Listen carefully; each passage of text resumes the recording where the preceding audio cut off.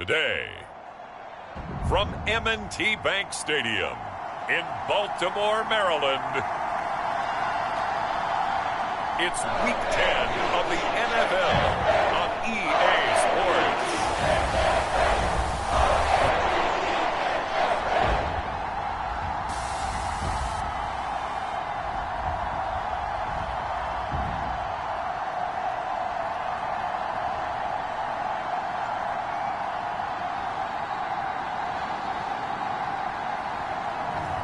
It's the Baltimore Ravens taking on the Philadelphia Eagles.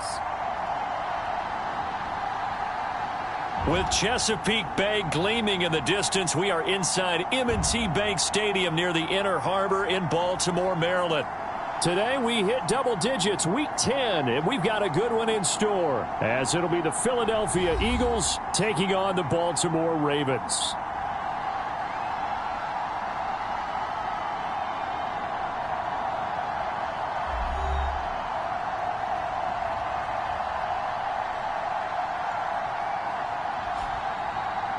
Alongside Charles Davis, I'm Brandon Gaudin. And Charles, you look at this Raven team as they get ready here.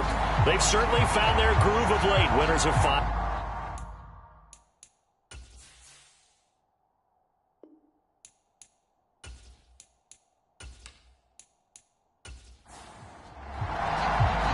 The shadow's starting to get a bit longer. Week 10 of the NFL season is here, and we're underway on EA Sports. This is Tony Pollard. And makes it across the 20 as his guys will set up shop at the 23-yard line. So now here comes the Eagles offense as they get ready to take over.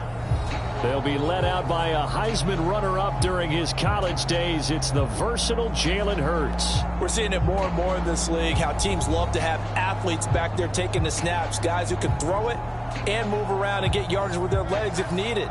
He's one of the best examples that we see out there right now. He can throw for hundreds of yards one week and then run for 100+ the next. He adds an extra dimension that really confounds defenses when he puts it all together. 4 yards the result on the first play from scrimmage. Second down. So, Charles, this defense, they definitely know that they've got their hands full here, going up against a group that has won 7 straight.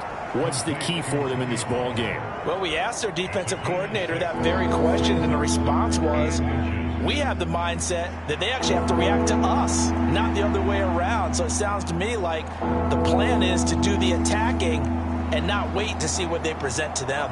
An early test for this defense. Here we go on 3rd and inches. Hurts. He's got his target. That's complete. And he goes out right around the 39. So from the 39 now, they'll come up on a 1st and 10. Here's Hurts to throw. This will be caught by Brown. The numbers there for Brown from a week ago. 4 catches, 71 yards, and a touchdown. And he's able to pull that last pass in, but this is usually a pretty tough unit to try and maneuver against. They're in the top 10 in the league against the pass, and you and I both know there's not much difference between 1 and 10. Throwing his Hurts. Oh, a strip. The ball comes out. And nothing but green grass here, middle of the field. And this is going to be brought back for a Baltimore touchdown. It gives some kudos to the defensive coordinator, I think, here. They bring the blitz, they dial it up, and it turns into 6 points for them. It's so nice to hear you actually give kudos to the defense. It is so nice. You're such an offensive guy like that. I love it. He dialed things up, and boy, a big play resulted for his guys. Well, you like the credit to the defense there, right, my friend? Yeah, do I ever?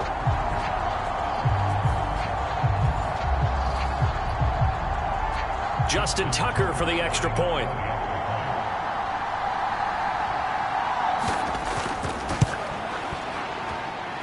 He hasn't missed an extra point all season, and he won't miss this one either, and it's 7-0. The scoop and score, always an exciting play in football, and we witnessed it there, grabbing it off the ground and then rumbling it into the end zone for 6. So here's the kickoff now as he'll get it again following that fumble return for a score.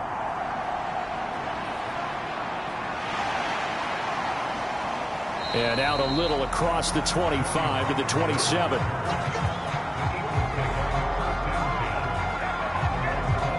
So back onto the field, here come the Eagles for their second drive. And, Charles, if the season ended today, and it's not going to, we still have December left. More football. We're only in November.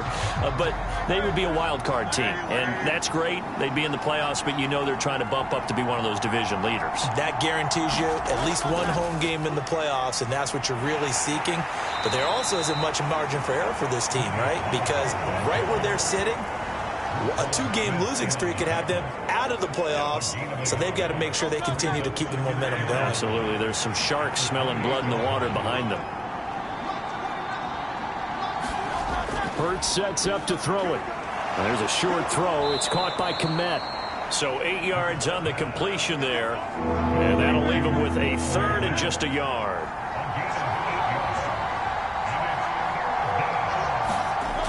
Throwing from the gun, it's Hurts. And that's knocked away and incomplete. On fourth down, punt coming from Braden Mann. And he was called on 3 times in the win last week as his first one here's away. Yeah, he was looking for the checkup bounce, didn't get it. That scoots all the way into the end zone now for a touchback. So now the Ravens getting ready for their first go on offense. And a glance here at their shifty mobile signal caller.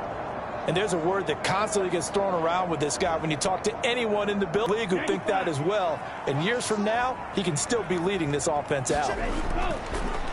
The drive will commence with a run by J.K. Dobbins. And he is brought down at the 22 after a gain of 2, and it brings up second down.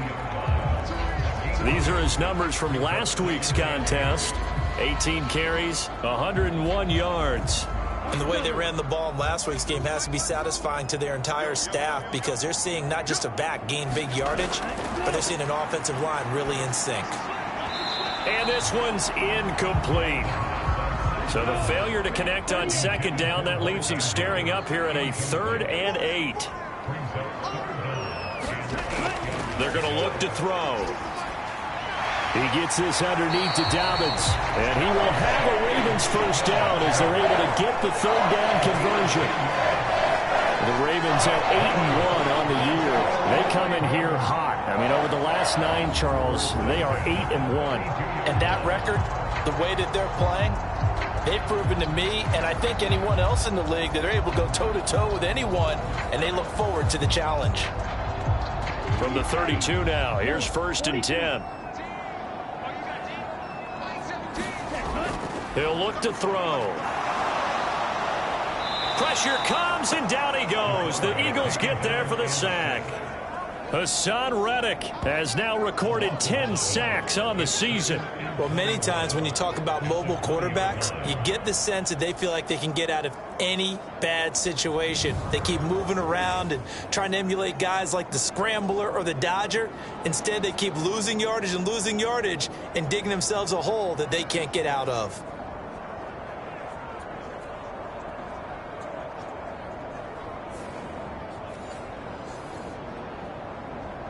Well, they're in some hot water now. After that sack, it's 2nd and 21.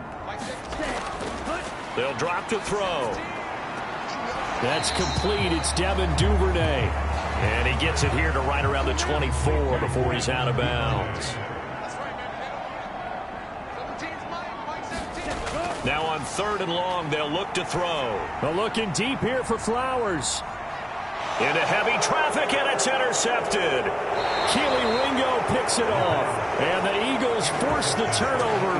They'll take over at their own 27. So a first interception thrown for him there, and that really not the best decision either. Not at all, and that's something he did not do in their victory last week. No interceptions in that game, but this defense, they're able to take advantage of an early mistake. Now let's see if they're going to turn it into points. Philadelphia getting set to take the field. And it's been a rocky start for them thus far. They had the turnover and then the punt on those first 2 drives. So there is optimism because they've improved, right? Turnover, you just noted it on the first drive. Punt's better than the turnover. The punt is better on the second one. Now they're hoping to turn it into first downs and hopefully points. And he's going to be out up around the 45-yard line. An excellent way to start the drive there, 18 yards. That run's successful in large part because they had a lot of extra help blocking up front. Yeah, you've got guys who can do that very, very well. In addition, they can catch the football. So sometimes when they line up with 3 tight ends, it's not necessarily to run it, and that gives you an advantage when you do decide to barrel off the line of scrimmage and block people downfield. The big play to start him out has him at the 45 already. Going to run again here with Pollard. And he fights forward for a modest 2-yard gain, second down. Counting down toward the midway point in quarter 1. Second down, here's Hurts. This short throw caught by Goddard. And they get to him after a gain of 6 to the 46.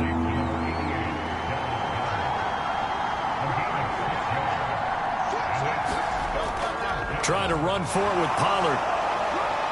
And good work there in open space. And he's got this all the way down now to the 32. 14 yards there and an Eagle first down. Well, they came into this game saying it was important that they set the tone and show that they can run the football. And I believe that they've done that here in the first quarter.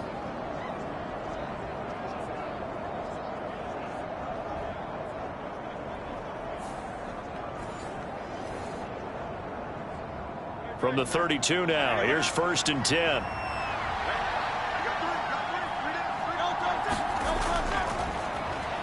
ETN up the middle, and he gets stopped up at the 31 after a gain of maybe a yard. Well, this defense for the Ravens, they were very strong last week in the win over Carolina. And while you can't actually see confidence rising in a unit, you feel like you can. And when you look at this team, you definitely think that it is, because anytime you can tell your offense, just get us a couple of touchdowns, we got this thing locked down, that's when you know you're playing well. Give them a loss of 6 yards, and it brings up 3rd down.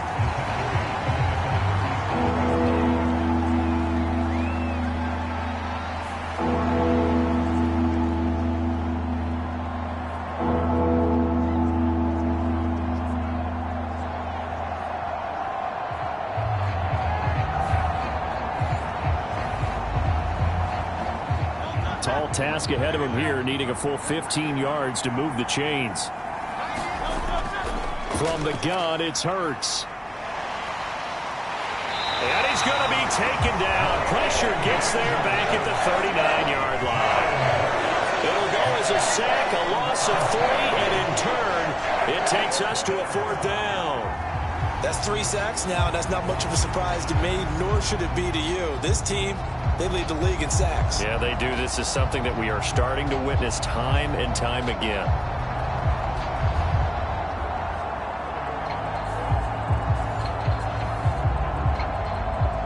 Here's Jake Elliott. Career long, by the way, for him, 61 yards.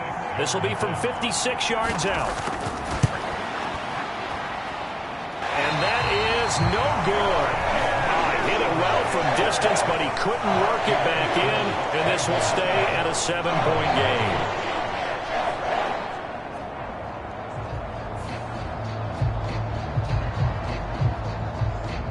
Baltimore set to take over here for their 2nd possession of the game.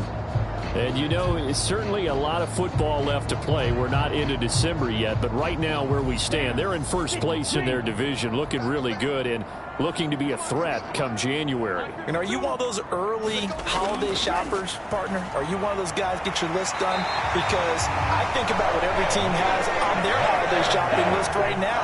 What's the #1 goal? Make the playoffs. #2, win your division. #3, and I think the biggest goal of all, try to get the #1 seed so you get that first-round bye and ensure you don't have to go anywhere in January and hopefully get to the Super Bowl that way. 16 yards on that one and a Raven first. And that's how you shake off the interception you threw on the opening drive, come back and throw another strike and gain nice yardage. And I give credit to 2 people on this one. The man throwing the ball and the person calling the plays. They're not shutting him down early in this game.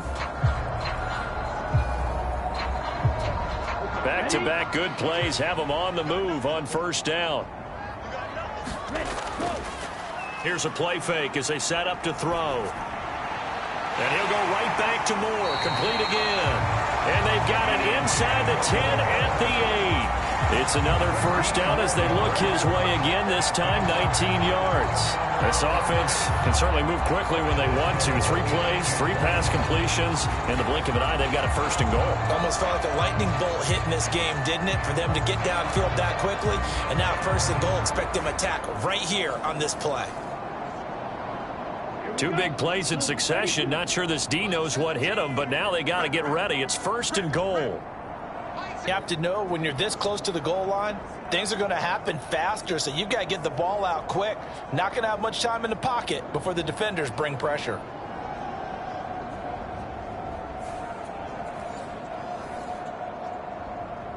They'll try again on second and goal after going backwards to the 12. A give up the middle to Dobbins. He'll get this down inside the 10 for a pickup of about 3. They've been denied touchdowns in the red zone twice already. Here comes third and goal. They'll try to run with Dobbins. And a nice job to break free of 1 tackle, but it slowed his momentum somewhat, and he's taken down right after. Call it a gain of 5, but still a decent ways from the end zone now on 4th and goal. He's had his eyes on 7,000 career rushing yards, and with that last effort, he has hit that mark. What a career. And that is the number to focus in on, because oftentimes we talk about where do they rank all time. We're not there yet. He's not knocking on the top 10 or the top 20, but over 7,000 yards in a career, fantastic.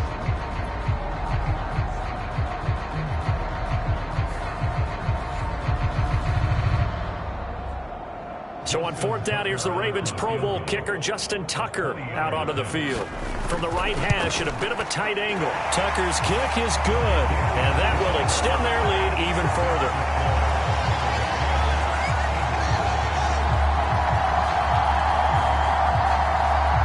Good drive gets them inside the 5, but they could not punch it in. And credit the defense, too. Make sure that happens, because that was the old bend but don't break approach. Made sure they contained them when they absolutely had to and forced the field goal attempt that went through. And it's a pretty good return here as he'll get this up to the 29. The Eagles offense set to begin their next drive. They'll look to get something started. They need to, down 10-0 early as they've got it 1st and 10. And he'll be taken down as that will take us to the end of the first quarter of play. 10-0 the score after 1 on EA Sports. 2nd and 5.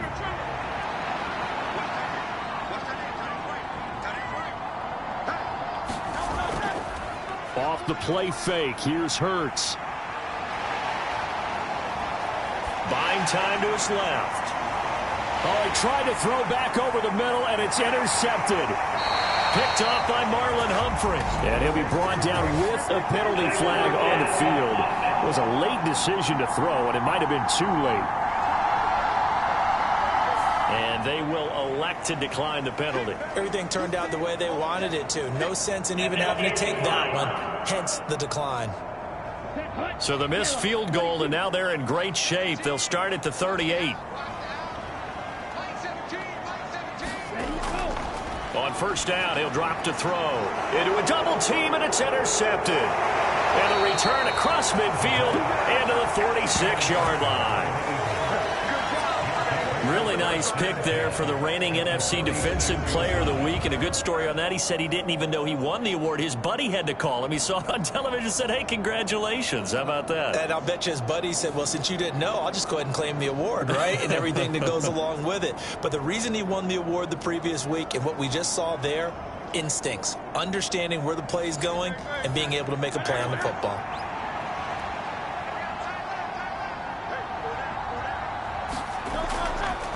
They'll go with Pollard here on 1st down. Down to the 42, 2nd down. Well, if you're a football guy, that's a pretty run because everyone is in sync right there. Obviously, the guy carrying the ball, but how about the people up front? Leverage, athleticism, they created some nice space for him. 2nd down at 6 now from the 42. Now they'll throw here out of the gun. This one complete to Jerry Jeudy. So they'll come up 1st and 10 now from the 33. He'll drop to throw. Here's a screen now for Pollard. And he's taken down, but not before reaching the 10-yard line. 23 yards on the play. And this pass rush has really been bringing the heat and has already gotten home a few times here in the first half. So how about the play call there? Sometimes if you can't protect, you've got to fool them. Screen passes like that can take a little steam out of what's been a relentless rush so far. First and goal, and they got to be thinking a chance to get right back into this football game.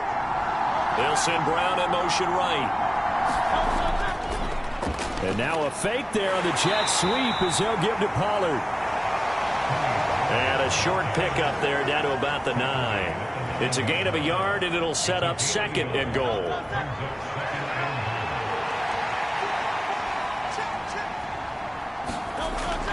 A give, it's ETN off the option. And he is met in his tracks behind the line of scrimmage.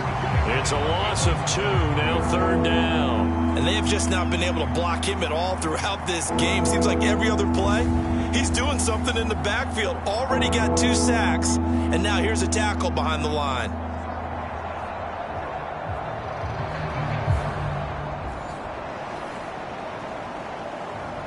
Big play coming here. It's third and goal.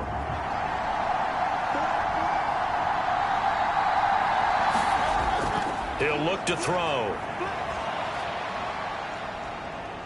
Escaping the pressure. And he is into the end zone. Touchdown, Philadelphia. Jalen Hurts with his 16th touchdown of the year. And the Eagles have cut it back within a score. Hey, you're down on the scoreboard, but now your offense is in close, and this is where, as a quarterback, you say, I've got to make a play here. Doesn't matter whether it's a pinpoint throw or a scramble like this one. He takes matters into his own hands and delivers a touchdown run.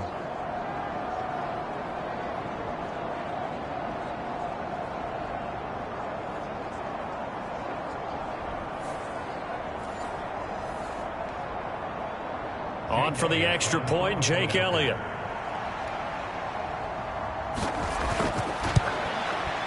And they're back within a field goal. It's 10-7 now. A drive that time of 6 plays. And it was finished off with a 10-yard touchdown scamper.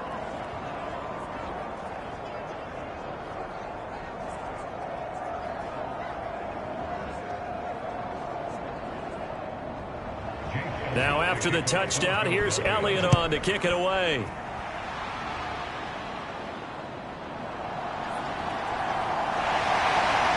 And they'll start this drive just across the 30. Pretty nice work on the return. So here are the Ravens to take over on offense. Remember, they're riding that 5-game winning streak, and right now in the driver's seat in this ball game as well. Line of scrimmage, the 31 now on 1st and 10. They'll start on the ground with Dobbins. And he'll work this one up to about the 38. Here's 2nd and 3.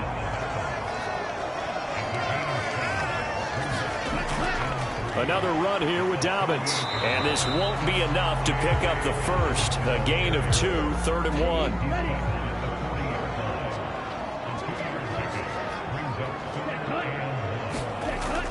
They'll try to run for it with Dobbins. And he's taken down at the 43, but not before picking up the first. Give him 3 yards and a fresh set of downs.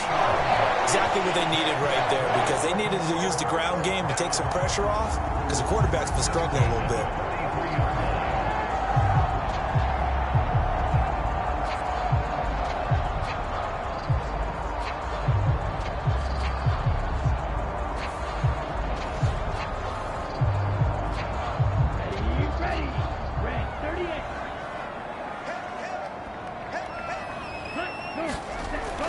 Now on 1st down, he'll drop to throw it. And he'll protect himself at the end here as he winds up getting pretty decent yardage. Here now, 2nd and 4.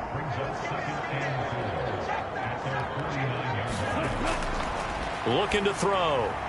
A short throw caught by Andrews. And he's able to take it across midfield before going out of bounds. The offense on third down tonight, they've hit 2 for 4 thus far. They're looking at third and a few inches. And that play will go nowhere. Losing yardage back near midfield at the 49.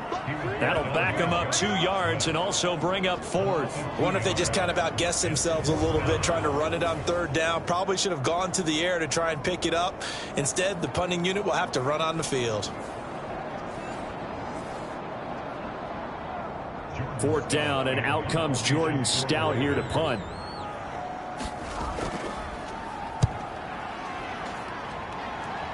And no return here. Where will they spot it?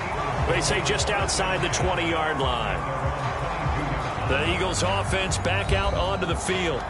This drive here beginning probably with a pair of motivated groups. Remember, the offense scored a touchdown their last time out. Looking to repeat that in Charles's defense. They were very frustrated after giving up 6 the last time on the field. And frankly, it's just a battle of wills in a lot of ways because you know they're both motivated. They both game plan for this drive, and they both have specific outcomes in mind. To me, it just comes down to who can execute better and which side can step up and assert its will over the other. Pollard will take it up the gut. And not much doing there. Maybe a yard up to the 23. They'll come up now 3rd and 9.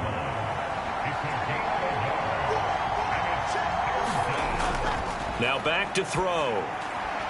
Oh, and his early struggles continue. Here's another one intercepted. Picked off by Roquan Smith. They are in an interception mood on defense. Had 2 nice interceptions a week ago. Now 2 here in the first half. Yeah, we call it ball hawking. And the only way to truly be good ball hawks is not guessing. It's not just simply anticipation. It's study and understanding what they like to do and beating them to the spot and creating big plays. They're watching the film, and now, as with every potential turnover, they're going to take a second look at this just to make sure. At issue here, does the football make contact with the ground before he secured it? And I think some of these angles are going to give us a pretty good look.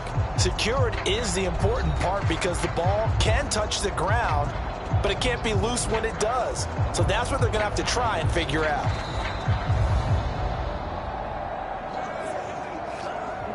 So they'll come up 1st and 10 now from the 33.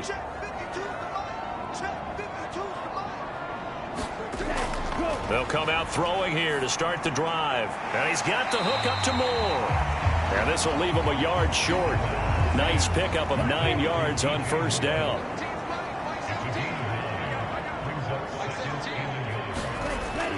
On 2nd down, a run with Dobbins. And he is going to be stopped cold behind the line of scrimmage. The 2nd down play results in a loss of 2 yards. We all have habits. We can be somewhat predictable, and you know me pretty well on 2nd down and short. What I like to say? Play action. Yeah, without a doubt. I thought that was a great spot to call it. Instead, didn't go their way, did it? No, defense sold out for the run. Worked out well.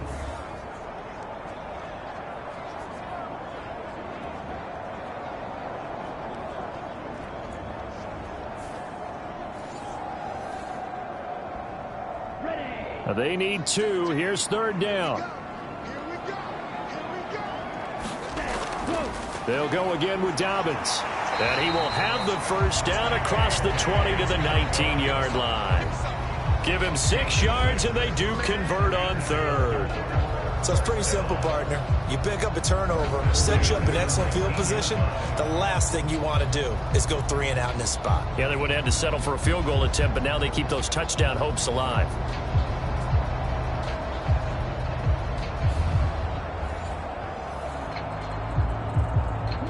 So here's a 1st and 10 now down inside the 20. They'll run up the gut with Dobbins.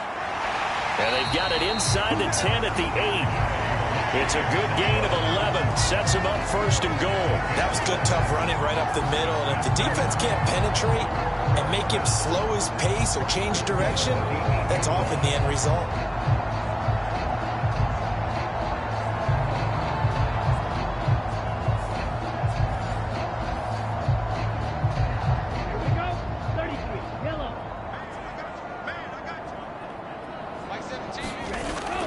They'll run with Dobbins. And he maneuvers his way down to the 3-yard line. So they've been in the red zone 3 times, and it's yielded just 3 points. Can they find the end zone here on 2nd and goal? Dobbins. They give him 2 yards officially, and now it'll be 3rd and goal. 2 straight shots on the ground. Now on 3rd, do you go to the air? I think the possibility exists, and if you're doing it, you're probably going play action since you ran it twice. But I often think that 2nd down is a time you go play action and throw the ball. I say commit to the run and think of... And he'll get in. Touchdown, Baltimore. J.K. Dobbins. His 7th rushing touchdown on the year as his guys are able to extend their lead. So the 2nd down run didn't work. They run it again on 3rd down and get in. I wasn't sure if they might pass it, Charles. We know that they like to mix it up down here around the goal line. Yeah, almost felt like the offensive line said, forget mixing it up. Let's call our favorite running play over our best blockers, and let's get this one in.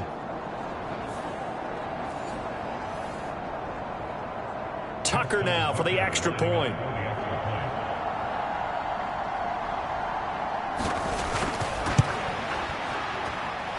It's good to make it 17-7. So that drives 7 plays in length. And it's finished off by a touchdown run from J.K. Dobbins.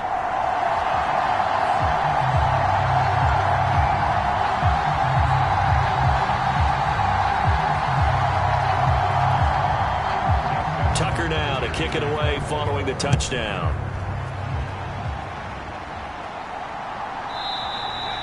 Pollard elects to keep it, and this will come out to the 25-yard line. Here's the Philadelphia offensive unit now as they head out to take over possession.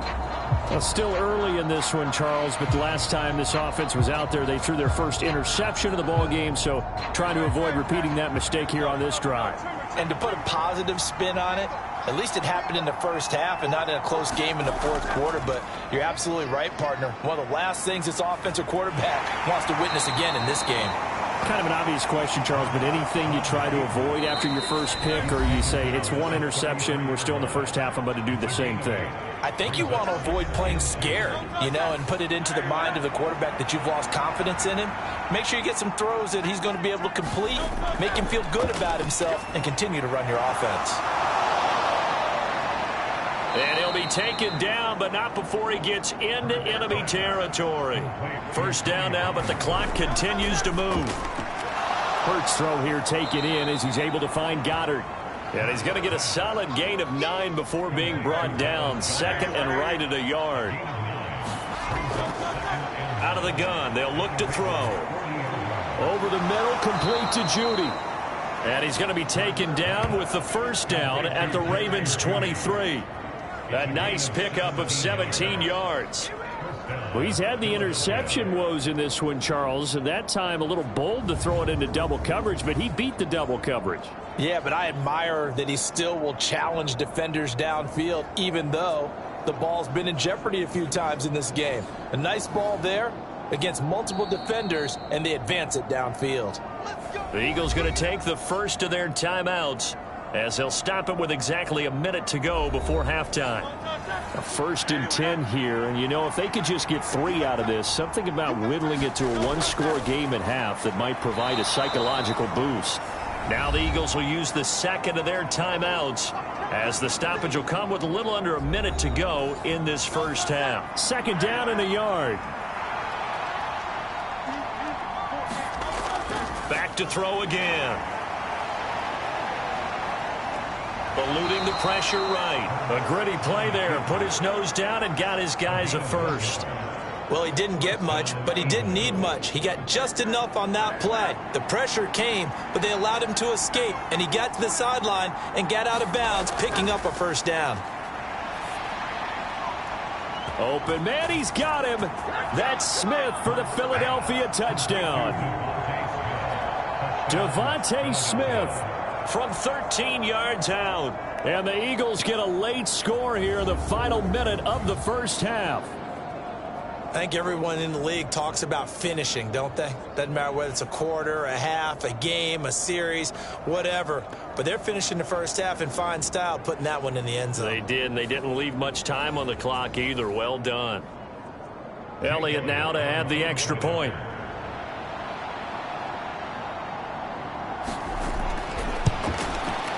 And this is up and good to make it a 17-14 game. So the drive winds up going 75 yards in 7 plays. And it was finished off by a touchdown from Devontae Smith.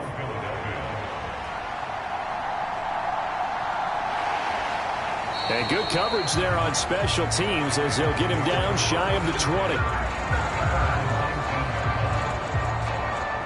J.K. Dobbins leading the way as the offense returns to the field. And he's sure looking like a lock for a 1,000-yard season. Don't know if he's going to get it in this game, but he'd probably like to just to get past that point. Yeah, and if he doesn't, as you noted, there's still time, still opportunity. There's still more games to be played. So, yeah, it's not a lock. But barring injury, it certainly looks like he's going to get there. And what an accomplishment that is. Anytime you get over 1,000 yards, you're celebrated in the NFL. It's been quite a season. Still a couple chapters left in that book, though. So one play, and they're already just shy of midfield. Now a shotgun snap as they'll look to throw. And for the 3rd time here in this half, it's intercepted. Still going inside the 20. And he takes this one back into the end zone. And the Eagles defense gets a pick-6 TD. Making back-to-back weeks now with a pick-6 for him. He had one a week ago. Talk about being in the groove, and what are the odds of what we're seeing right here? You don't see it happen very often. Listen, if you get a pick-6 in a season, it's been a big year, let alone back-to-back weeks. Tell you this, I wouldn't play cards against this guy in the locker room. Elliott on for the extra point.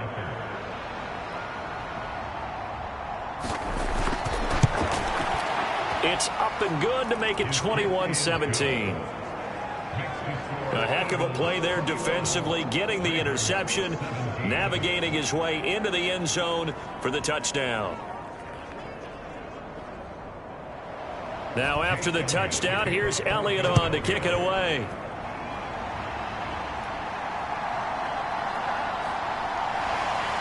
And a decent return out to the 27-yard line.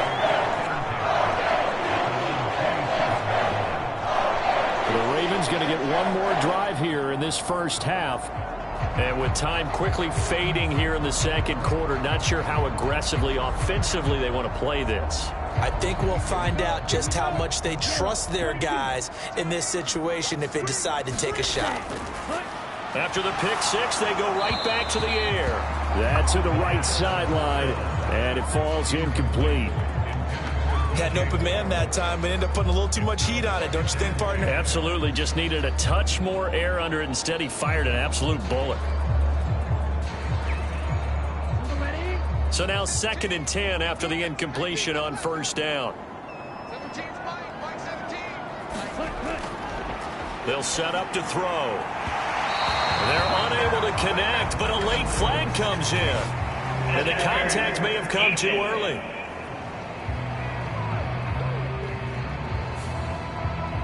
After the penalty, a fresh set of downs. It's 1st and 10. They'll look to throw here. That's complete. It's Rashad Bateman. The Ravens going to use the 2nd of their timeouts as they stop it with 11 seconds remaining in this first half.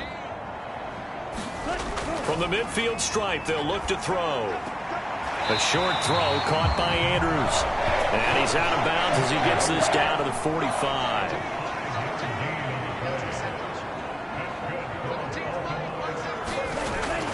They'll look to throw here on first down. Over the middle and into the hands of his receiver Moore. Now whistles and a timeout with 3 seconds left in the first half. So 3 seconds here remain in the half. On is the field goal unit to see about getting 3 points. This will be from 56 yards out. And his kick is good. He got every bit of that one as it's good from 56 yards out. So we've reached halftime in a wild first half. We'll take a minute to catch our breath as we send you down to Orlando, where Jonathan Coachman has our EA Sports halftime report. Coach. All right, Brandon, thank you very much. More from you two in a minute, but first, let's take a spin around the NFL and see what's going on here in week number 10. We'll get started over at the Caesars Superdome in New Orleans. And it's the Buccaneers who are out in front with that game closing in on halftime. The Buccaneers trying to hold on and claim victory. From there, it's off to Jacksonville to see what's going on with the Jags. And you can see there it's the visiting Colts who have the lead in that one. Josh Downs, a touchdown reception. Lastly, let's motor up to the Motor City. See what's happening with the Lions at home at Ford Field. And that one all tied.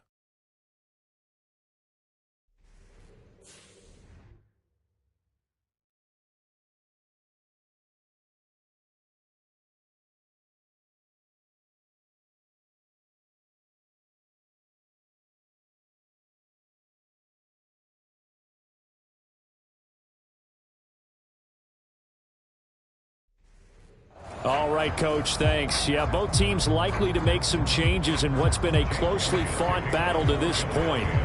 It's been a shootout so far. We'll see which defense can make the adjustments as we get back underway in the second half. And they'll start this drive just across the 30. Pretty nice work on the return. Here again comes the captain of this offense, leading his crew back out there now. And he's looking to take much better care of the football here in half two after 3 first-half interceptions. We don't have to just look strictly at the numbers here. You know what else happens to a team when you turn it over 3 times like that? It erodes confidence in you. And it erodes confidence in the offense. And now you have the defensive guys looking over and saying, what is going on here? And instead of playing for the team, they're playing angry and mad at their teammates. From the 38 now, here's 2nd and 3. They'll set up a throw. And he's going to have to eat this one as down he goes. Hassan Reddick in there for sack number 127 in his great career, moving him past Kansas City Hall of Famer Derek Thomas on the all-time list. Okay, was it a breakdown in protection? Did the running back not pick him up? What does it really matter? Sometimes it's just a great play made by the defense. Big-time sack.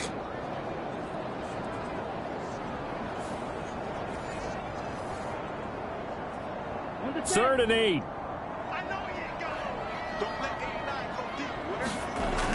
They'll look to throw. Open man is Duvernay.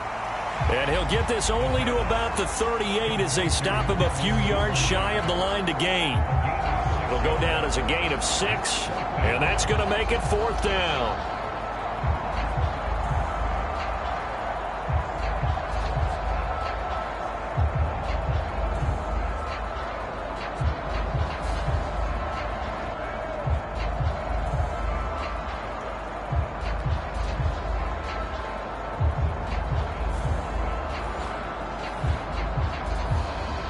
The Ravens send their punter out now as he'll come on to kick this one away.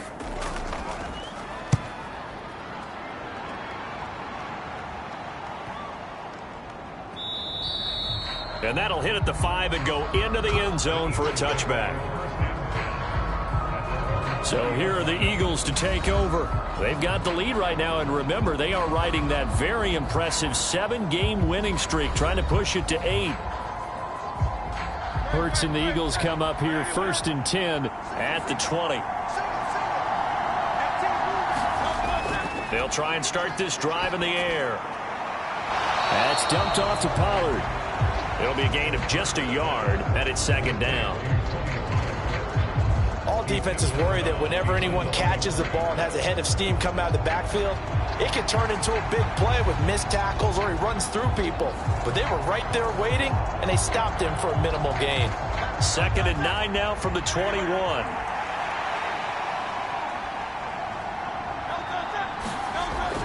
Back to throw. This short throw caught by Goddard. So the completion results there in 9 yards. And that's going to make it 3rd down and less than a yard. Back to throw here. Able to find the open man. That's complete. And he is going to have an Eagles first down as they're able to get the third down conversion. That was a nicely run slant route, and what the receiver's trying to do is make the defender think he's going upfield for a deeper route, and then breaks it off, usually after about 3 to 4 steps, and cuts towards the middle of the field. And now what he's trying to do is use his body to keep the defender away from the football and give the quarterback a really nice target.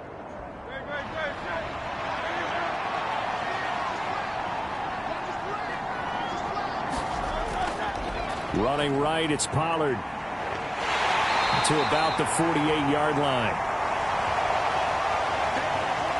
And hold on here, because on that last run, it looks like we have a player who was shaken up. So as the medical staff takes a look, we'll step aside.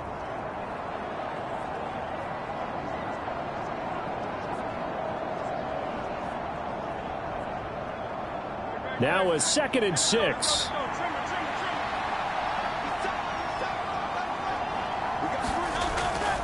Here's Pollard again. And across midfield he goes into Raven territory. 3rd and 2.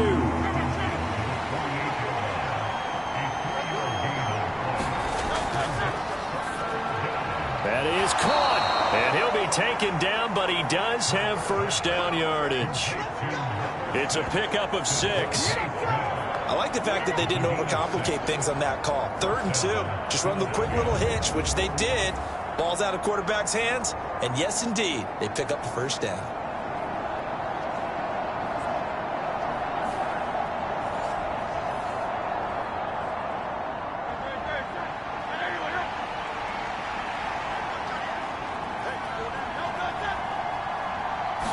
A fake on the jet sweep as they'll go play action with Hurts.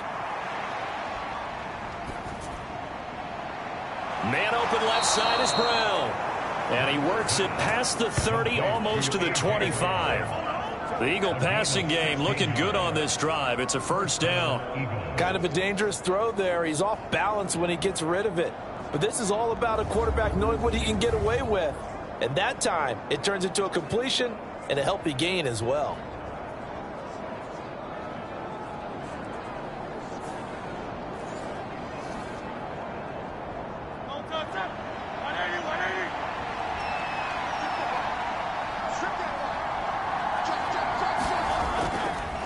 They'll run left with Pollard. Down right around the 25. Tremaine Edmonds there to bring him down. Hurts. He finds his man, Pollard. And he'll be brought down inside the 20 at the 19. They'll come up now, 3rd and 3. Here's Hurts to throw. Pollard here once again, back-to-back catches. And he appears to be about 2 feet short on 3rd and 3. Leaves him with a 4th and 1. Boy, that was certainly well-read defensively. And the key to any screenplay is space to work. And there was none to be found there. And they tackle it for just a short gain.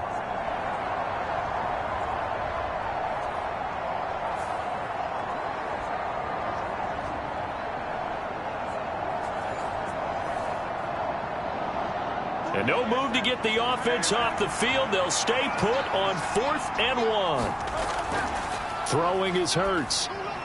Work in the middle of the field, and he's got a man complete. And he'll be taken down at the 2-yard line. Some collective exhales over there on the sideline. A big pickup through the air on 4th down to bring up 1st and goal. I didn't like the play call. I loved it. Running situation for sure on 4th and short. They got the defense to commit too many men in the box to stop the run and have the guts to go for the pass instead. And as a result, they're set up 1st and goal. It's a 5-receiver set. 3 to the left, 2 to the right.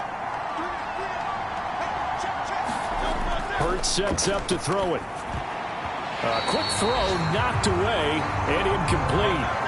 2nd and goal, and they will try again from the 2-yard line. Etienne trying to get to the goal line, but he's going to be stopped just short at the 1. And now a pause because we got A.J. Brown dinged up on that last play, and they're going to have to get some medical attention to him. While they come out and take a look at him, we will step aside for just a moment. They've gotten it to the 1. Can they get that final yard here on 3rd and goal? Pollard. And that one going nowhere from the start as he's met in the backfield and goes backwards.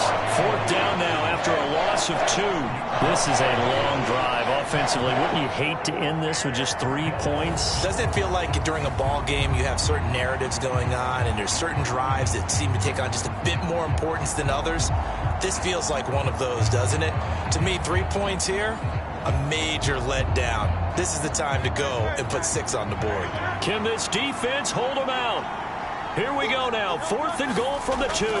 They'll run for it with Pollard. And he's not going to get there. They tackle him at the 2. The run is turned away on 4th and goal from the 2. And the Ravens come up big down at their own goal line.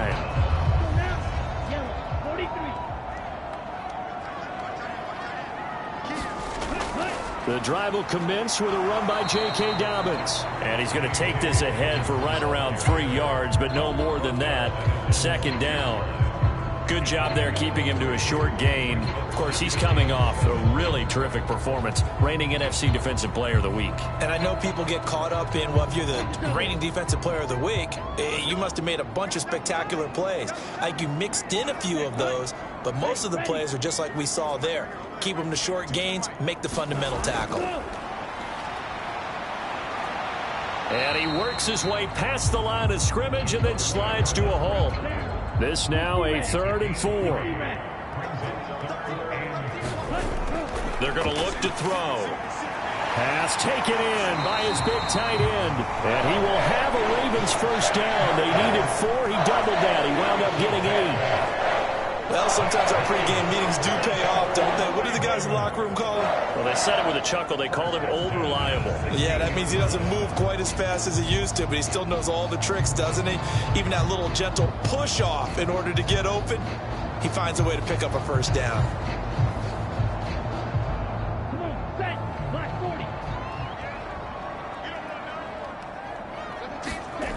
They'll look to throw now on 1st down. That's complete to his receiver, Bateman. Now he's tackled a yard short of the marker. Good gain of 9 on 1st down. Well, hang on now. We're going to pause here. We've got an injured player. Well, now they're going to come out and take a look at this injury, and we'll be back in a moment.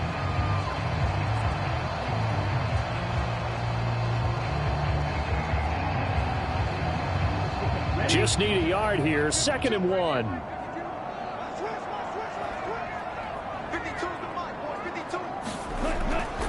They'll drop to throw. And his pass is intercepted for the 4th time today. Keely Ringo picks it off. And he will return this one to the 30-yard line.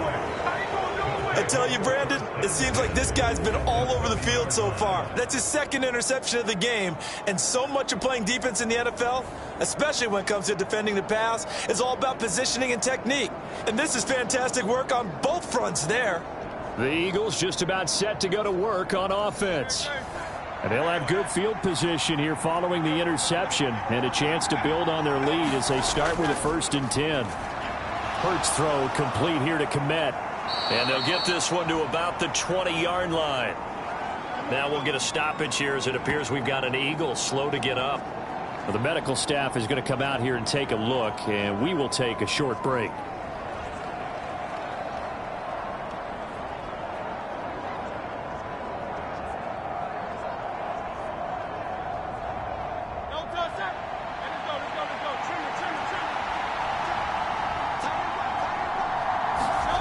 On 1st down, Hurts. He's got Smith here. Call it a gain of 6 on the play, and it'll be 2nd down.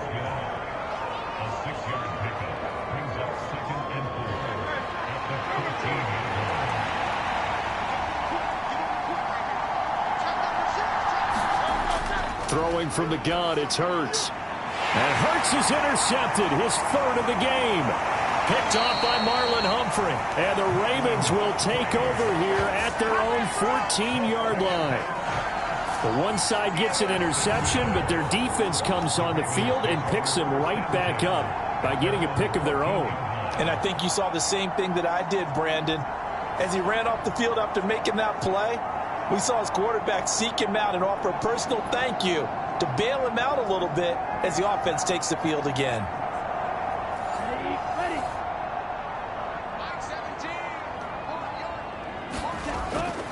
On 1st and 10, it's Dobbins. And brought down, but not before they're able to get it up to the 25. 56 yards on the ground for him now as he's done that on 15 carries. Seemed like a couple sets of eyes were on the quarterback, so he decided, hey, I'm going to hand this off. Got a good gain out of it.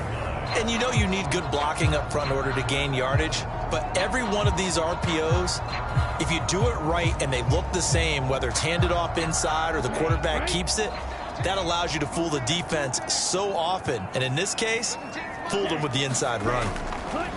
They go play action here on 1st down. And this turns into a nice gain with a slide at the end. The escapability in evidence there is that one good for 15 and a first. It was starting to become a game for him to forget with the interceptions, but that's a step in the right direction. Not only did he choose to run it instead, but he saw the field well and made a nice pickup to get a new set of downs. Back-to-back good plays have them on the move on 1st down.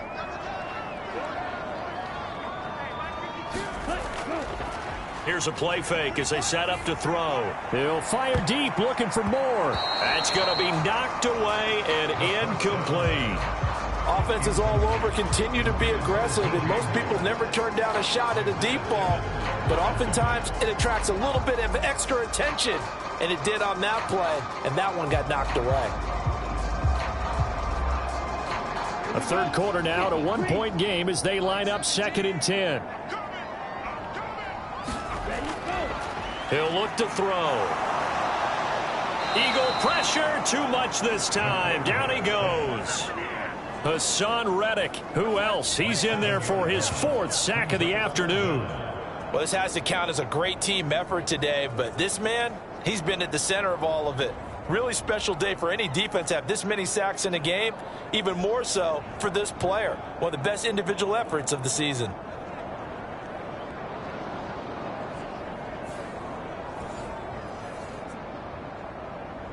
So a tough situation to overcome here. 3rd and 17.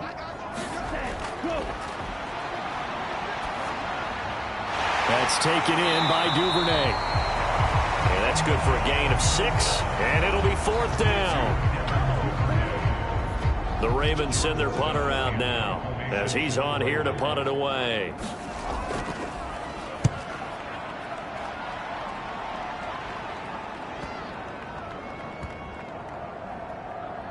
And a nice job here to down this one right on the 5-yard line. 3 quarters have come and gone. We'll return with more after this. This is the NFL, and it's on EA Sports. Already at the line, this Philly offense set to go. Their defense got the stop, forced the punt, and now you really start to monitor the clock as they nurse this slim lead. And he's going to take this up past the 10 to about the 11. It's a 6-yard pickup, and it gets him to 2nd and 4.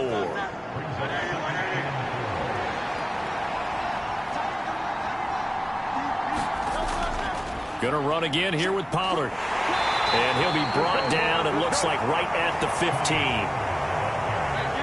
15. So signs of life in what's been a dormant offense in this second half. Here's 1st and 10. Option play, here's Pollard. He'll rumble for about 6 up across the 20 to the 22. If you can keep getting gains like that, Charles, with the lead here in the 4th quarter, I mean, keep running it, right? No doubt about it, but what the offense coordinator has to do is understand they're going to continue to stack the line of scrimmage. What runs do you have in your arsenal that'll work against a stacked box and continue to move the ball? So 2nd and 4 from the 22. Now they'll switch it up here and look to throw.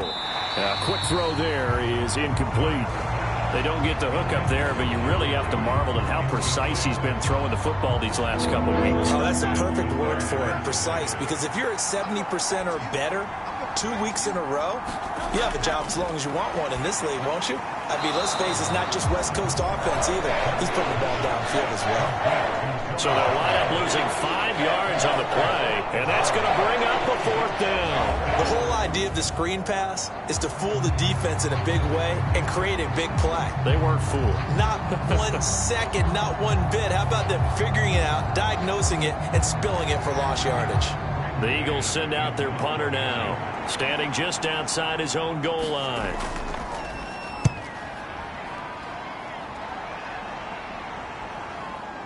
That's pulled in at the 32.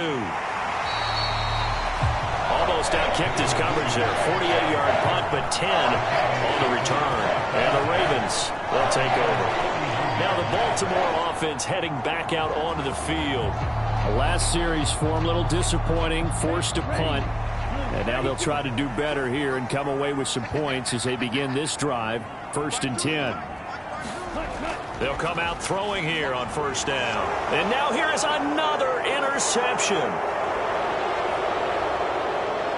And he takes this one back into the end zone. And the Eagles defense gets a pick-6 TD. Well, what a game this has turned out to be for him. Remember, CD, he had the turnover earlier, and now the pick-6, that's the cherry on top. You're absolutely right about that, partner. When you force a turnover on defense, you're the guy most excited about getting back out there and trying to force another one. How about him picking off that pass, setting his sights on the end zone? You know he wasn't going to be denied getting there either. Elliott good with a PAT, and that will ensure that it will take a touchdown and a 2-point conversion to tie it.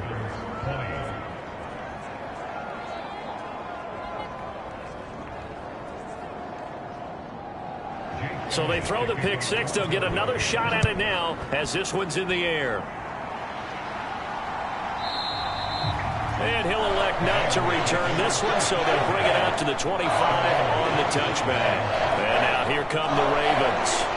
And can they regroup? That's the question. The pick-6 hurt, no doubt, but this is still a one-score game here in the 4th.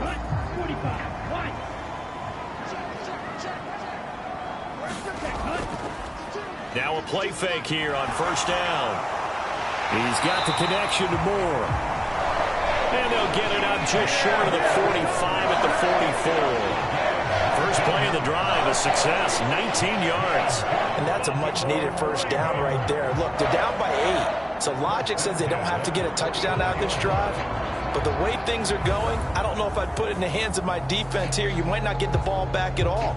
So if a 4th down situation comes up, I'm thinking hard about going for it right here and right now. Took just one play to move all the way to the 44 as they try again on 1st down. A give up the middle to Dobbins. And across the midfield stripe into Eagle territory. From the 48-yard line, here's 2nd and a couple. He'll look to throw.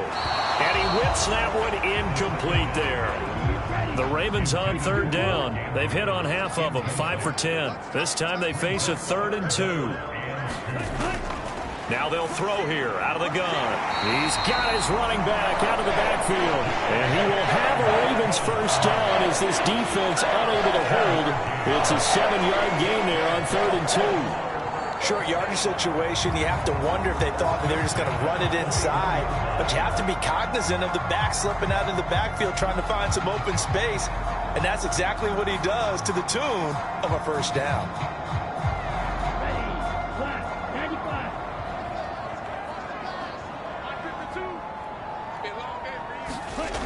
Back to throw now on 1st down. He's got his man. It's Andrews. And the result here, a pickup of 8. Leaves him with 2 to go on 2nd down.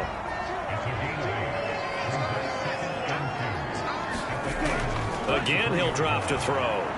Yet again, targeting and finding Mark Andrews. And Andrews going to have a Ravens 1st down as he'll get this down to the 23. They'll look to throw again. He stiff arms him. And down inside the 15 he goes. From the 13 now, they work on 1st and 10. Here's a give to Dobbins. And he'll get about 3 just outside the 10, stopped at the 11. And they'll come up 2nd and 7.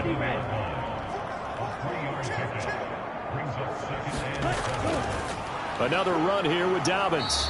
And he'll take this one inside the 10, down to the 8. The Eagles call on the extra defensive back here as they prepare for a stop on 3rd down. Now back to throw.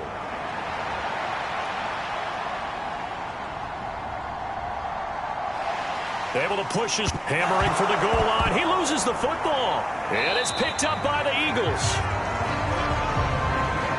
I know one thing. The team that had the ball and was driving, they're going to feel horrible. But the team that was on defense, I think we got to give them a little bit of credit, able to hang in there and force a key turnover. In the red zone, though, had a chance to tie it and an opportunity missed. And out now come the Eagles. They get the crucial turnover, just huge, but now they've got the football deep in their own territory, and you got to be careful because if you give it right back, there goes your lead. Have to be extremely happy with their defense. They received a gift. That takeaway, even though they're deep in their own territory, now they have the football. And you know there's always that alpha on defense, that grouchy guy. Forget what the coaches said. I'll guarantee you, he told the quarterback, we just took care of you. Now you take care of us. And able to get it across the 20 before they get to him. 5th catch of the afternoon, and that gives him a 1st down. And these guys certainly are not hiding what their intention is. They're absolutely showing it. They're definitely not going to sit on this lead here in the 4th quarter.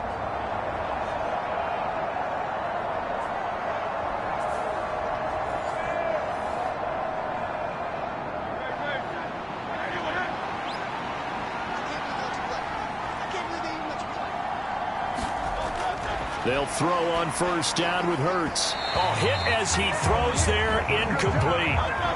2nd and 10.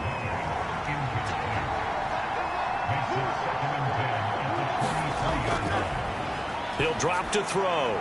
Swinging this out for Pollard. And certainly some style points there on the spin. Not a whole lot thereafter, but still a pretty good gain. 9 yards, not quite enough, and they'll be left now with 3rd and 1.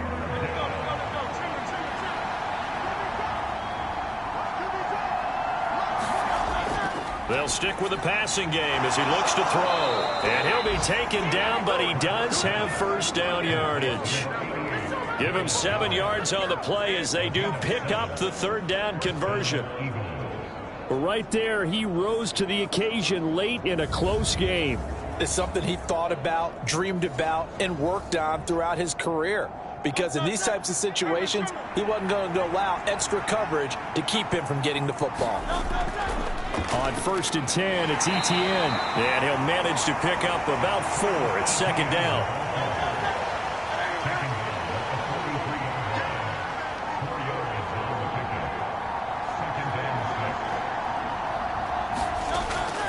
Etienne once more. And he'll be tackled at the 45 following a gain of just 2. And on 3rd and 5, this will be the 8th play of the drive. 4th quarter, down to the final 2 minutes, and we've got a 1-score game.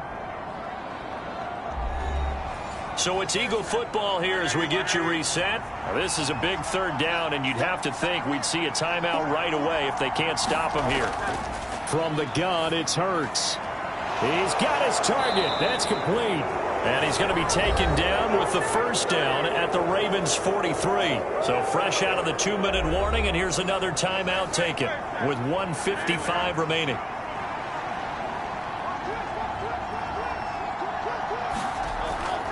Five points of contact necessary at this stage as they'll run on 1st down.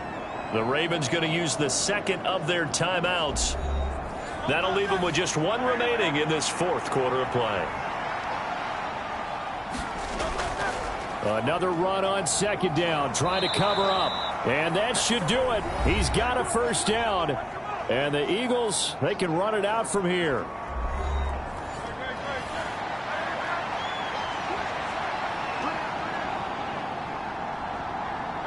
And they will take a knee here.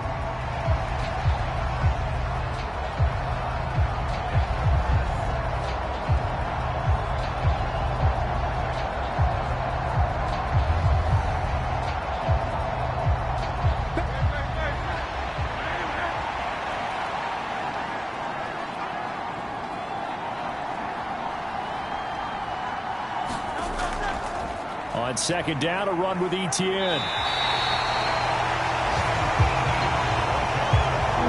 I like it. I like the call. Still an opportunity to run the football and chew up a little more time off the clock. Hurts down to one knee, and that should just about do it. So the field goal unit is on the field, as this is a big spot right here. This to make it a two-score game. So it's a victory here for the Philadelphia Eagles, and it was their defense that really made the statement after the break. They pitched the second half shutout. Yeah, think about the team that just got vanquished. They did score in the second quarter. Do you think they thought at all that that would be their last points of the game? No, but what a second half. The adjustment, whatever they did in the locker room, it certainly worked. It certainly did, and you're exactly right. Whether it was an adjustment, whether it was just more focus on what they planned to do going in, whether they just played better, whatever it was, it all came together in the second half, and no points were allowed. That's a great way to close them out. So for the Eagles, they're setting themselves up as a major contenders. They move to 8-1 now on the year.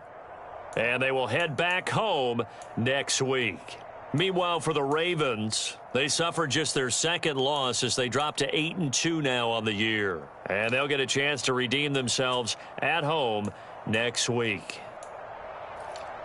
That'll do it for us. I'm Brandon Gaudin alongside Charles Davis. Thanks to our entire crew as well. We'll talk to you next time. So long, everybody.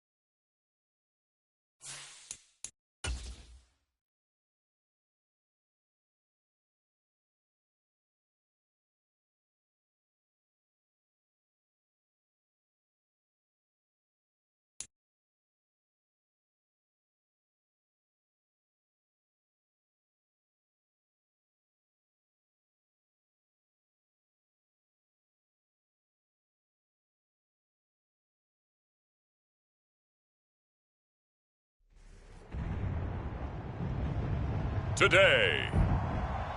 From MetLife Stadium in New Jersey,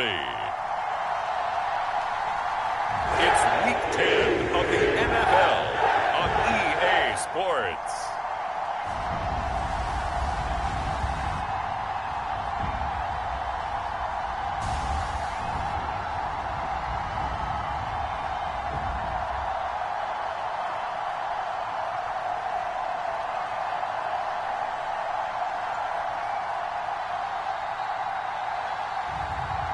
Jacob Eason and the New York Jets versus Matthew Stafford and the Los Angeles Rams.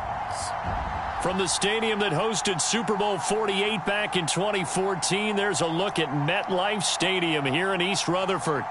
Today we hit double digits, Week 10, and we've got a good one in store, as it'll be the Los Angeles Rams taking on the New York Jets.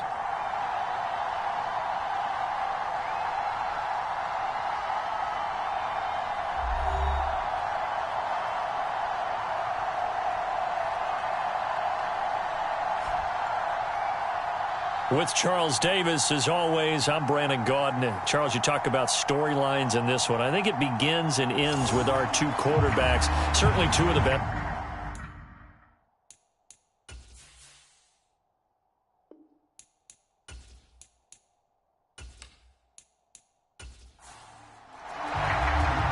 The shadow's starting to get a bit longer. Week 10 of the NFL season is here, and we're underway on EA Sports.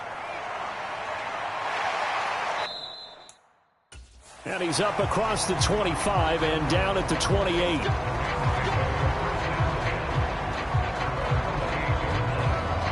So out come the Rams now for their first possession.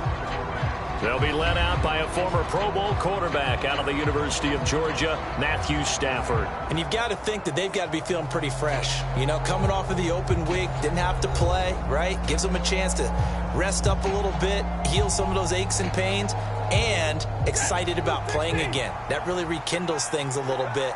I want to see how they come out and establish themselves here early. And that bye week coming right where they want it, in the middle of the schedule. And this intercepted on the first play of the game. Sauce Gardner picks it off.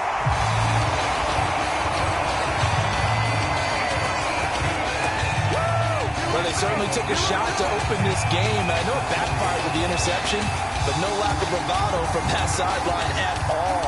And look, they told us before the ball game, they wanted to be a little more dangerous on offense. They wanted to take a few more chances. That opening pass certainly set a tone. Maybe a turnover, but I don't think it'll stop them from trying again the rest of this game. So the Jets now in great position here to start things out. They'll be led out by the man from the University of Washington. This is Jacob Eason. And what he's thinking about right now is first down, let's find a way to make a big play. Because when you get a sudden change situation and that defense has to rush onto the field unexpectedly, you might catch them having a defensive breakdown or not quite prepared. And it was really sudden after the first play picked off.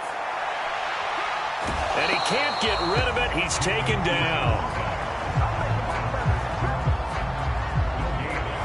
And they get to him right out of the gate. And this defense hoping that that's a harbinger of things to come. Yeah, when you give up a first play sack, makes your quarterback wonder if he's going to go to the sidelines and talk with his offense coordinator and head coach and say, hey, you know that game plan we put together? We might need to change it right now.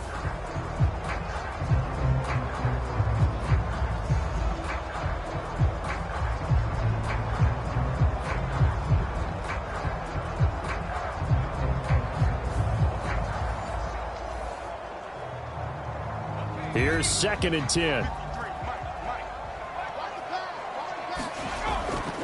A run for the first time with Bijan Robinson. The second down play, not much better than the first, just a gain of 1 there. They'll need to get it to the 30 for a first. This is 3rd down. Eason sets to throw it. Caught, it's Wilson. And a good job defensively. They stop him short of the first at the 32.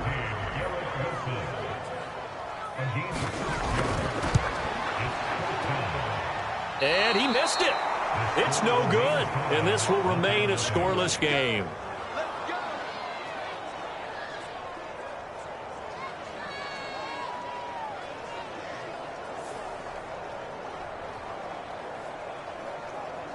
So the Rams coming back onto the field, their second drive of the game.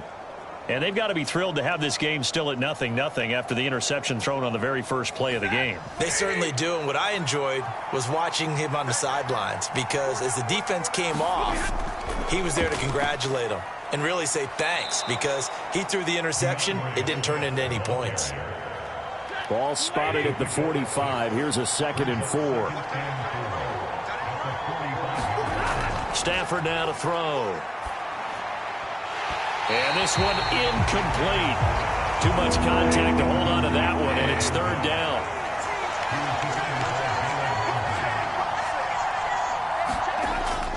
They'll fake it. Now Stafford. And that's going to be incomplete.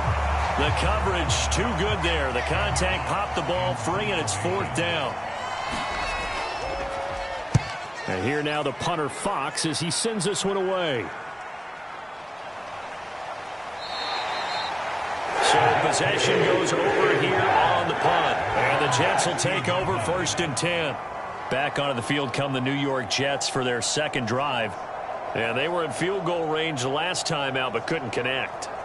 And it's early in the game, so I don't think that the confidence just goes entirely out of, running your kicker back out there. But let's face it, some coaches have a little bit less patience for that than others. Let's see if they call the game differently now in terms of what they do on drives and not try and settle for field goals. Eason going to throw it out of the shotgun. And that's hauled in by St. Brown over the middle.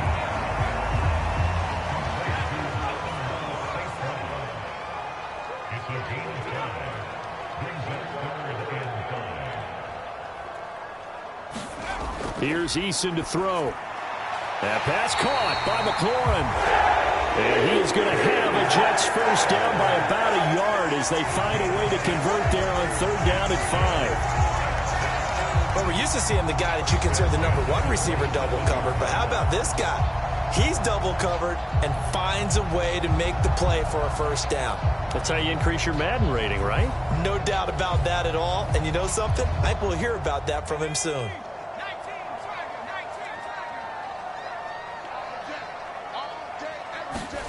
They'll throw on 1st down with Eason. A short throw to Ingram. You talk about this Rams defense. Well, they were very strong in that victory from a week ago. We had a nice conversation with the defensive coordinator, didn't we? And what was fun to me was hear him say, I like what we did, but we need more pressure on the quarterback this week. What he wouldn't tell us, though, was how he was going to create it. Is it going to be just the front 4? Is it going to be 3? Is he going to bring linebackers, secondary? This will be fun to check out.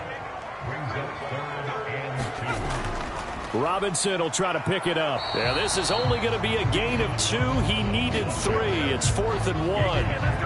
Well, they picked up a portion of it, but not all that they needed. Now that leads to a decision on 4th and 1. Let's see what they decide to do.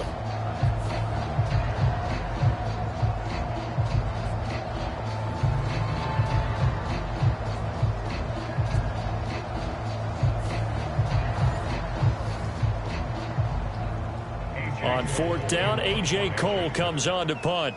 Back deep, the dangerous Tyler Lockett.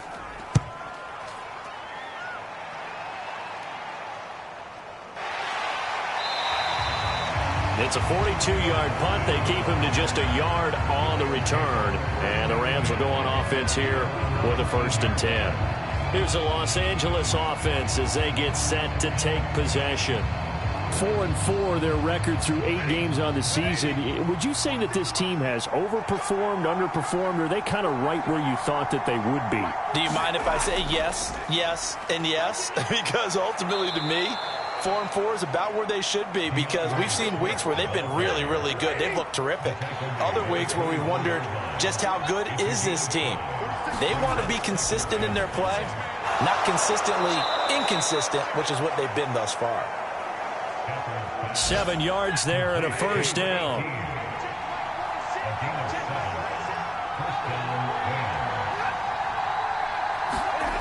Well, they'll run it here on the jet sweep. Just a yard on the 1st down carry, so it's 2nd and 9.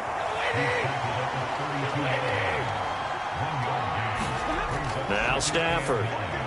And the catch is made here by Tyler Lockett. So the completion results there in 9 yards. And they'll be faced with a 3rd and inches. This defense for the Jets, they played really well in the win over the Raiders a week ago. And I'm eager to see the game plan and trying to attack them this week, because when you take it away 4 times through interceptions, what do you do now when you go into a game? Do you decide you can't throw the ball? Do you try and run it more? Or do you tell your quarterback, make sure you see your guys open before you deliver? Just a gain of a couple, but good enough to keep the drive rolling. In order to play really good run defense when you're playing a 3-4, those 3 guys up front, the nose tackle and the guys they call the defensive ends, they're usually big, big people, because they're going to have to eat up a lot of blockers, because it's usually 5-on-3.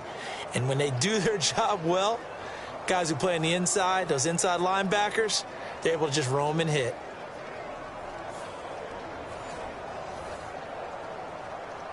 A couple of first downs has the football positioned at the 43 as they come up 1st and 10. Off of play action, here's Stafford. He throws it on the move, but can't connect as that falls incomplete. When you talk about this Jets defense, they played really well in the win over the Raiders a week ago.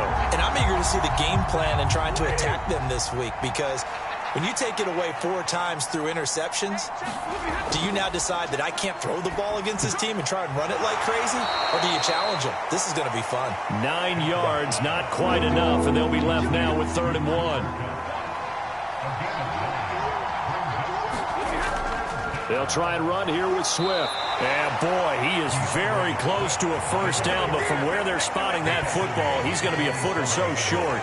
They tried their best to pick up that 3rd and 1, but their surge wasn't enough to counteract what came back at them from the defensive side, was it? Offensive line, especially in the middle, looked like they were on skates a little bit when that one started. So now we bring up 4th and inches. This will be a critical call.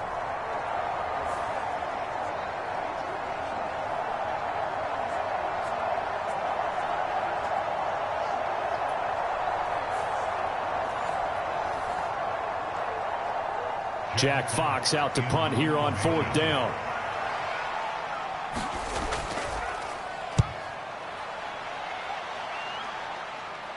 And this will pin him back deep. That's going to kick out of bounds right at about the 7-yard line. So well done there. And these punters, they get more specialized and better each and every year, don't they? They sure do. And now it's really not the American punters. It's the Australian punters with their kicking academies and that flat drop and just kind of kicking the nose of the football. They're able to almost stop it where they want to, like a good golfer can check one up. 1st and 10, Eason. Middle of the field, he's got McLaurin. This will be stopped about 2 yards shy of the marker. 8-yard gain, 2nd and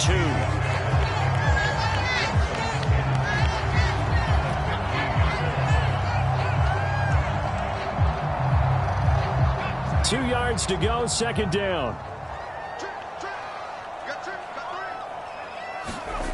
Eason. Sets up the screen to Robinson. And he'll be a couple yards shy of the 20 at the 18.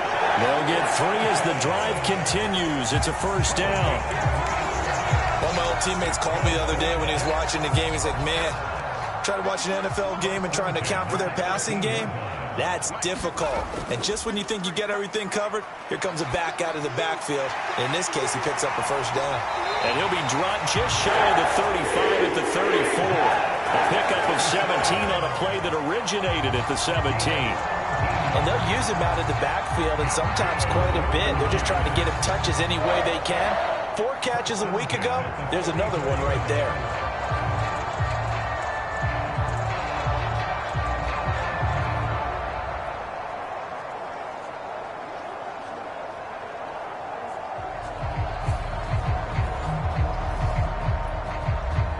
From the 34 now, here's 1st and 10.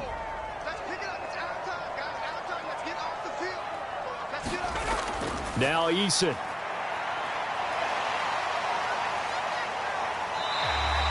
He'll get 5 out of the scramble. It's 2nd down.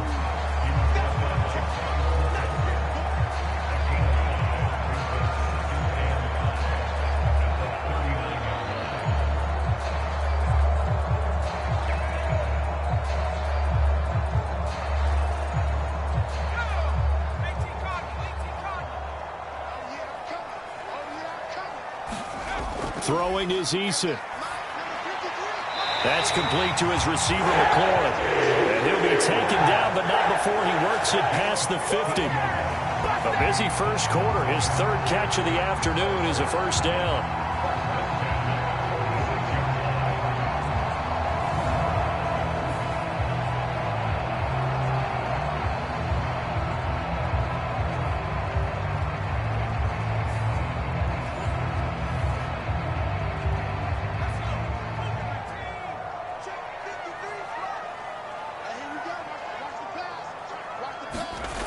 Looking to throw. Eason got St. Brown running the quick slant here. And he's corralled, but not before getting it inside the 35.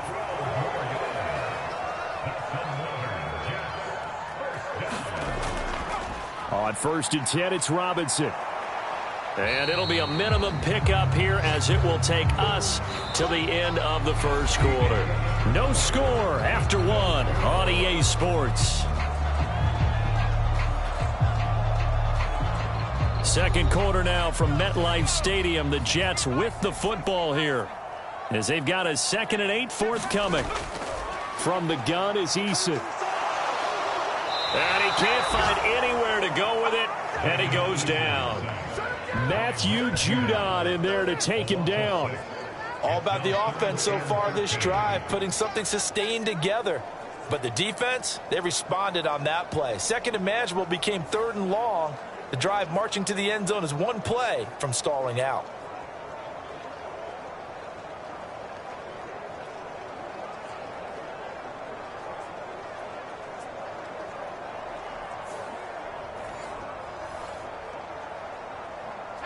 The offense on 3rd down, just 1 for 3 thus far. This is going to be 3rd and 13.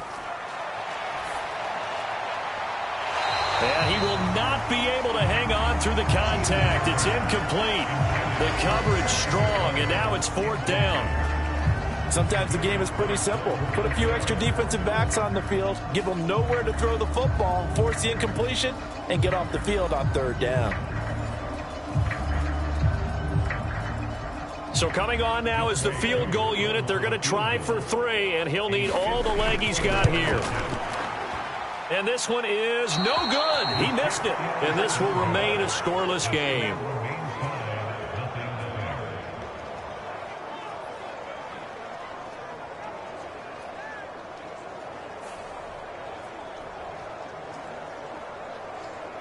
And the LA offense ready for this next possession.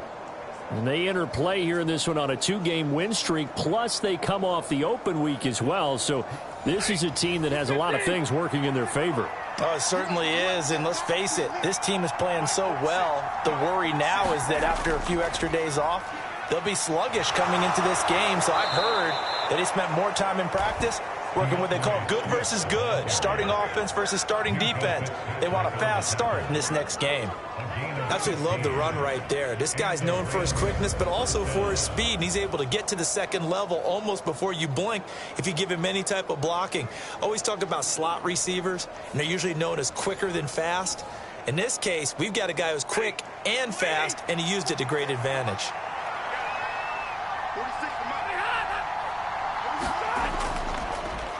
And he'll lose yardage on the play back at the 45-yard line.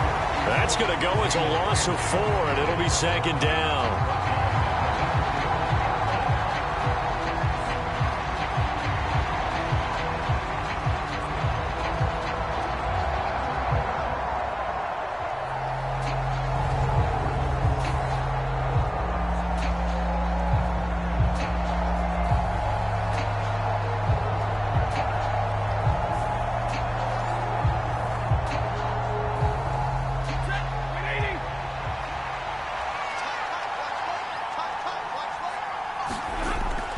Stafford going to give it to Swift. 3 yards is the pickup, but it leaves them still needing 11 here on 3rd down. 2 minutes gone by, 2nd quarter. Throwing on 3rd down, Stafford. Able to find the open man. That's complete. And that's going to be another first down as the tackle made at the Jets' 24-yard line. 17 yards on the pickup there. The drive will continue.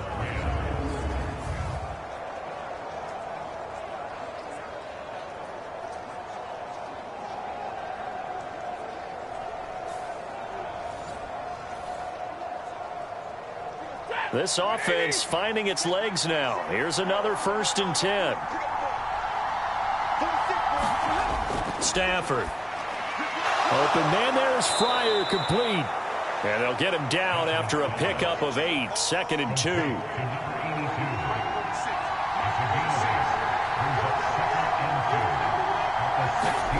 Stafford. Looking for Lockett, and it's intercepted. Picked off by Jalen Ramsey.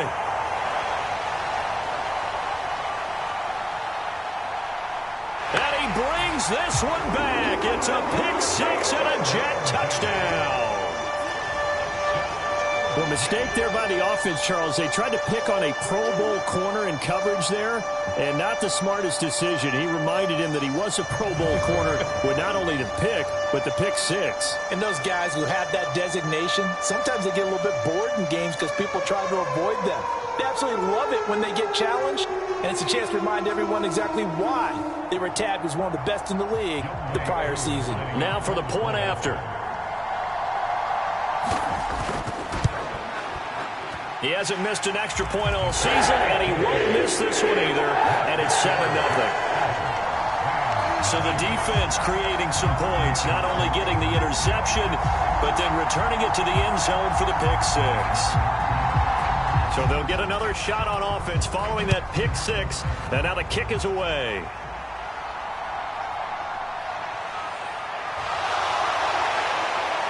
And able to take it past the 25 and up to the 28-yard line.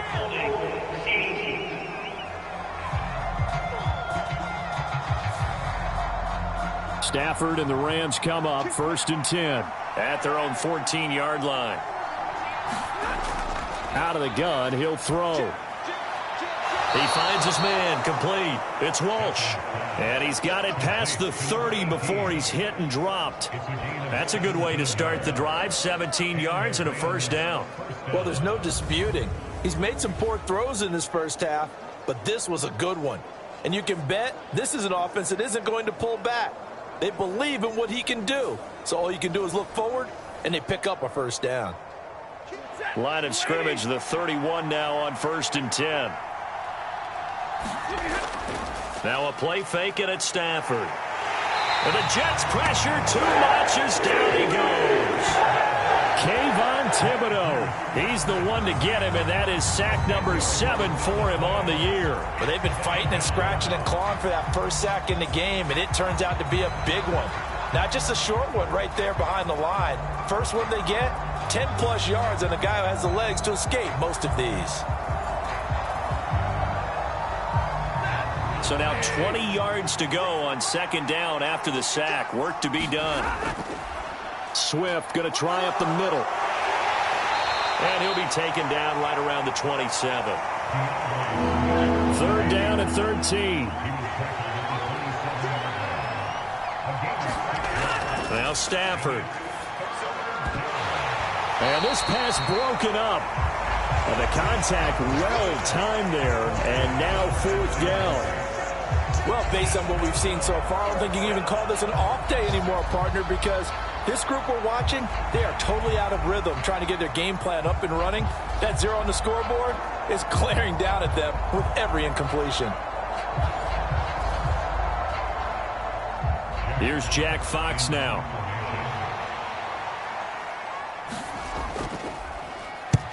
He's been a busy man here in this first half as he gets it away. Taken from just outside the 30.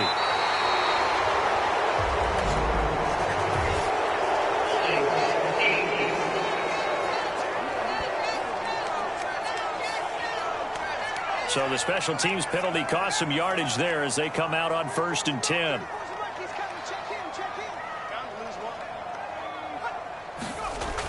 Back to throw. Eason. He's going to drop this underneath for Robinson. And down he goes, but he takes it up to the 40.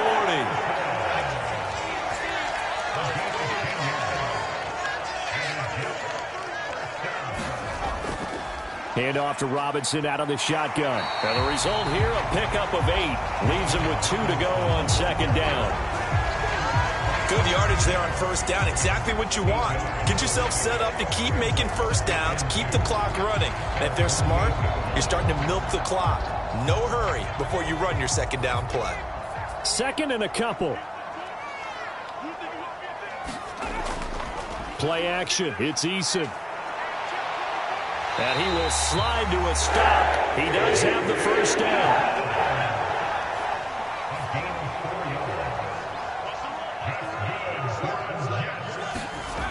Now a shotgun snap as they'll look to throw. Eason gets hit and the ball pops free. And now the Rams have got it going the other way. And he's able to get it back here to the 43-yard line. He tried to buy some time to the right. So, Charles, when a guy gets out of the pocket, what's the focus of the quarterback? Most of them keep their eyes downfield. They want to try and make a play throwing the ball. Some of them, they want to tuck it and go. But when they scramble, in this case, as you said, to the right, you're cutting the field in half. So good defenses kind of converge in that spot, and they don't give you much territory to throw the ball. He had nowhere to go with it. Ends up getting the ball stripped. They'll start out here with a jet sweep.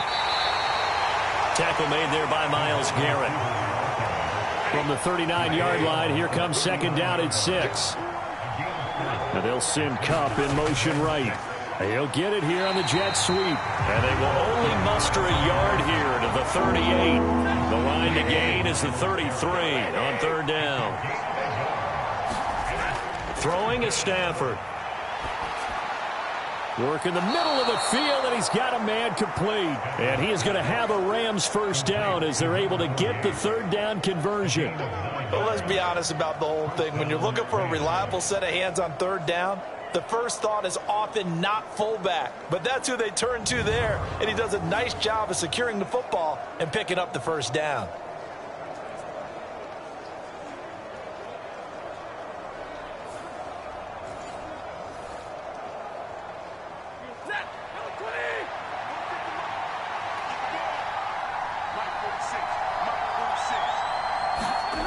On first down at Stafford. And he's going to be intercepted for the third time thus far. And they will finally get him as he's all the way down near the 40-yard line. So that changes things. You get the interception, and then to boot, a good return tacked on. And really it was down to him versus the quarterback on the return, and that's one you would think the defender would win. But a nice job there of seeing the play all the way to the end and making the tackle by the QB. So here are the Jets now to take over. They're on a 3-game winning streak, and right now looking good in this one as well.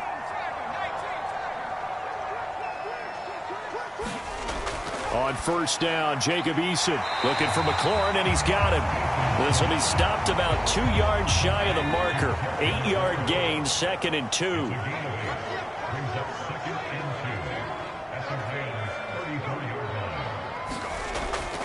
Looking to throw. Eason. And his throw here is going to be incomplete. This offense so far on third down, they've only converted once in 4 tries. Here it's 3rd and 2. Pass taken in by his big tight end. And he is going to have a Jets first down as they get 5 there on 3rd and 2. They didn't need much. They didn't get much. But what they did get was enough for a first down.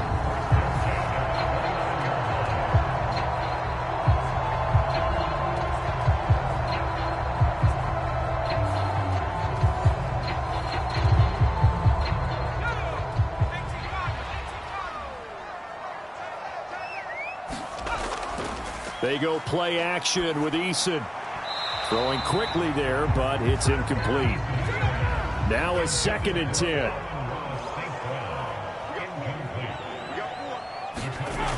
Back to throw again.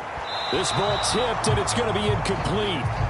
Fortunate maybe to get that back. It's 3rd down.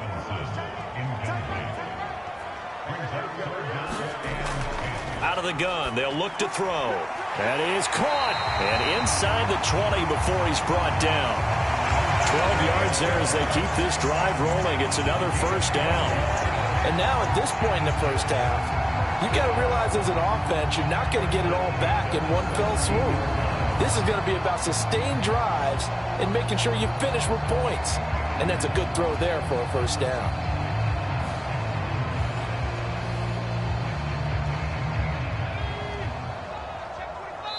2 minutes on the clock, second quarter, 7-0 ball game. Let's go! Let's go! Let's go! So from the 17 now, here's a 1st and 10. Again, he'll drop to throw. He targets Ingram for another grab. And the Jets are going to have a 1st and goal as the tackle is made at about the 5. There's a good push to the tight end, and I think that we're looking at something out of central casting, frankly. Absolutely. I mean, size, the hands. Speed. I mean, can flat out run. You put that whole package together, you light up the eyes of an offensive coordinator, don't you? Now they send a running back in motion right. They'll look to throw again. Oh, that's into a double team, and it's intercepted. Picked off by Ernest Jones. And the Rams will take over here at their own 12-yard line. And as we've seen, points have been precious so far, and they just threw something away on that snap. And look, let's face it, as we advance further into this game, that play will be on the minds of everyone who's watching it. They wonder if this is the turning point. Is this the spot where those points were given away? It could cost them a ball game. The Rams ready to go on offense. And Charles, we'll see what they can do here. Not a ton of time left, but enough certainly to get points out of this drive, and they need them right now because they're trailing. Yeah, this is exactly why you... a hit. He lost the football. Stafford puts it on the ground. And he takes it to the house. It's a fumble recovery for a Jet touchdown.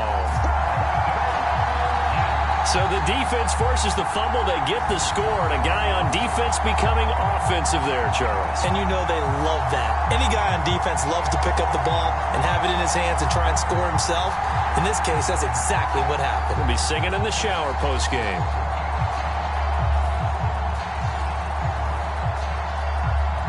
Now Younghoe Koo for the extra point.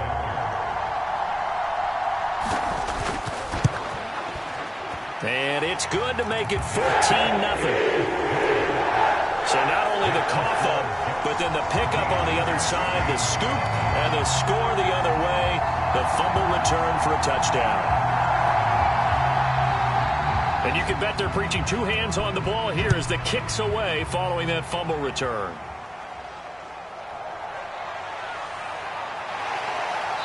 And he'll take it up past the 25 to the 26-yard line. And now out on the field, here comes Los Angeles. And a first half that really has not been kind to them. A late opportunity here to maybe make some inroads on this deficit before half. And this drive's going to go a long way towards telling us whether they actually have a chance to come all the way back in this game or not. Here's a throw, complete right side to start things out. And they're able to get this one across the 35. Here's a throw to his running back. It's complete. And he's dropped right at the 40. Gain of 3. The Rams going to go ahead and use the first of their timeouts as the stoppage will come with a little under a minute to go in this first half. Here's Stafford now on second down. Now another timeout called for by the offense as they get the stoppage with a little over 50 seconds to go in the first half. Again, it's Stafford. That'll be caught by Foreman. The Jets are going to use the first of their timeouts as the clock's going to stop with 47 seconds to go in half number 1. Here's Jack Fox now as he's on to punt for L.A.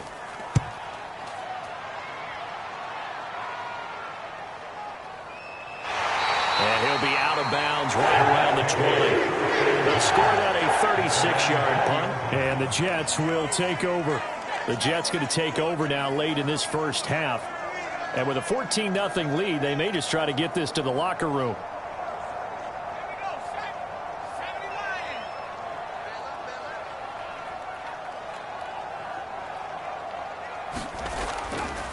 They start on the ground with Robinson here.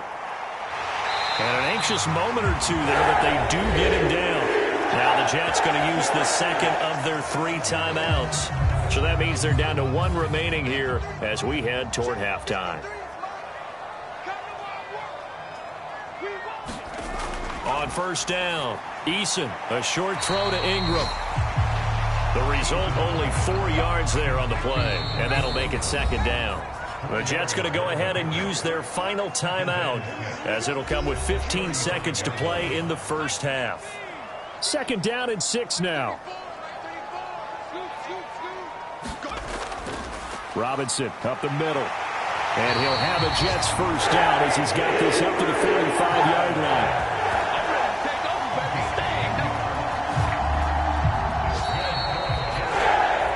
So we come upon halftime with our score 14-0.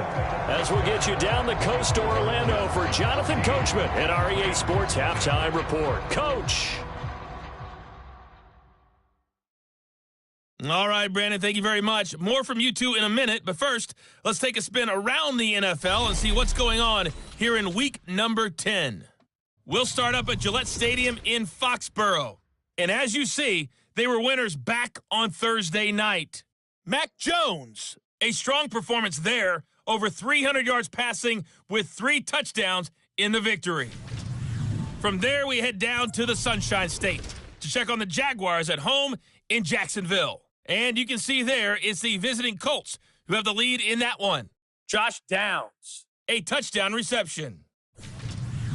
Finally, let's get down to the Bayou to check on the Saints at home at the Caesars Superdome. As you can see, the score there in the second quarter. The Bucs trying to finish that one off and claim victory.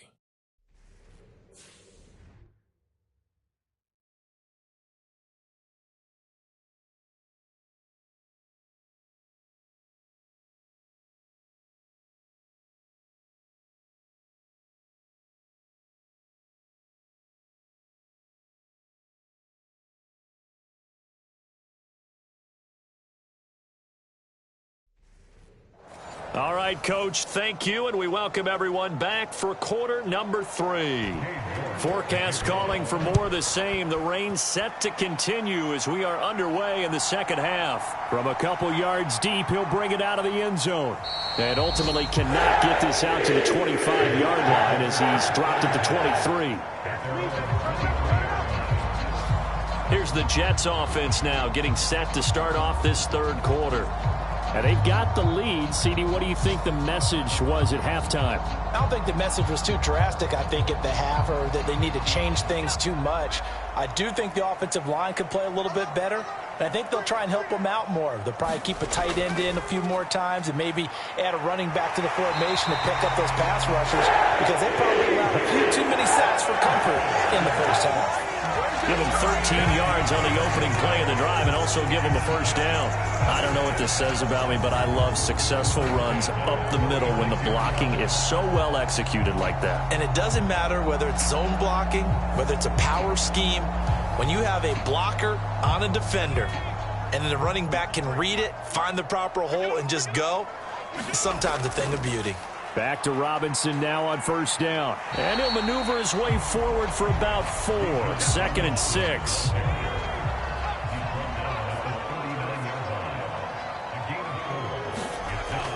Operating from the gun. Eason. That one is slant to McLaurin. And he'll be taken down, but not before he gets into enemy territory. An injury going to pause the game here, and it looks like it's Terry McLaurin who's in some discomfort. Not sure what happened. Hopefully this is nothing major. We'll get an update when we return to MetLife Stadium.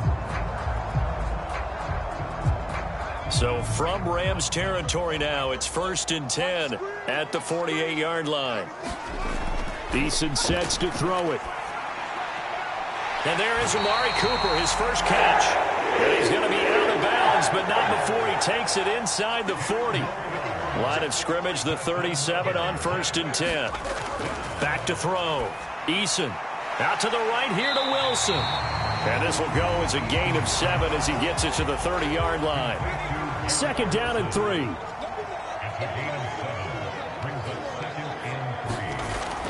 They'll stick with the passing game as he looks to throw.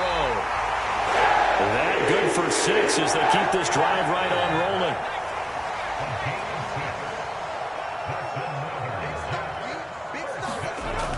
On 1st and 10, Eason. And this nearly an interception, but it's incomplete. Well, a turnover really would have helped him there, but not to be. second down. Here's Eason. He's got his tight end Freiermuth over the middle.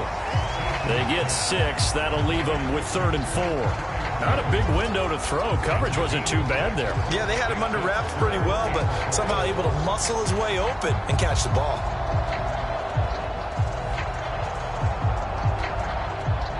This will be play number 9 of the drive here as they need 4 yards on 3rd down. Here's Eason to throw. He's got his target. That's complete. And the Jets are going to have 1st and goal as they try to finish off this drive with 6 points. A lot of deflated looks on that defense. It seems like they just cannot find a way to get a key stop on 3rd down. Here's another conversion, and now this offense, they're in a position to go up even further as they've got it 1st and goal.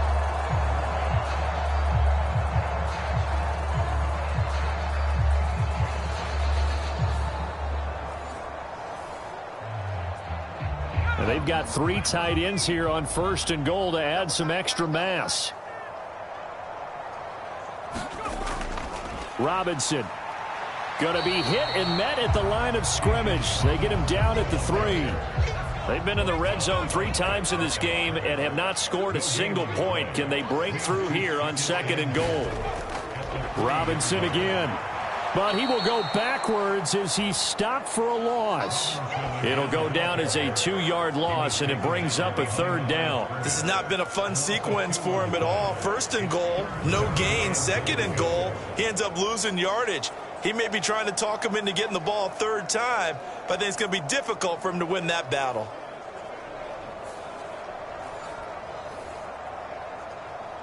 Big play coming here. It's 3rd and goal.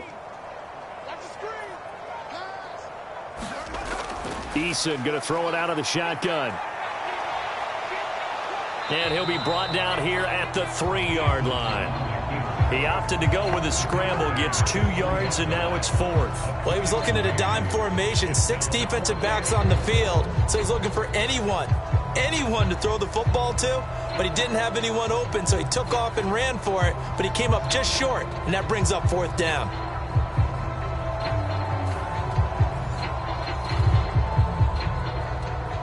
Field goal coming from Younghoe Koo. From the right hash at a bit of a tight angle. Koo knocks this one through the post. And that will extend their lead even further.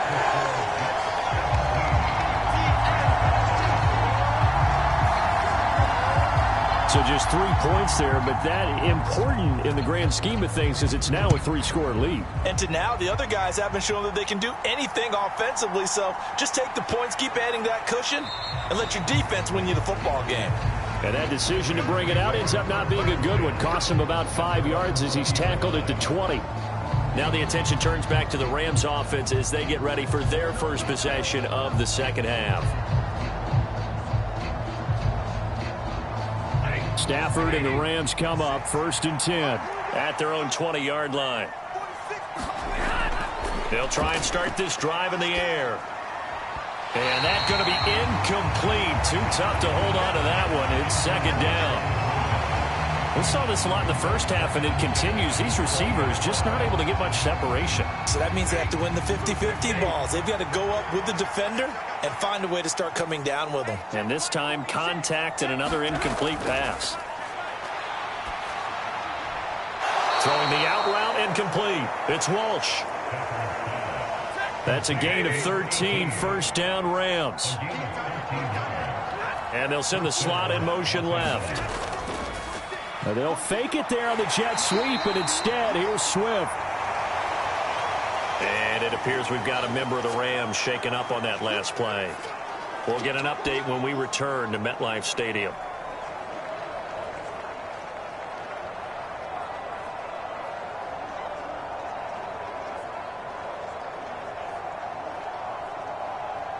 Ball on the 36 now. Here's 2nd down and 7.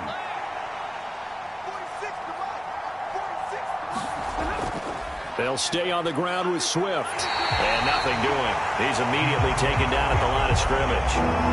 This offense in desperate need of a conversion as they come up on 3rd down. Now it's Stafford. And this one incomplete.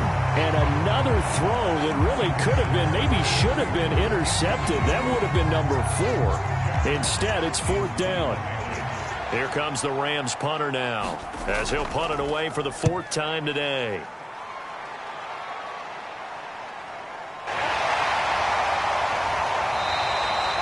There goes a punt of 42, 7 on the return. And out will come the offense as they take over. Now the Jets offense, they get ready to head back onto the field. Their drive last time, it stalled out. They were forced to take the short field goal. And the key phrase, you nailed it, forced to, because you know coaches look at these short field goals as a last resort, right? To them, that's not how drives are supposed to end. You're supposed to put 6 on the board.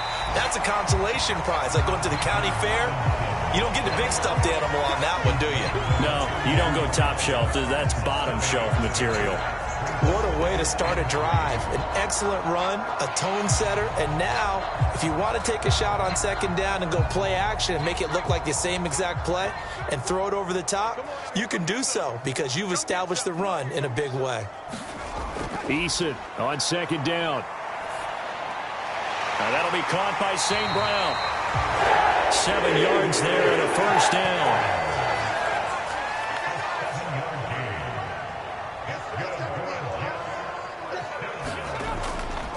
Straight ahead, it's Robinson. And he works his way forward to pick up 4 yards there. 2nd down.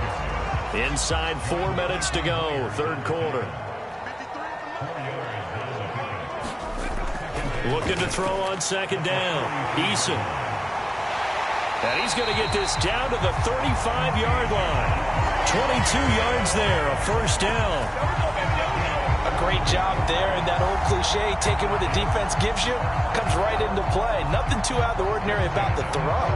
Just a little dump off over the middle. But what is out of the ordinary is what he did with it after the catch. Not only did he grab the ball, but how about the significant yardage he picked up after he pulled it in.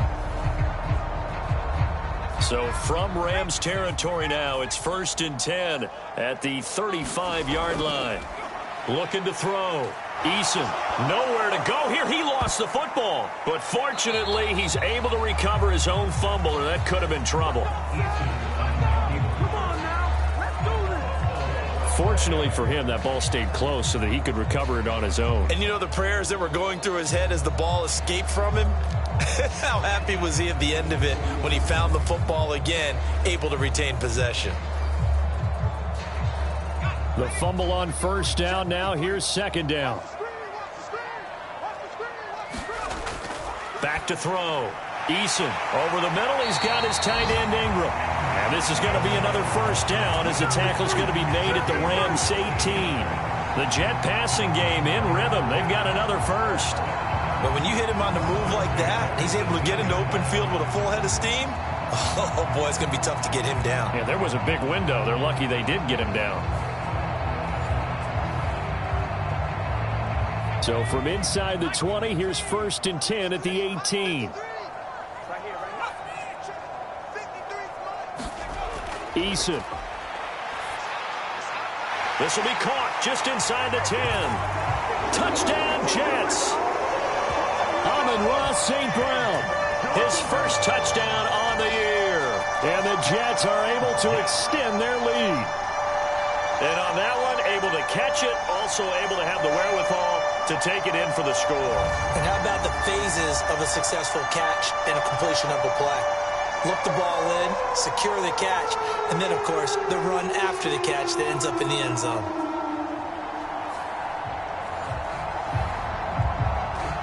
Koo now for the point after.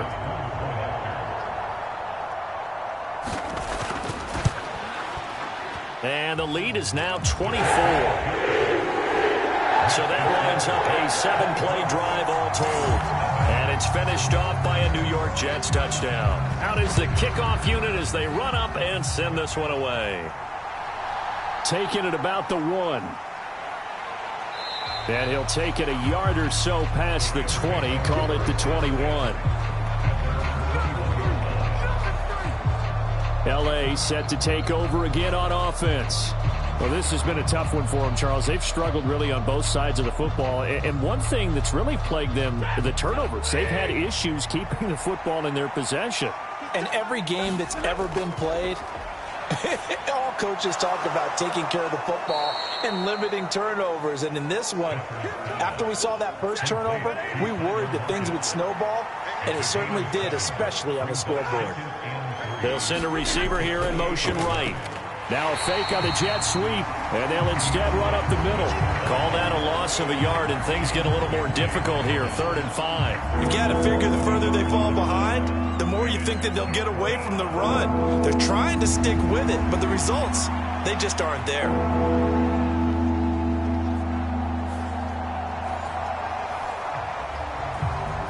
This offense in desperate need of a conversion as they come up on 3rd down. Back to throw, Stafford.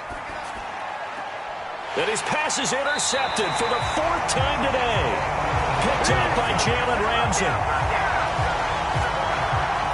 Well, NFL quarterbacks have learned the hard way. You're not going to get rich throwing against this guy. He's definitely too good.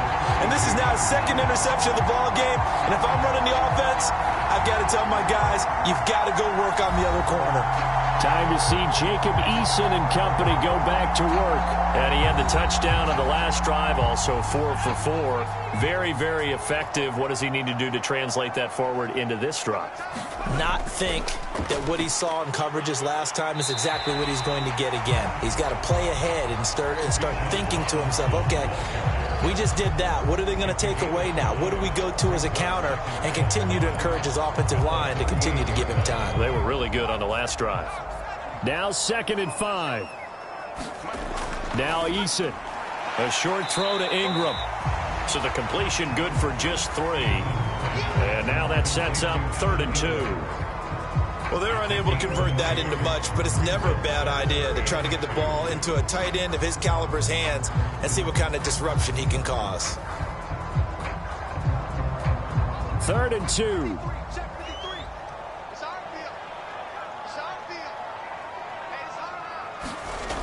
Throwing is Eason. He has a man. It's complete to Wilson. And he is going to have a Jets first down as they're able to get the 3rd down conversion. 3 quarters in the box. We'll return with more after this. You're watching the NFL on EA Sports. Back now here at MetLife Stadium. A lot of happy faces in the crowd at this point as their guys have a big lead here to start quarter number 4. Out of the gun, they give to Robinson. And he'll get it down this time to the 17. 76 yards rushing for him now to this point. From the 17, here's 2nd and 4. Looking to throw. Eason. And he's in. Touchdown, Jets. Jacob Eason from 17 yards out. And the Jets have sewn this one up as they add to their lead here in the 4th. Well, they mentioned this week, Charles, they had a couple kinks on offense that they wanted to fix. I would say they're pretty well fixed.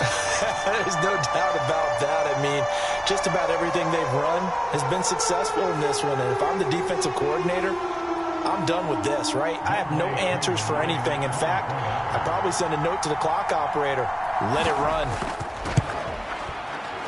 Footing always a concern, but the extra point's up and good. And this one was over a while ago as they just add on to that big lead.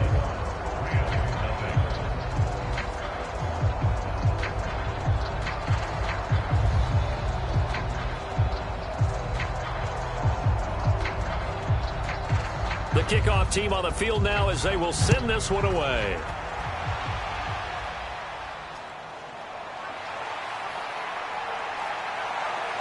And a good return as he'll be stopped just shy of the 30-yard line. L.A. readies for its next possession. Their mini 2-game win streak appears it might be going by the wayside unless they can pull a rabbit out of their hat.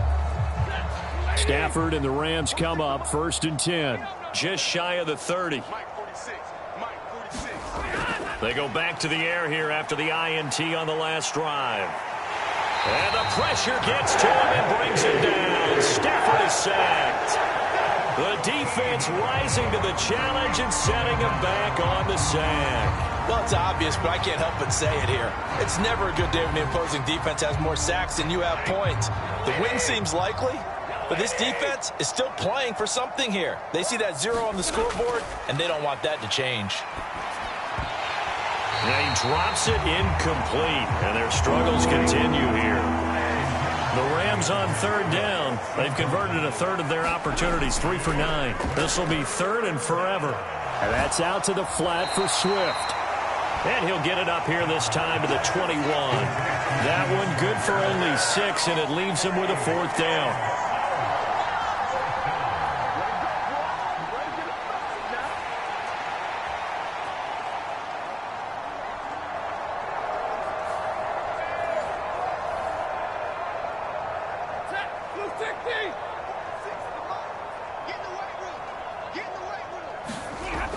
Here we go on fourth. Stafford able to find the open man. That's complete. And he is going to have the Rams first down. And it is a big letdown there defensively. They somehow allow him to convert on 4th and long. So that'll change things a bit. 15 yards added on. Going to put him on the other side of midfield. And add on a shake of the head defensively because he got caught where his hand wasn't supposed to be, and that cost him 15 yards. So now factoring in the face mask, here's 1st and 10. Now Stafford. Well, that'll be caught by Cup. They'll give him 4 yards there, and that'll bring up 2nd down.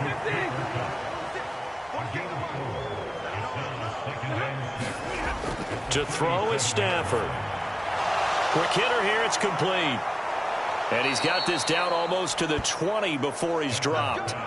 The catch and run there, good for 16 and a first. And as a quarterback, you're always pleased when you can use all the weapons at your disposal. Here he spots his fullback underneath, gets the completion right there for a nice pickup.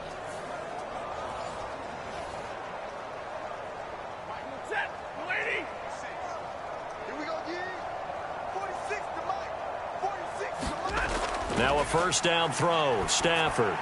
Over the middle. That's hauled in by Cup. And he's going to have a gain of 11 to the 11 before he's brought down. 1st and 10. Stafford now to throw. And he's wrapped up. Taken down. Back at the 25. Myles Garrett. Give him the credit for the sack and a loss of 14 yards. But one thing I do know, these guys on defense, they don't want this game to end. They're winning by multiple touchdowns. They've shut down the opposing quarterback in a big way, and they're still picking up sacks as we approach the end of this one.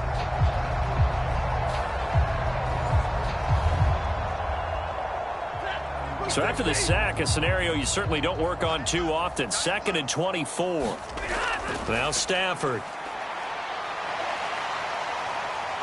Under pressure, they got him again.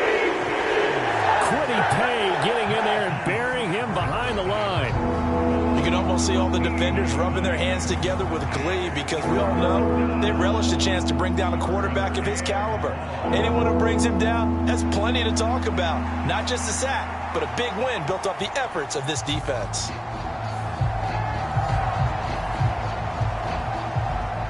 Need something from deep in the bag of tricks here after 1st and 2nd down went backwards. It's 3rd and very long. Stafford. It's a short one here, complete to his tight end. So 5 yards here, 5 on the play. And that'll bring up 4th down. He wasn't the primary target, but I think it was almost like a check down situation, wasn't it? Yeah, hoping he can break some tackles, a big tight end, but he couldn't do it. Yeah, get it to that big frame and hope he can scatter some bodies, unable to get it done. And they're indeed going to go for it here on 4th down. So trailing here in the last quarter, let's see how this plays out. They snap it to Stafford. And my goodness, another interception.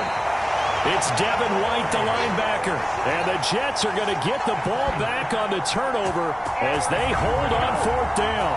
Well, they've got the huge lead now. They have another interception on the defensive side. Seems like everything they touch in this one, Charles, turns to gold.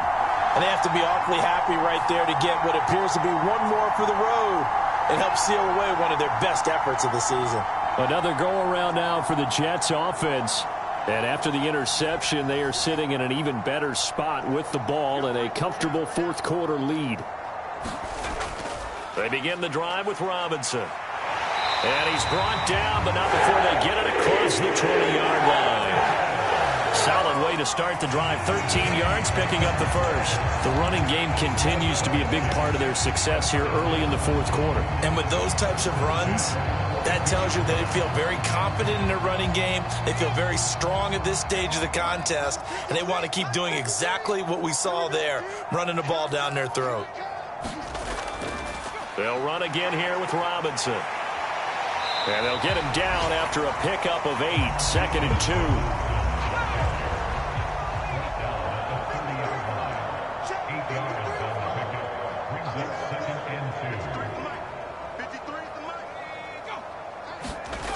Operating from the gun, Eason, and he'll hit the slant route. That's caught by Cooper. And they get him down, but not before he takes it across the 40-yard line. 12 yards there as they keep this drive rolling. It's another first down.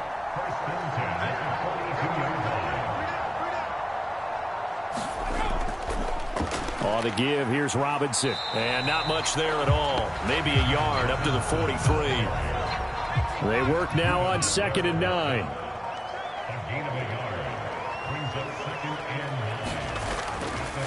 Hand off now to Robinson. And a good burst there gets him 7 up to midfield.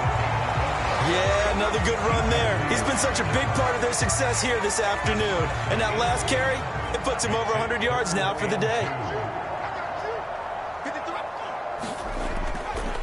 Robinson will try to pick it up.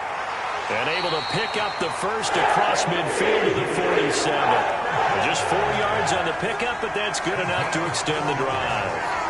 But sometimes, Brandon, there's just not a secret to how things get done. He's been running well all game long, and they continue to rely on him in this key situation. They told us they were going to rely on him. They have. He comes through there, a big third down conversion.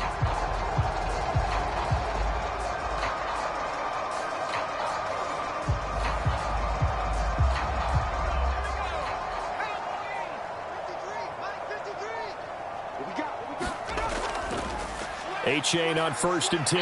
And a 5-yard gain gets him to the 42. 2nd and 5.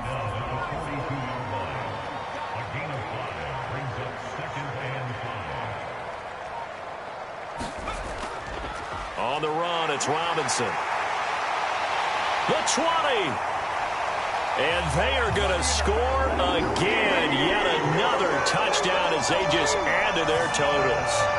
As that lead just swells and swells. Look, this has been dominance in all 3 phases, offense, defense, and special teams.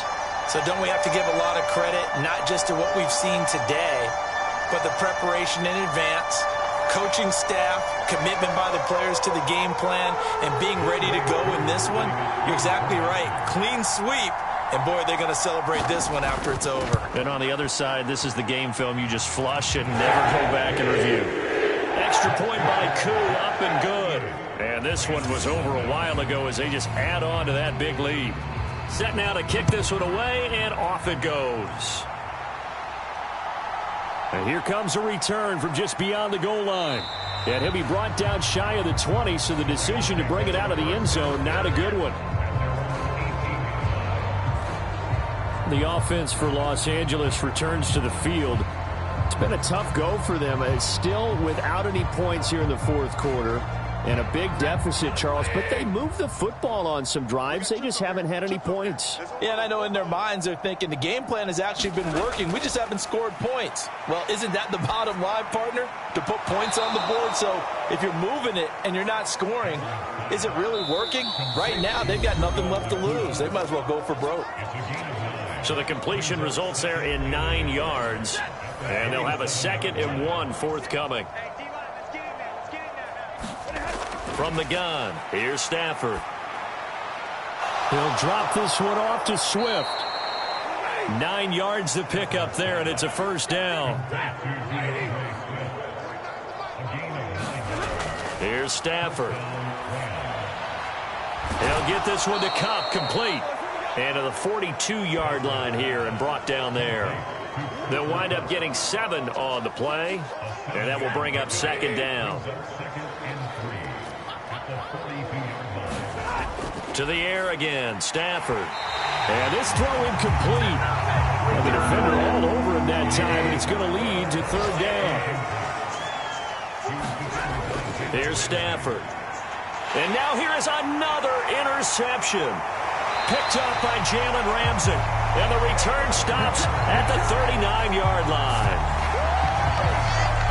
CD, this defense, man, at this rate, they're just having fun out there right now. And normally with this type of a lead, if you're a starter on defense, you're saying, hey, let the other guys play. But with this going on, no one wants to come out of the game. They all want their shot at picking off a pass.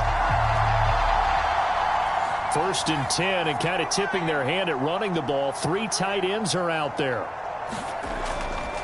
They'll run it now with Robinson. He'll work his way up the middle for a gain of about 4. Second down. Nice chunk of yards on first down. It really opens up your options for what you want to do on second. You go right back to him and hope he explodes, or sucker the defense in before throwing over the top. 2nd and 6.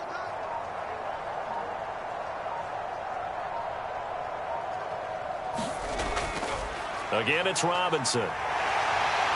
And nothing but green grass here, middle of the field. And he's taken down, but not before reaching the 10-yard line.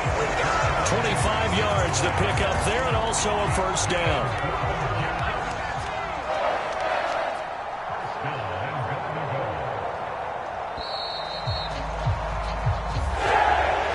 So not just a blowout win for them today, Charles, but a shutout blowout win as well. Clearly just a superior effort on both sides of the ball. Hey, didn't it feel like you get a touchdown, you get a touchdown, and then the defense jumped up and said, hold it, we're getting involved as well. You're exactly right. Big points, both sides contributing, a full team win. So for the Jets, the win will move them to 7-2 now on the year. And they'll get to stay home again next week. Meanwhile, for L.A., they are barely afloat as they fall to 4-5. And they will try to get back in the swing of things next week on the road. So that'll do it for us. For Charles Davis and all our crew, I'm Brandon Gaudin. You've been watching the NFL on EA Sports. It's a win for the Jets as we say so long from MetLife Stadium.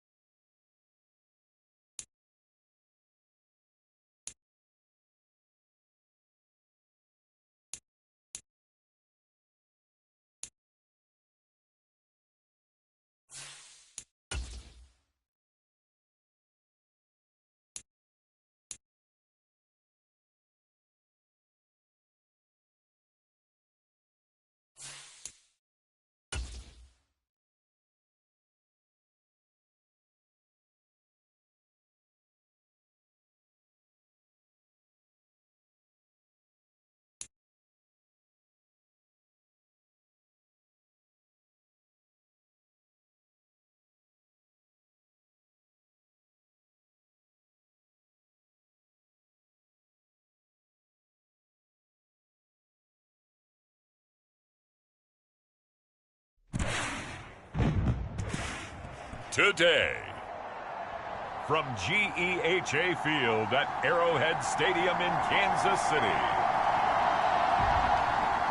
it's Week 10 of the NFL on EA Sports.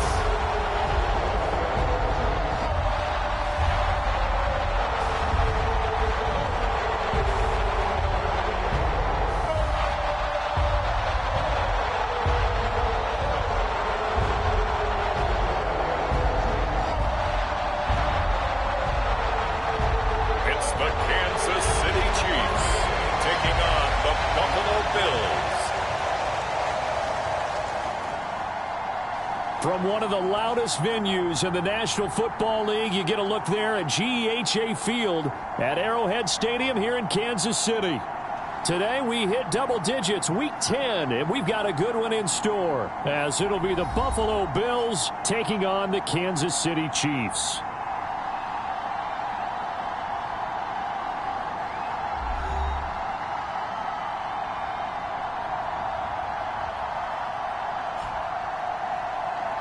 With Charles Davis, as always, I'm Brandon Gaudin. Charles, you talked about storylines in this one. I think it begins and ends with our two quarterbacks, certainly two of the best in the business. And nowadays, I don't think you can get by for long periods of time without a top-flight quarterback. The way the game is played, with all the responsibility.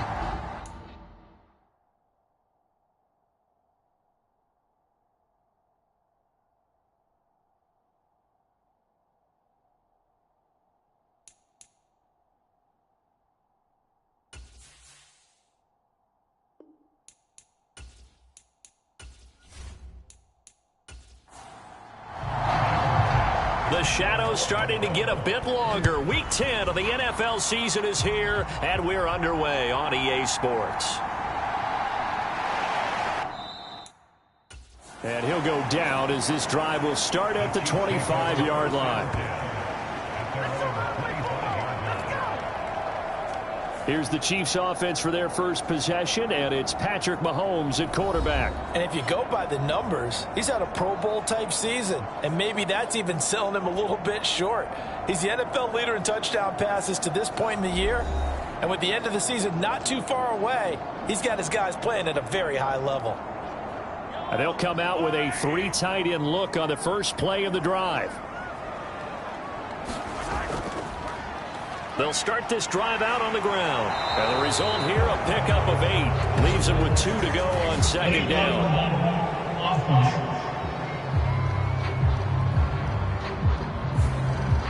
So a decent gain there on the play, but that all gets wiped out with a penalty. Well, that's a setback, but all the good play callers, they just move on. They find something else in the playbook that can attack this defense, and they go right back on the offensive on this play.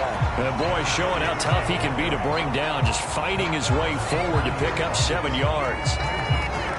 Ball on the 30. They'll come up with a 2nd and 5. Here's Mahomes to throw. And right away, he lost the football. And one of the linemen on the other side has got it. A lot of bad news on that play for them, wasn't there? Lost the football, lost a lot of yardage, but I think the good news outweighs it. Able to retain possession. That was big for them.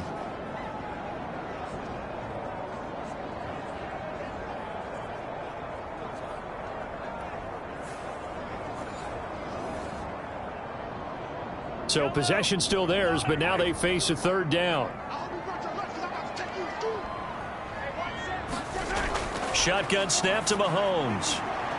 Going right side, he finds Slayton. And able to get this across the 20 before going out of bounds. Here's Bryce Behringer now. He punted 4 times in the loss last week as he gets this one away here. Now Austin. A very good punt, but a 16-yard return. And the Bills will take over the football with a 1st and 10. So out comes this offense to take over for the first time. And they are led out there by their mobile quarterback. And no excitement unless you're on the defensive team of last week in his numbers, because the only excitement he really generated was the 1 interception he threw. Yeah, no touchdown passes. Yeah, and his team wasn't real thrilled about that. And they lost the game. So I know this week has been tough on him because he's been working hard. Fundamentals, footwork, finding the right targets. And bottom line, how do they get a win? The drive starting play, a good one. Give him 19.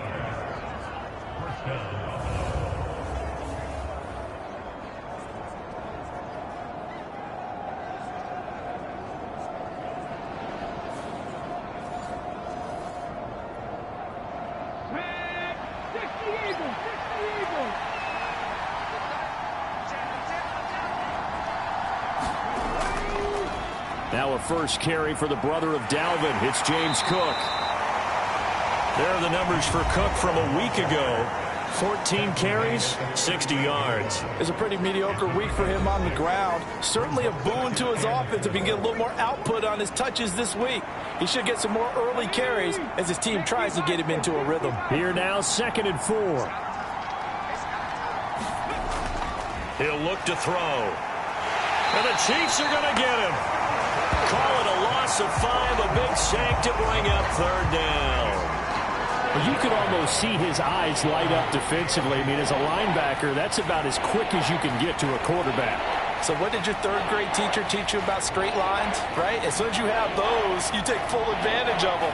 He found a gap in the offensive line, got to the quarterback, and put him on the deck. And they'll need to get to the 35 if they want to keep this drive going on 3rd down.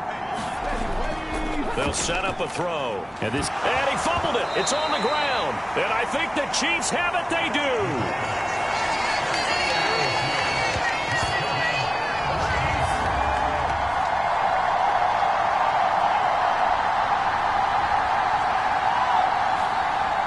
Kansas City taking the field for their 2nd drive.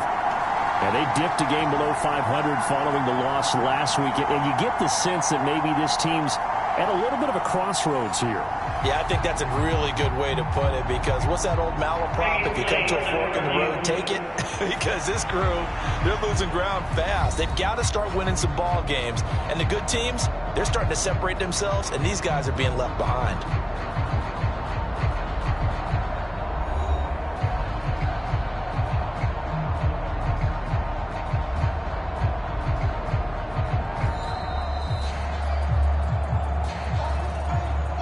So that one overturned. They say the knee was down, and that will not be ruled a fumble.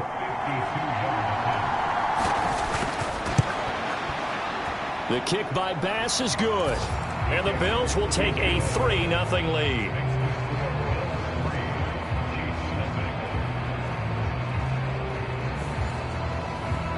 These kickers now, it's like we take them for granted. Kicks like that used to be such a big deal, and now you just expect them to make it. Yeah, you're exactly right, and we shouldn't take them for granted, but I have a theory about it. You want to hear it? Yep. They are more athletic now than ever before. Talk about kickers. Trace their backgrounds, trace their histories. You'll find that they were big-time athletes all along, but their kicking was so prevalent that we made them specialists. Well, and now those 50-plus yarders seem easy for some reason. Kansas City taking the field for their 2nd drive. And on the first drive, 3 and out. And I know that these are professional athletes, but I would imagine sometimes you get the nerves at the beginning of a game still, don't you? Those don't ever go away. And typically what I've heard from guys and what I remember from playing, if you don't have nerves at the start of a game, it's not going to be a great day for you. You're not really ready to play. So finding a way to harness those nerves and not let them affect you in a negative way, that's what all the guys are looking for.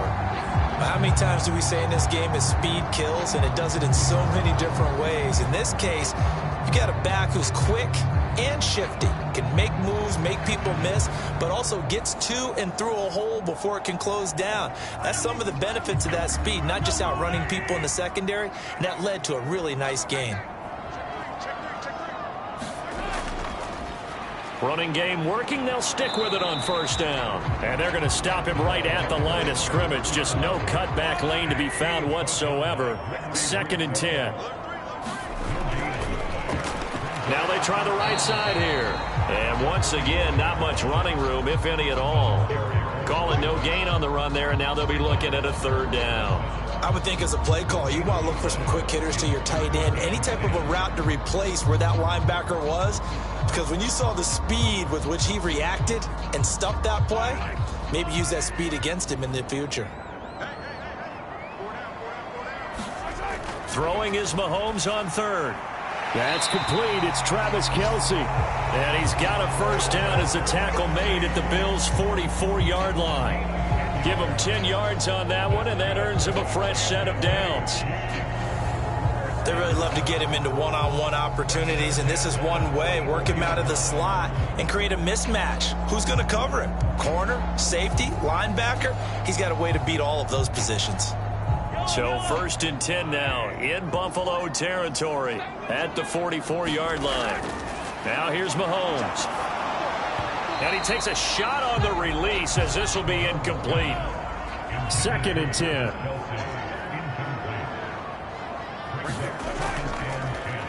One back in the backfield, he'll get the carry. And some good tackling there as he stopped up at about the 41. He'll get only 3 there, so it leaves him with a 3rd and 7 ahead. But you look at this defense. They are the 22nd ranked unit against the run in the NFL. This is an area of the game that they definitely have to improve because right now, against the pass, top 10 in the league.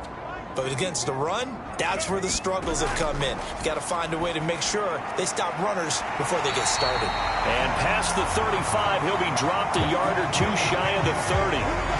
His first catch there, good for 10 yards and a first down. Well, this is where reading defenses and practice time comes into play. You've got to know what you're running versus zone versus man and how to run the proper route. And they just executed that one pretty well.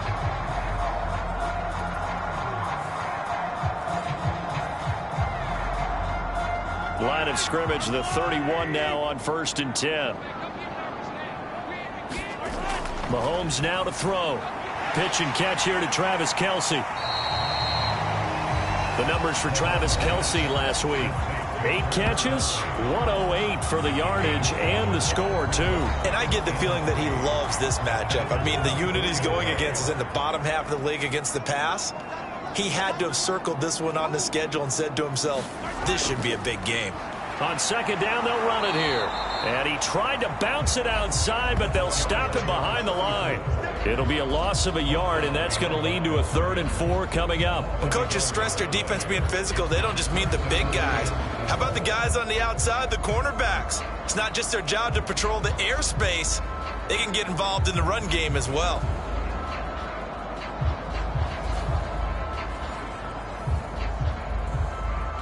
Third and 4.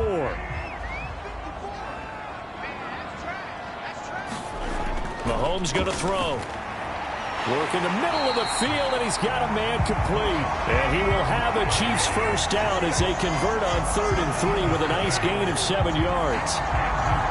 You want to put together a long drive?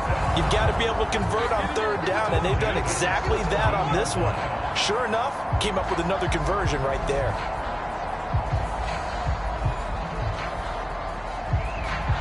So from the 17 now, here's a 1st and 10.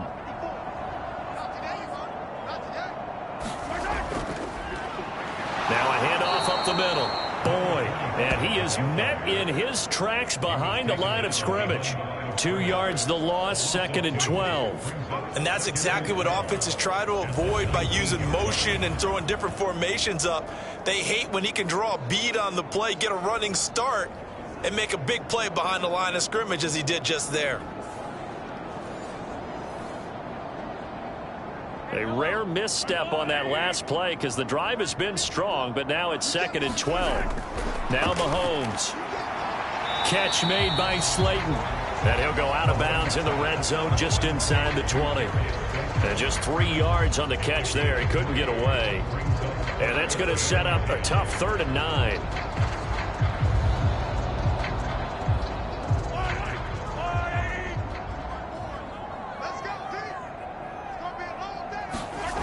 To throw, it's Mahomes. He completes it to Boyd. And he'll be brought down shy of the first down marker at the 11. 5 yards, not enough. And it'll be 4th down. Instead of throwing it downfield, Charles, they just tried to dump it underneath there. Do you like the call? I do. I think it's a high percentage play because you get the completion, and what you're counting on is your back to use his legs and his elusiveness to make people miss and pick up the first down. In this case, it didn't happen. Riley Patterson now on for the field goal. From the right hash here, should be an easy one.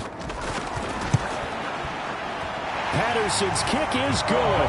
And that will tie us at 3-3.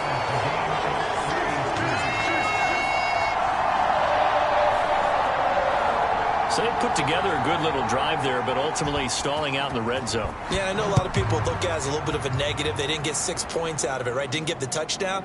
But that's actually okay. They got 3 points, able to give their defense a little bit of rest, let them settle down over there.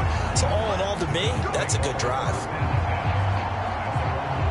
So here come the Bills out for their second drive. Last time out, you remember their drive stalled, but thanks to their kicker, booted a long field goal to at least get them 3. Now here they'll try to do better and find the end zone. And in our experience, how much fun is it for coaches to know that they've got a kicker who can nail it from long distance? Now, the hard part is, as an offensive play caller, you don't want that in your head too much where you're relying on it, and he goes out and gets the job done for them. But I'm quite sure he would be content to just kick extra points from here on out. Yeah, absolutely no question. I think his teammates would be okay with him just kicking the extra points as well. And he's dropped just before the line to gain. 4-yard pickup leaves him with 3rd and 1. They'll set up to throw. That is caught, and he'll be taken down, but he does have first down yardage. They get 6 on the pickup there as the drive continues. The Bills at 500 now, 4-4 on the year. Yeah, they've lost 3 straight here, and it kind of goes without saying, I guess, but they could certainly use a win. Yeah, no doubt about that. There's a difference between a losing stretch and a losing streak, and right now, they're not playing their best football, but if they were to fall here, and now you're looking at going 4 games without a win, things can start compounding themselves pretty quickly from this point forward. Now this one complete downfield on the left side. And he has a big gain inside the 40 before being dropped.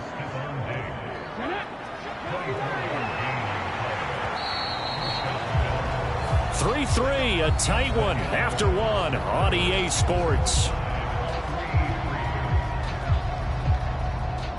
The Bills with the football as we start quarter number 2. So from the 39 now, they'll come up on a 1st and 10. As they've got it as we resume action. They'll look to throw now on 1st down. He'll find Diggs once more on the completion. And he's going to get this inside the 30. 13 yards as they've got the connection working. His 2nd catch in a row, 1st down.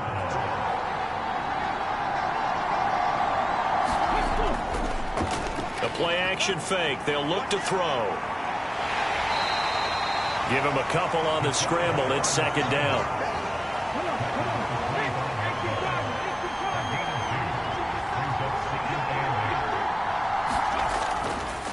Off the play fake, he'll look to throw. It's just a gain of a couple there on the scramble, and now it's 3rd down.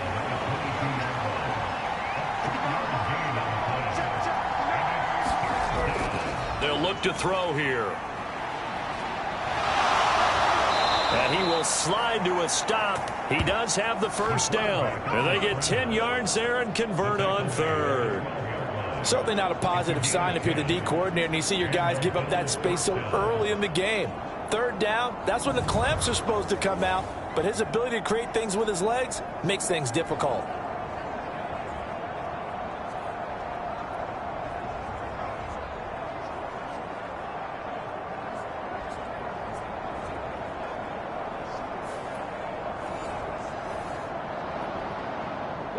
They had to settle for 3 last drive, hoping this second go-around ends in 6. In good position, 1st and 10. Now they'll switch it up here and look to throw. And a loose football. And it's picked up by the Chiefs. And a big turnover there as his guys will get the football back. I don't know about you, but I'm going to go to the positive side this time. Yeah, there was a fumble at the end of this one, but what a sustained drive. And if they keep stringing those together, you got to like their chances. And credit the defense, though. You're out there for that long, you start to get tired, but they were able to get the turnover. Did you just credit the defense? I like to credit the defense and the offense. I like you. And the analysts. That's perfect.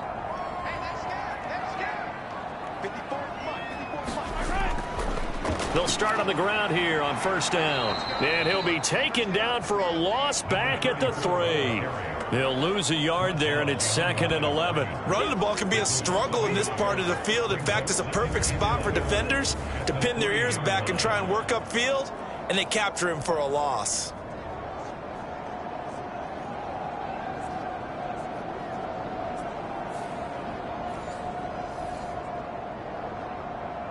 A loss of a yard there to start out. That leads to a 2nd and 11. Throwing now is Mahomes. Over the middle, complete. That's Stevenson. So the completion results there in 9 yards. And that'll leave him with a 3rd and 2. Now a handoff running through the middle. And he will have the first down here as he's up to the 15. 3 yards there, good enough to keep the drive moving. So after the defense gets you the ball on a takeaway and a fumble recovery of their own, you've got to reward them, don't you? You've got to stay out on the field, give them a chance to rest, and how about doing it the way they did it, running the football and picking it up on 3rd down. Yeah, would not have wanted to go 3 and out. They avoid that right there. Yeah, they avoided the glares as they went back to the bench, didn't they?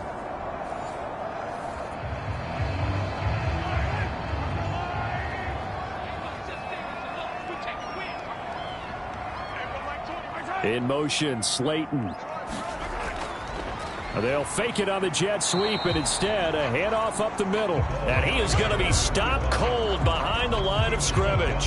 Officially, it's a 1-yard loss. That's going to bring up 2nd and 11. Well, that's not an easy play for a defensive end because most of his responsibility has him getting upfield and working, but how about his vision to see where the play was going, crashed down inside, and tackled him for a loss.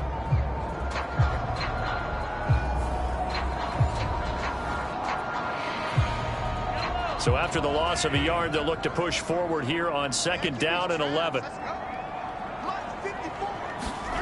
Looking to throw is Mahomes. That one caught by Rice. And he'll be taken down, but not before he gets this football out shy of the 30 to the 29. Second catch for him today, and it'll wind up a 1st down. That's the number 2 receiver in the NFL in terms of yardage. And tell you what, a few more plays like that, he won't be number 2 for long. Well, that's what often happens when you have competitors running around the field. These guys know where they stand in relationship to yardage, totals, numbers, the whole deal. And let's face it, all of them, they all want to be number 1. This offense finding its legs now. Here's another 1st and 10. Here's a pass swung out left to his running back. Short completion, just 4 yards, and it'll be 2nd down.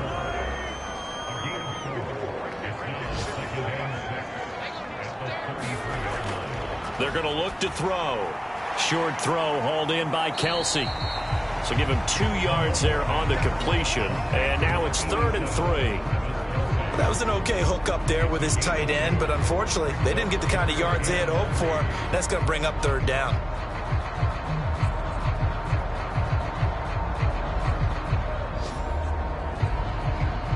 This offense on 3rd down today, they've converted 4 times out of 6. Not bad. Here it's 3rd and 3. Working from the gun, Mahomes. He's got his target. That's complete. And he will have a Chiefs 1st down as they're able to get the 3rd down conversion. Well, they've certainly gotten him involved in this 1st half, and on 3rd down, they looked his way again. And what a delight for his quarterback to find him and keep the drive moving.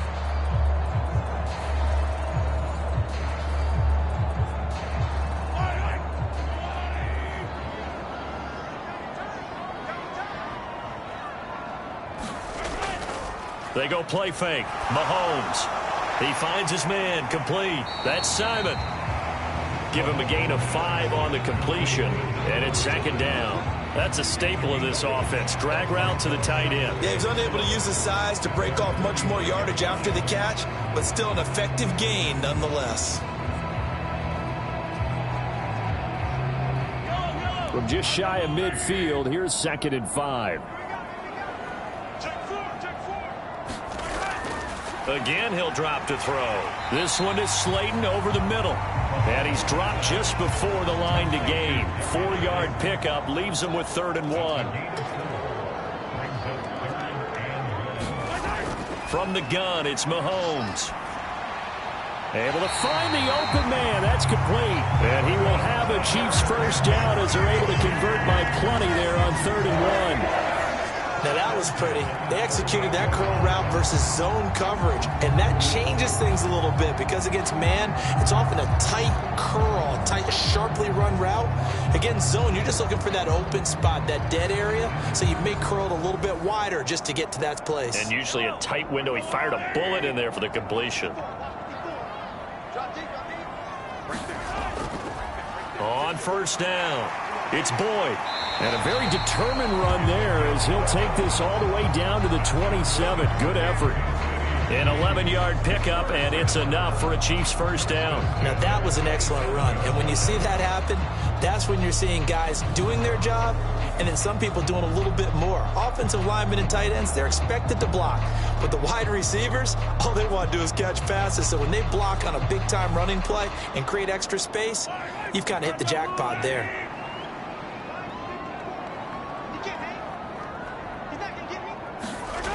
On first and 10, here's Mahomes. And that's going to be incomplete. Here's second and 10.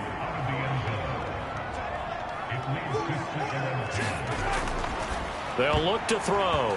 This throw incomplete, nearly picked off. And with his pedigree, he doesn't drop many of those. But third down coming up. He'll drop to throw. A throw out wide, going to be incomplete. Riley Patterson now on for the field goal. He hit his first one, this from 44 yards out now. Patterson's kick is good. And they will take the lead here in this battle of field goals at 6-3.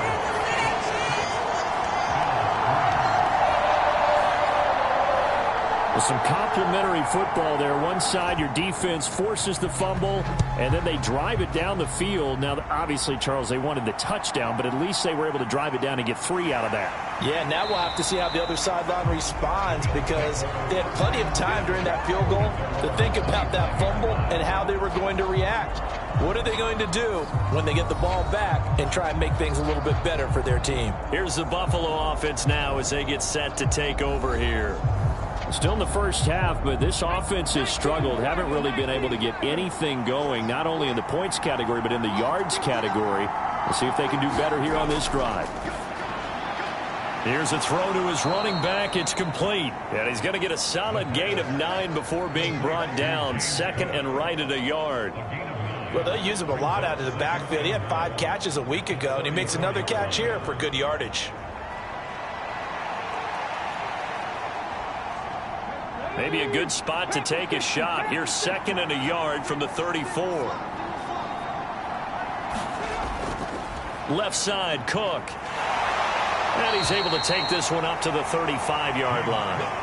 2 yards on the pickup, and that's all they needed to move the sticks. I know what you're thinking out there. I know a lot of people are thinking, take a shot downfield. It's a great spot for it.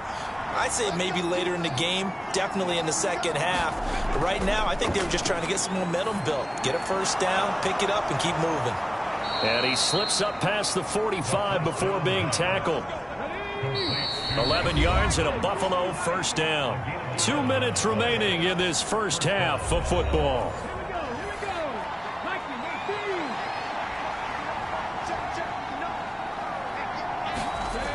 They'll look to throw here on first down. And Diggs has it. And taking it across midfield and just shy of the 40. 11 yards there, just like last play.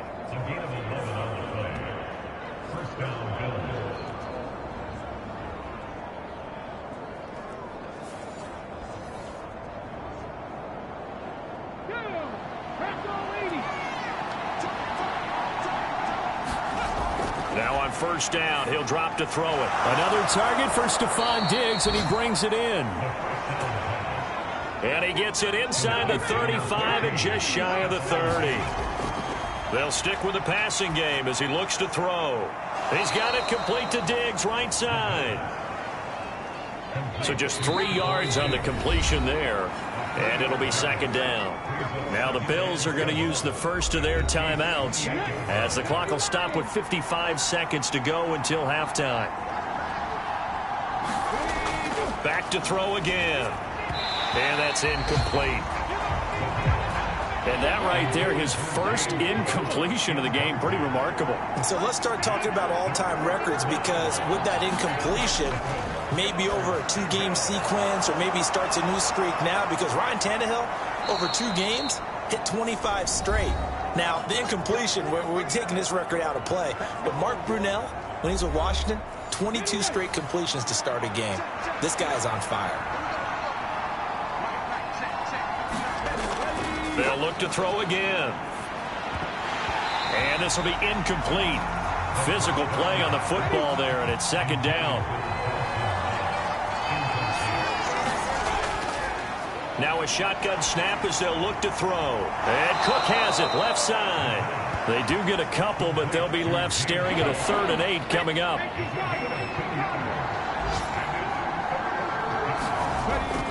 He'll look to throw. And he nearly got the first himself, but it appears he's going to be about a yard or 2 short. Now a timeout called for by the defense, as they'll stop it with a little over 30 seconds to go in the first half of play. The kick by Bass is good, and that will tie things up at 6-6.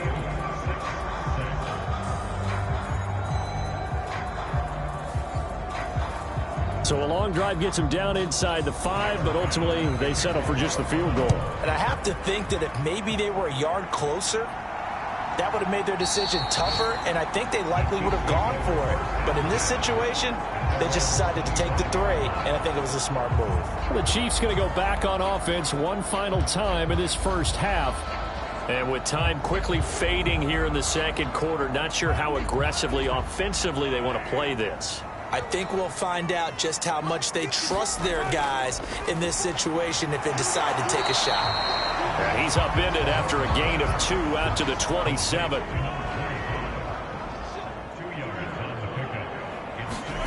Final shot before the half from Mahomes. Pitch and catch here to Travis Kelce. So we have reached halftime here with not much scoring between these two teams. 6-6 our score. As we'll send you down to Orlando, we check in with Jonathan Coachman for our EA Sports Halftime Report. Coach. All right, Brandon, thank you very much. More from you two in a minute, but first, let's take a spin around the NFL and see what's going on here in week number 10. We'll start up at Gillette Stadium in Foxborough. And as you see, they were winners back on Thursday night. Mac Jones, a strong performance there, over 300 yards passing with 3 touchdowns in the victory. From there, we head down to the Sunshine State to check on the Jaguars at home in Jacksonville. And you can see there it's the visiting Colts who have the lead in that one. Josh Downs, a touchdown reception. Finally, let's get down to the Bayou. Check in on the Saints at home at the Caesars Superdome. As you can see, the score there in the second quarter. The Buccaneers still in a dogfight, but this would be a good victory for them if they could get it.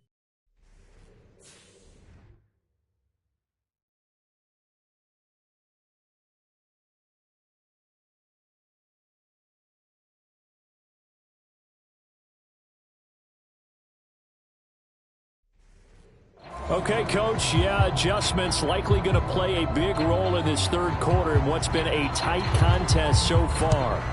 All even through one half of football as we get back underway in quarter number 3. And ultimately cannot get this out to the 25-yard line as he's dropped at the 23.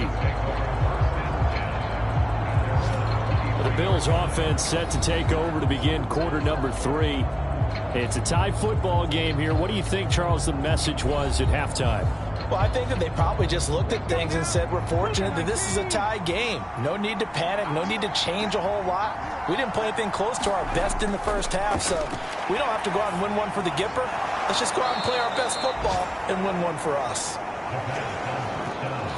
So the completion good for 6 yards, and that's going to bring up second down. Cook up the gut. And he'll be brought down shy of the 40 at the 38-yard line. 9 yards to pick up there, and it's a first down. I know at times today's NFL sure feels like everything's about the guy throwing the football, but when you've got a guy who can run it and move it and gain this type of yardage, you'll take him each and every time.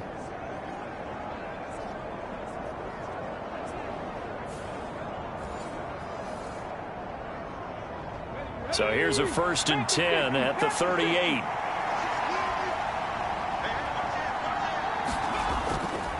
Here's a play fake as they set up to throw. And now a fumble. The ball's out.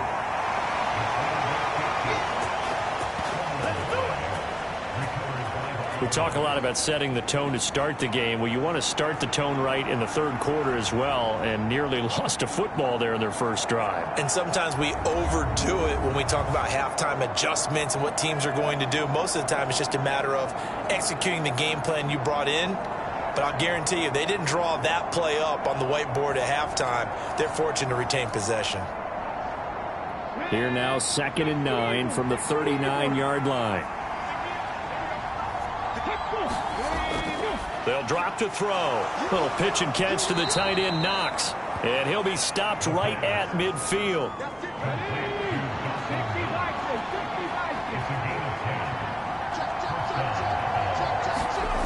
From the midfield stripe, they'll look to throw. So the completion good for 7 there. And it's 2nd down.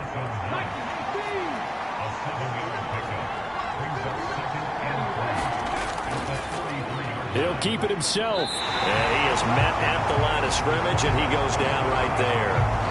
Call it no gain on the keeper, and it's going to bring up a 3rd down. Well, for that being an option play, there really weren't too many options available for him, were there? No, there weren't, and at least he was able to get back to the line of scrimmage, so they didn't lose anything, but you're exactly right. Nowhere to go.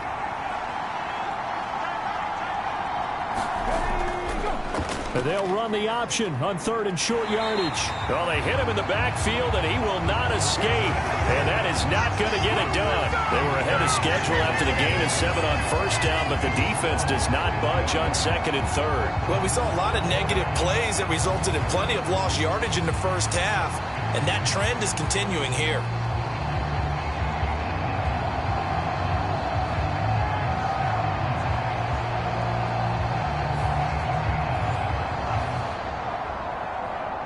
Here's Cameron Johnston now, as he should be able to pin him back deep here with his first punt. And last week in the loss, 5 punts as he gets this one away.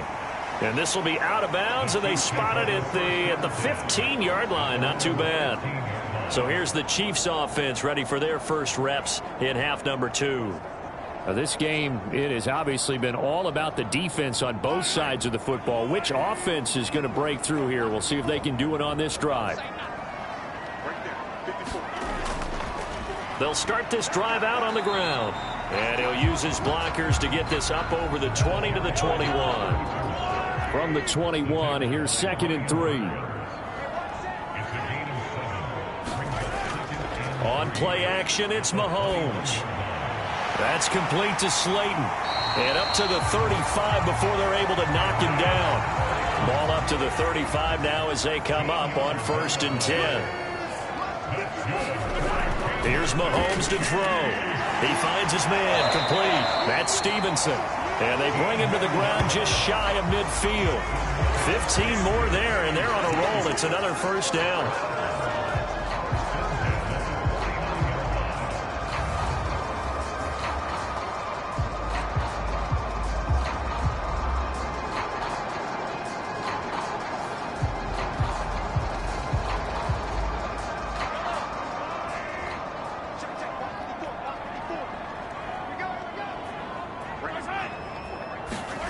Now here's Mahomes.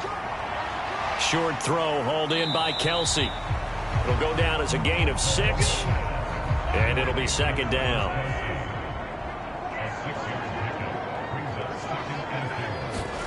And again it's Mahomes. Another pass into the reliable hands of Kelsey. And Kelsey's going to have a Chiefs first down as he'll get this down to the 40. 5 yards is the pickup there as that extends this drive.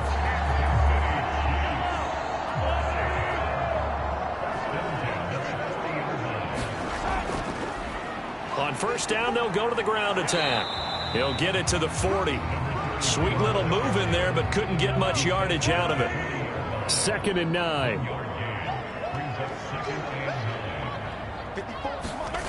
Shotgun snap to Mahomes. Pitch and catch here to Travis Kelce. And they will only muster a yard here to the 38. They'll need to get it to the 30 for a first. This is 3rd down. Now Mahomes. He finds his man, complete. It's Stevenson. And he's got a first down. It's a tackle made at the Bills' 17-yard line. Give him 22 there on the 3rd down conversion. Now what we're seeing, this is much better from this offense because so far in this game, no touchdown to this point. And what's usually a direct correlation? Very few explosive plays. That's been their issue. Not able to make that big shot downfield or break one off. But a nice game there for a first down. So from the 17 now, here's a 1st and 10. Up the middle they go. Boyd. And he's heating up at the line of scrimmage. Might have gotten a yard down to the 16. Now 2nd and 9.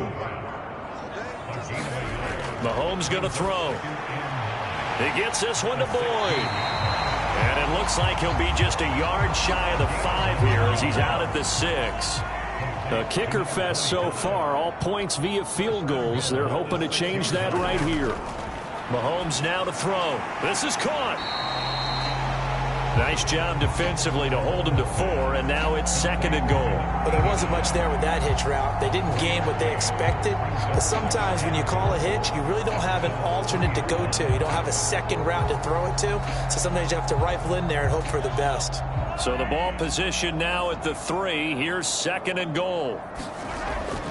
Boyd is into the end zone. Touchdown, Kansas City. Hard to argue with that being their best drive of the game so far as they use the running game to get them into the end zone. Couldn't agree more, partner. Prior to that drive, they sputtered a little bit, but it looks like they found the formula. I would expect them to go back to that more and more as this game develops.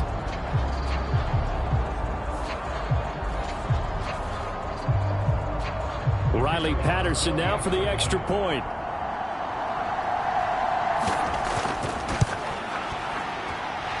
And it's up and good to extend the lead to 13-6. So that drive, 12 plays in length. And it ends with a 3-yard scoring run.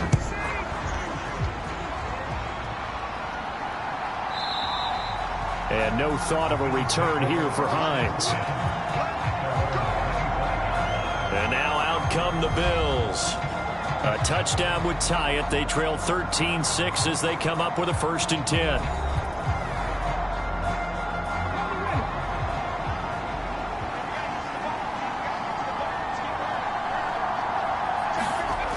They'll come out throwing here to start the drive. Swinging this out wide here for Cook. This will be stopped about 2 yards shy of the marker. 8-yard gain, 2nd and 2. They'd love to just strike back with a touchdown right here, and if it's a long play, so be it. But the main goal, get a couple of first downs, run some plays, run some clock, allow their defense to get a chance to catch their breath, settle down, and relax a little bit after they just gave up a score. 2nd and 2. This one brought in by Jefferson. And he'll be tackled right on the chalk of the 45. Back-to-back good plays have him on the move on 1st down. A give to Cook out of the gun. And he'll be brought down at the 50 after a gain of about 5. Ball right on the 50-yard line. Here's a 2nd and 5. Now back to throw. He's got the connection over the middle to Diggs. And he'll be brought down with a 1st down as the tackle's made at the Chiefs' 40. They picked up 5 yards last time. Now they double it and get 10 here. Under a minute to go in this 3rd quarter as they come up 1st and 10. Back to throw here. Working the middle here. That's complete to Knox, the tight end. And they'll get him down after a pickup of 8. 2nd and 2. Such a tough position to defend near the line, even when you add a second defender. But the big man shrugged off the extra body and made the play call a success. The ball on the 32. It's 2nd and 2.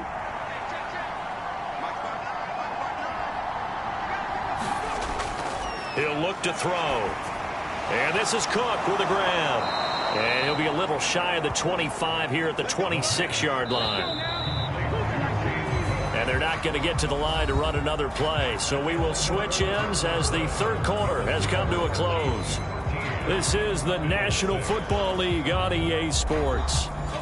The drive continues as they search for a tying touchdown. Here's 1st and 10.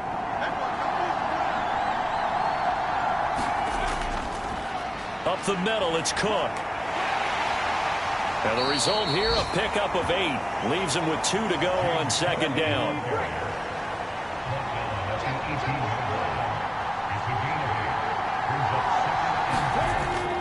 They'll set up to throw.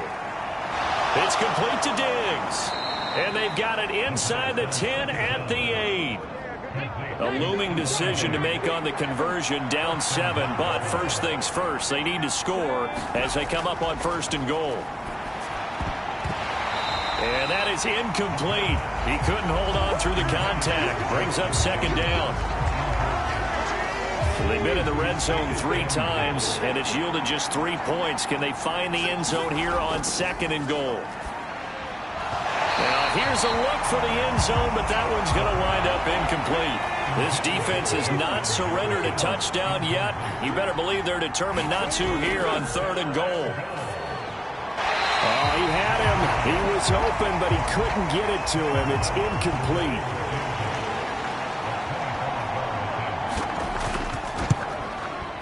The kick by Bass is good. And that'll bring him back within 4.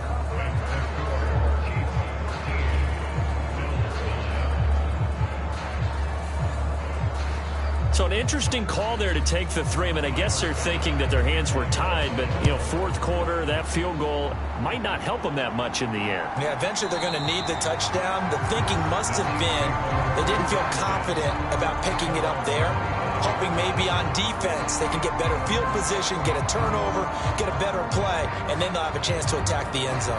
KC's offense ready to take over. They have the lead, obviously, late in the game. I guess the good news for them is if for some reason they would make a mistake, a field goal does the opposition no good. Everyone loves to have a little bit of a cushion, and that helps you immeasurably. But the bottom line is, do all the things that you're taught in order to close out the game. Don't even let that become an issue. Yeah, but still a one-possession game. This one not fully over yet. They'll get 3 as the drive continues. It's a 1st down.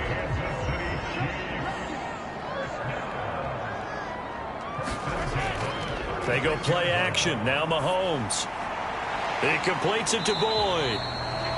Call it a gain of 3 on the play, and that'll make it 2nd down. That's a good job there by the corner. We do talk about this a lot, that a lot of corners see their job as simply covering receivers. Tackling isn't everyone's thing. But in this case, he came up quickly and made a nice, sure tackle. Mahomes to throw on 2nd down. He finds his man, complete. That's Stevenson. A gain of 3 last play. This time they double it and pick up 6. Mahomes looking to throw on 3rd and 2. Oh, they would have gotten a conversion if he could hold on. Instead, the drop means it'll be 4th down. Here's the Chiefs punter now, as he'll punt it away for the 2nd time.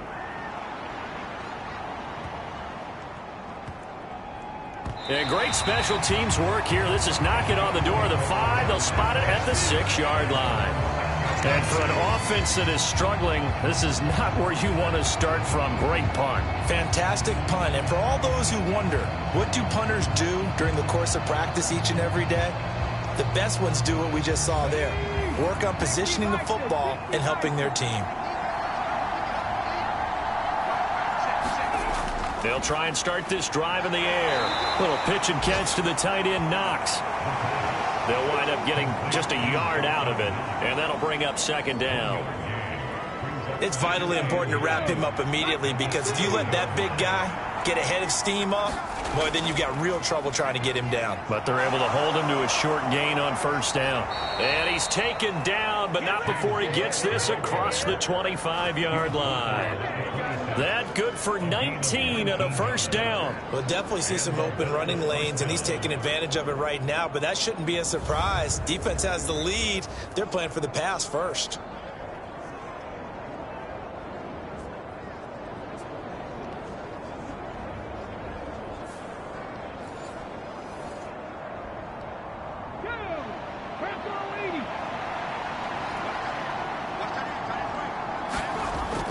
They run again on first down. Cook. And he's taken down but able to slip across the 35. A good gain again. That's now 31 yards combined on those last two plays. Consecutive plays now where that offensive line has really created a lot of space. And we've seen the confidence rise, haven't we?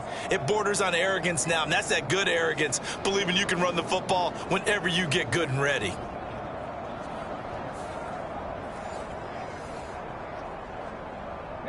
So here's a 1st and 10 at the 38. A 10th carry in the game for Cook. They'll take it past the 40 to the 41, second down. Well, from an offensive perspective, that was a tough run because he only picked up 3 yards. Well, let's flip it over to the defensive side. They now have the advantage. 3-3-yard gains, that means they're punting the ball likely on 4th down. That's what you're looking for when you're playing defense. From the 41, here's a 2nd and 7. Flushed out right. And he'll slide to a halt here, still a little shy of the first down marker. 6 yards there off the scramble, but it'll still leave him with a 3rd down.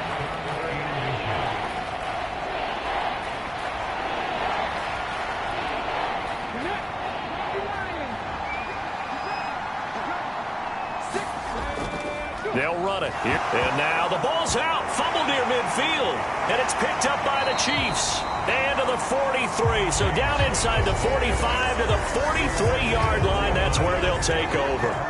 He was trying to do anything he could to get that final little bit for the first down. Instead, he lost the ball. Yeah, and he was short of the first down, but not by much. Trying his best, as you noted, to get there. Sometimes that extra effort can cost you. Here's the Kansas City offense now as they get set to take over. They'll be hoping to work a little clock and try to add on to this slim 4th quarter lead. But whatever happens on this drive, certainly a huge fumble recovery by their defense at this juncture. Ball on the 36 now. Here's 2nd and 3. Looking to throw is Mahomes. And that falls to the ground, incomplete. A nice job of bodying him up defensively. And now it brings up 3rd down. Throwing now is Mahomes. And look at this. They get the turnover they needed. It's intercepted. Picked off by Cameron Curl. And the Bills are right back in this football game. A critical error there in a tight game in the 4th. All you talk about is taking care of the football, and especially with a lead here in the 4th quarter, turning it over, now the door is open for the opposition. Just in general, when you're passing in the 4th quarter with a lead, no matter at what point, you got to be super careful. Got to be careful, and sometimes you can be so careful that you end up running yourself into an error. Here's Cook as they begin on the ground. Shifts past him at the 45. And he takes it past the 45 and down at the 46. Here's a 2nd and 5. Off the play fake, he'll look to throw. And he's taken down. A Chiefs sack. Daniil Hunter make that now 8 sacks for him on the season. They tried to go with a little play action there, but nobody on the defensive side bit. Yeah, they adjusted in time and in a big way and ultimately got the sack. On offense, sometimes you're running play action just to set up a certain blocking technique. In this case, none of it worked.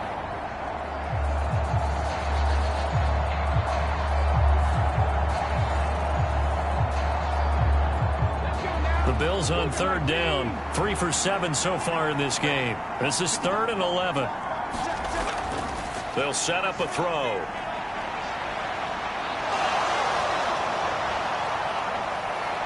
And he's going to get this down to the 35-yard line. Turns out to be a great idea to tuck that one. Good for 24 yards.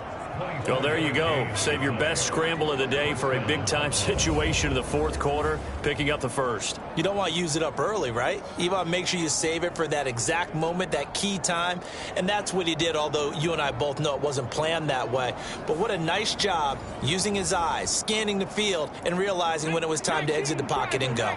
So now 1st and 10 in Chiefs territory at the 35-yard line. Now a throw here to his running back.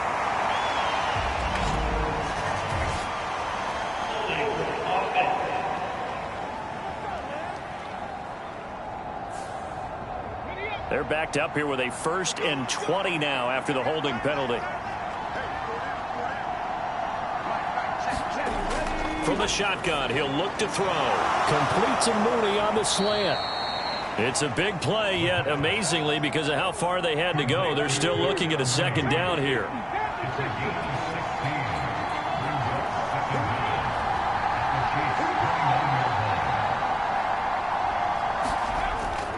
They'll try the middle with Cook.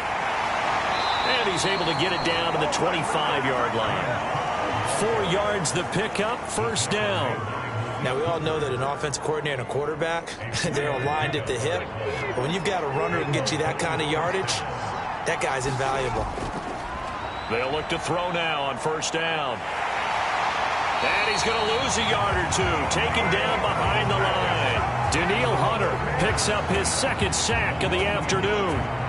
How many times have we sat with coordinators, and especially the defensive guys, that talked about big plays, sacks? They often come in bunches. Well, it may not be a bunch here, but that is the 3rd sack of the game for them. And around sack 3 or 4, I would think it starts to get in the quarterback's head a little bit. Not just the quarterback, the offensive play caller, the offensive line, knocks people off balance and changes what they normally do. Here's 2nd down.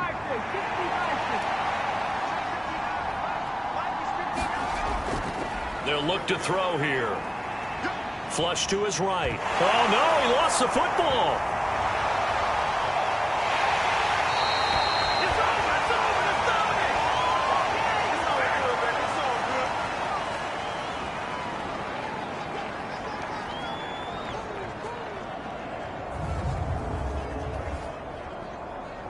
So it's Bills football here as we get you reset. The Arrowhead crowd in full roar. Here's 3rd down. He's back to throw. Complete. Jefferson the target. And he is stopped just short on 3rd down. Got 9 yards, but needed 10. Work in the middle of the field, and he's got a man complete. And the Bills are going to have 1st and goal as they try to finish off this drive with 6 points. That's caught by Diggs. Touchdown, Bills. Stephon Diggs. His 1st touchdown on the year. And the Bills have moved out in front here in the 4th quarter. And that touchdown ends a streak, for lack of a better word, of 3 field goals that they put on the board previously. They finally cracked the code. Yeah, they've been down there. They've been in enemy territory, as you said. They just hadn't been able to punch it in until that point.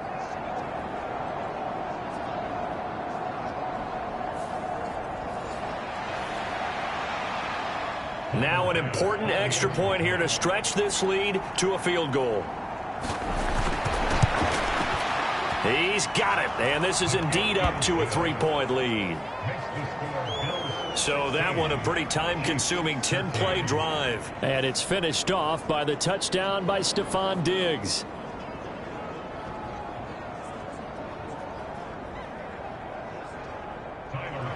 After the touchdown, Bass to kick it away.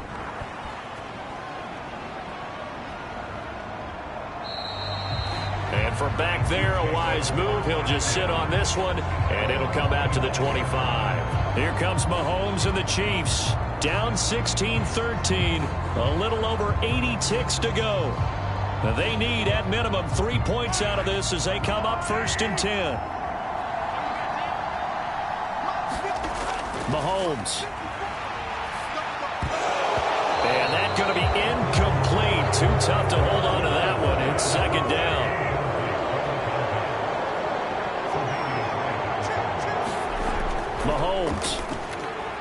finding Kelsey. And from the 25, they work this to the 29, a gain of 4. The Chiefs now going to use the first of their timeouts as they'll talk it over here before what will be an important third down. Mahomes will throw.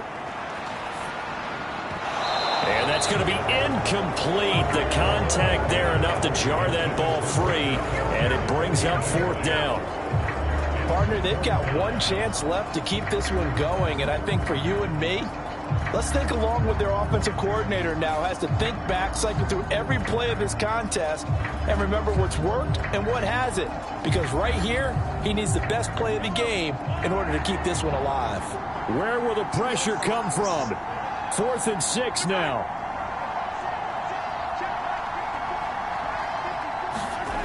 Now Mahomes got to have this one. Now a desperation throw deep downfield.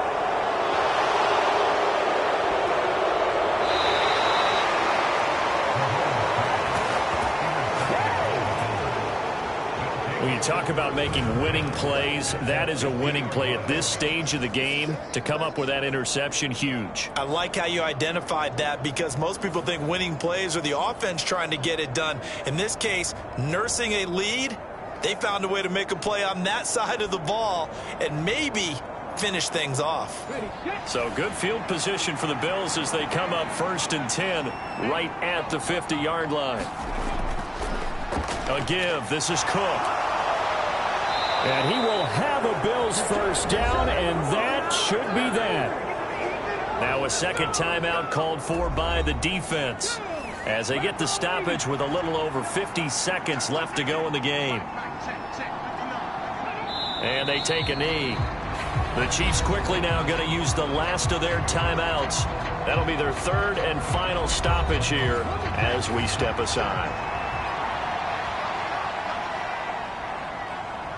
And they'll indeed take a knee.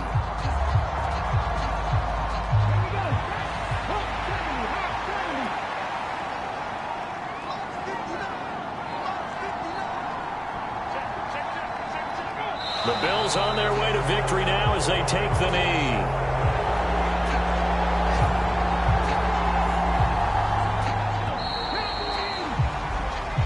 So it's a victory here for the Buffalo Bills. And this win was impressive, Charles. And look, they were honest with us this week. They had this game circled on the calendar for quite a while, coming in and taking down the reigning Super Bowl champions.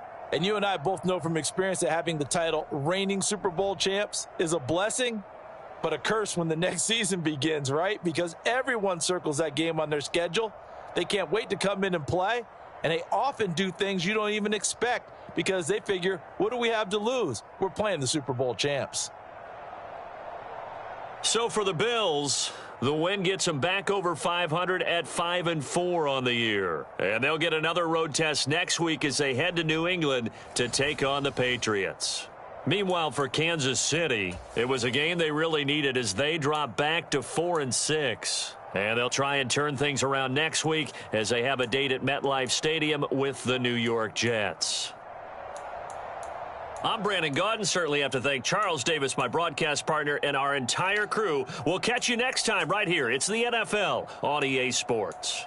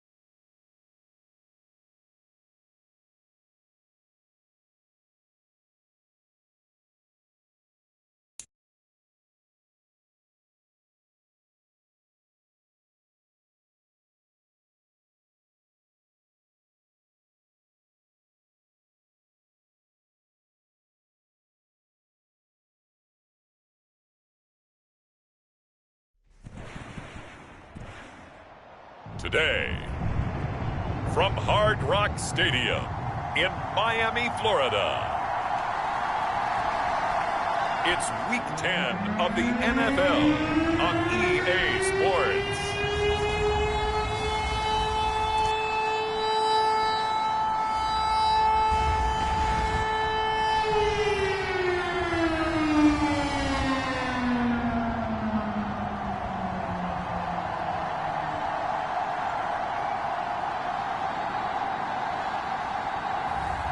It's the Miami Dolphins taking on the Seattle Seahawks.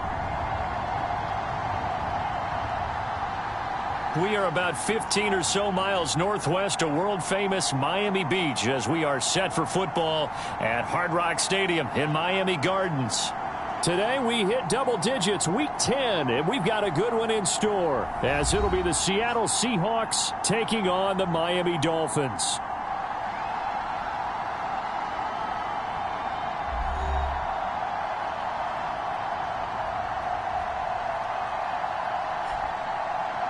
Hi, everyone. Brandon Gaudin, Charles Davis. Charles, you look at the Dolphins as they interplay in this one. They've been cooking these last couple months. Winners of 7 of their last 8 games. And if you extrapolate that out to a full season, they'd be 14-2. And anyone in the NFL today would sign up for that. Meanwhile, for our visitors, the Seahawks. Well, down on the field, they're all thinking the same thing that they do every week, Charles. All the work, all the preparation over the past week, it all leads up to these next 4 quarters. It's suspenseful now, Brandon, but once that ball is kicked, that ball will go out the window. From then on, it's just time to execute and fight for it.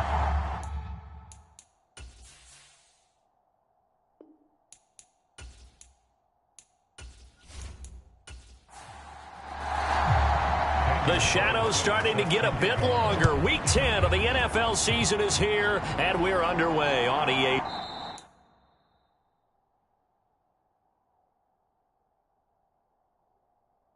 Sports. No run back here on the opening kickoff as we'll start at the 25. So out come the Seahawks now for their first possession.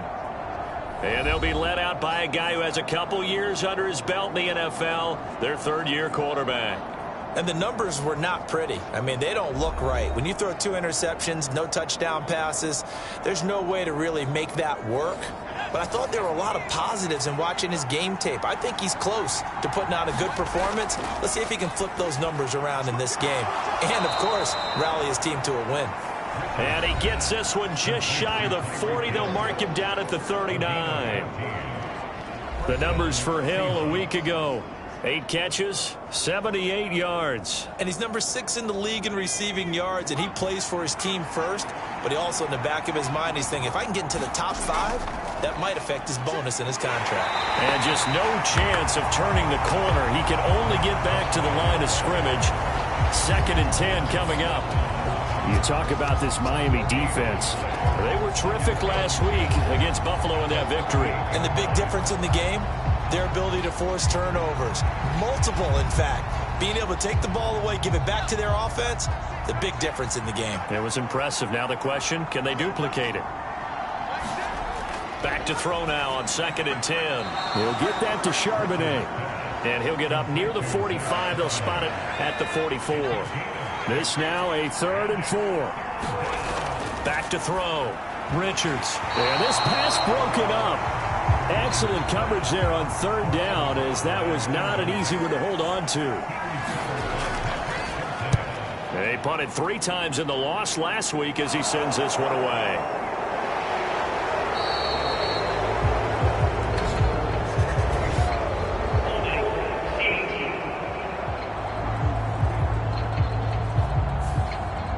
So the hold on special teams backs him up all the way inside the 15 to start. Up the middle, here's Walker. And he'll go down after losing yardage at the 10. He'll lose a yard there, and it's 2nd and 11. I think sometimes when you're trying to get after the quarterback, maybe it's better to be lucky than great. Because I think on that one, he's just trying to get upfield and rush the passer. Instead, the tackle for the loss landed right in his lap.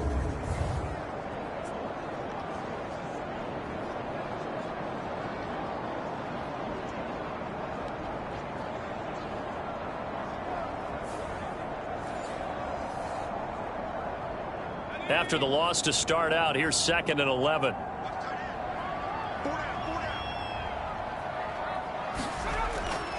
Looking to throw. Costello. Catch is made by Marquise Brown. And brought down, but not before they're able to get it up to the 25. Give him 15 yards on that one, and the Dolphins have a first down.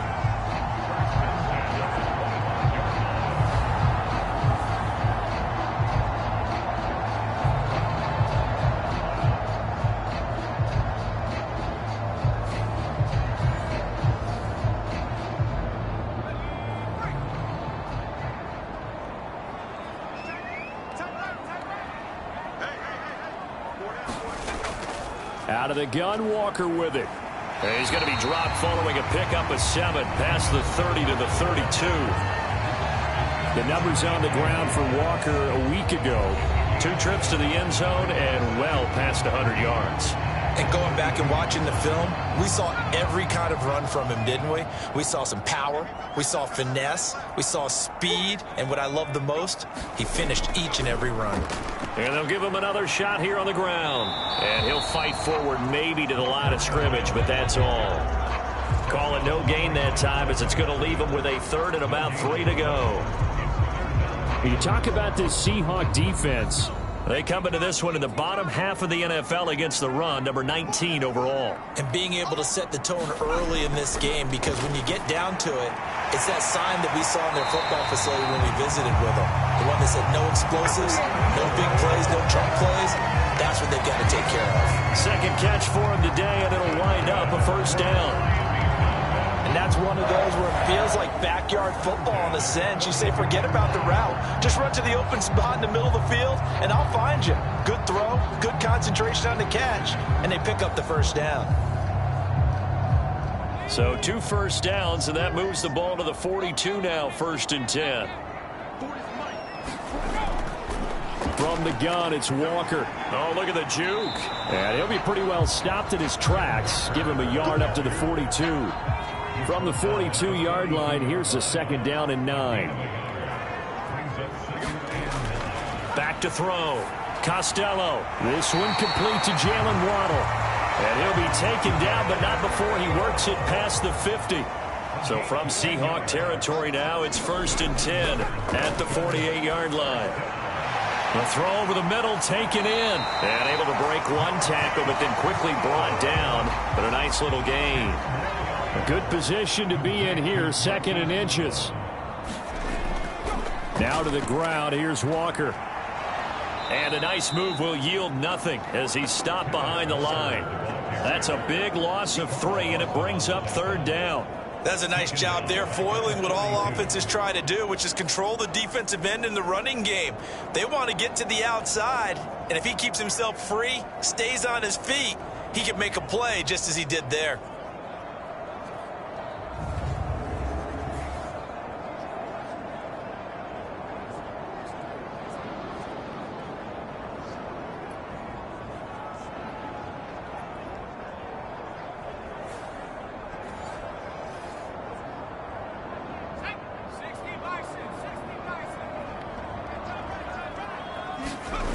Looking to throw. Costello. He's got his target. That's complete. And he is going to have the Dolphins first down. They needed 4. He doubled that. He wound up getting 8. Solid opening drive so far, Charles. They've moved this football into field goal range, but you know that they want to cap this off with 6 and not 3. Absolutely. As one of the better coaches in the league always tells me, on offense, I want to throw body blows all game long and finish it with uppercuts. Well, here are the body blows right now. He's hoping in 1 uppercut will take care of the end of this drive. Throwing on first down. Costello. That completes it again to Metcalf. And he's going to get this down near the 20-yard line.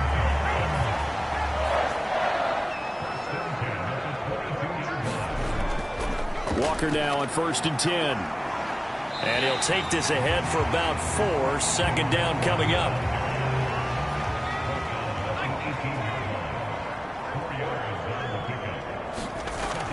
Now a shotgun snap as they'll look to throw. Over the middle here to Brown. And he gets it inside the 10 to the 9. So first and goal from the 9-yard line. Operating from the gun, Costello. Nowhere to go here. He lost the football. Oh, and one of the linemen on the other side has got it. This has been a long drive. You know that defense, they're craving to get off the field. They were able to force it free, but couldn't recover it. Yeah, and on the offensive side of the ledger, they were thinking about how do we punctuate this drive with 6, right? Making an exclamation point. Instead, you got to put a question mark next to this drive now after the fumble, even though they recovered it. To throw on second down, Costello Setting up the screen here. This is Walker. and they're going to lose some on this play. Being knocked back to the 18. It'll be a loss of 2, maybe 3 on the play. And now we've got a 3rd and goal situation. And that's a great job of tackling right there. If he could have made the first man miss, maybe he could have taken it into the end zone. Instead, they stopped him pretty well right in his tracks. And you often see that in the red zone. Offense has to be quick. In this case, the defense was quicker. Now on 3rd and long, they'll look to throw. That's going to be caught by Waddle. Give them 13 yards on the connection, but not enough. 4th down. Nice job understanding the situation. 3rd and long, kept the play in front of them and made the tackle. They gave up a good chunk of yardage, but it does force a 4th down.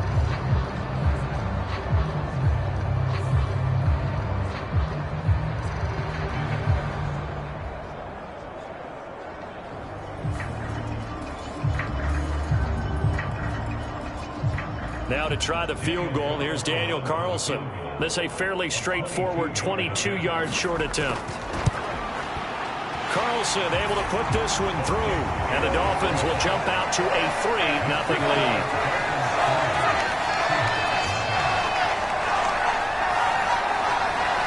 So a pretty good opening drive. That'll make the home fans somewhat happy. They wanted 6, but they got 3 in the early lead. And they should be happy. The guys look good getting down the field. That's got to give them a little bit of hope that good things are in store here today for them. And up to about the 26-yard line, just across the 25. Seattle's offense coming back onto the field, ready for their 2nd drive. And the last drive, their first drive, 3 and out. What changes here, if anything? I think it's making sure the guys that you trust the most with the ball, the biggest playmakers you have, that they touch it on this possession to try and get things moving. So get it to the horses. Without a doubt. They're the ones that typically end up in the end zone. And that is incomplete. Oh, the coverage a little too good there, and it's 2nd down. To throw again, Richards. He finds Smith and Jigba. They get 7 out of that, so they're left with a 3rd and 3.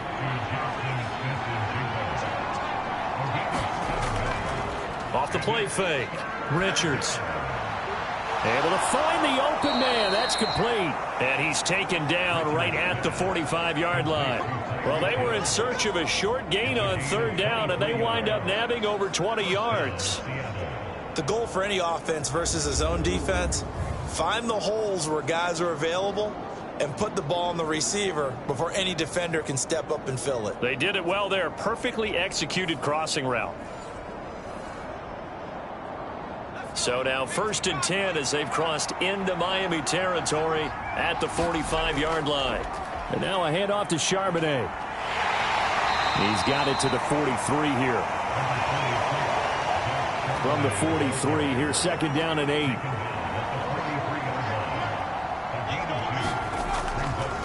Again, it's Charbonnet.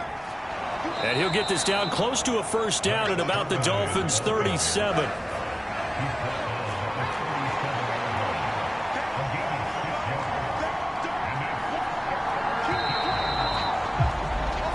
Nothing after 1 on EA Sports.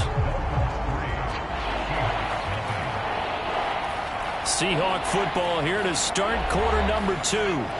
3rd and 2 as they've got it as we resume action.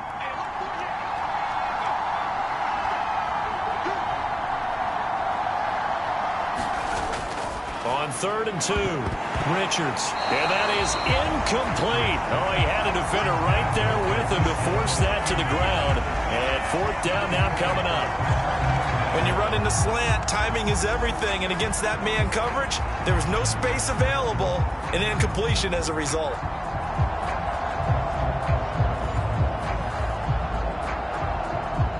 So now they're going to send out the field goal unit to, as they say, fire away from long distance. This from 54 yards away. And this kick is not going to be close. It's well short, well right to boot. And instead of tying it up, they'll remain down by 3.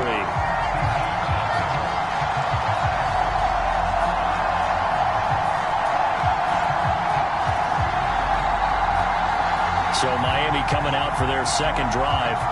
And last time they got 3 points, but it was a chip shot field goal. And when you go to the sideline after a chip shot field goal, maybe the offense not too happy. It's a balancing act, isn't it? Because you're exactly right. They're none too pleased that they didn't punch it in for 6 points. But they also have to remember they did put points on the board. 3 points is 3 points. And in this league, you take points when you can get them. Not easily done. From the 48-yard line, here's 2nd down and 2. On the counter, it's Walker. And a strong run there as he'll take this all the way down to the 35. That one good for 13 and a Dolphin first down. That time a little misdirection really seemed to fool the defense. And think of it this way. From the time you're in high school, you're taught to watch film and pick up tendencies. Sometimes they can use those against you, though, when they break their own tendencies and hit you back the opposite direction, huh?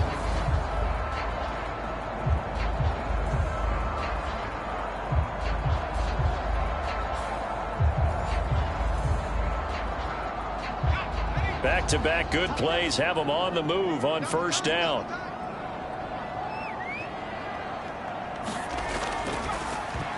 The quick throw knocked away. It's incomplete. Here's 2nd and 10.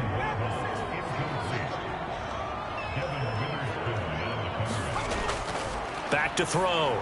Costello. And Walker has it. And they're able to get this one past the 30 to the 25-yard line. A 10-yard pickup, and it's enough for a Dolphins first down. They ran that one well, and not only did they pick up a nice chunk of yardage on the screen, they sent a message to the defense. Rush the passer all you want, but you better be careful. We can hit you going back the other direction. They had to settle for 3 last drive, hoping this second go-around ends in 6. In good position, 1st and 10. Now a throw here going to be taken in by the tight end Njoku. And out of bounds right around the 20. From the 20, here's 2nd down and 5. They'll look to throw again. Got a man, it's Brown. And he takes it down to the 10-yard line.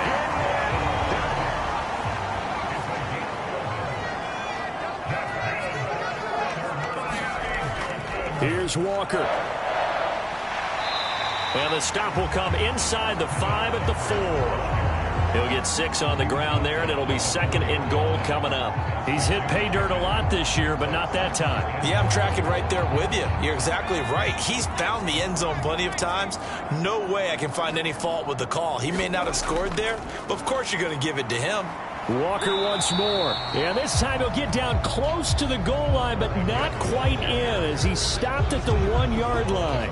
They get 3 yards closer, but still work to do. It's 3rd and goal. And, Brad, they went to a nickel defense, and that's a surprise this close to the goal line, because ordinarily you use the back end of the end zone, the sidelines as extra defenders, and you want bigger people on the field to try and help against the run. He's got it. Touchdown, Dolphins. DK Metcalf with touchdown number 8 on the year. And they are able to add on to their advantage. So a passing touchdown on 3rd and goal from the 1. You like the play call? I like any call that ends up as a touchdown. Of course, that's a really good call. But in this case, I liked it a lot because maybe they just didn't feel confident in running the football in that situation. Now for the extra point, Daniel Carlson.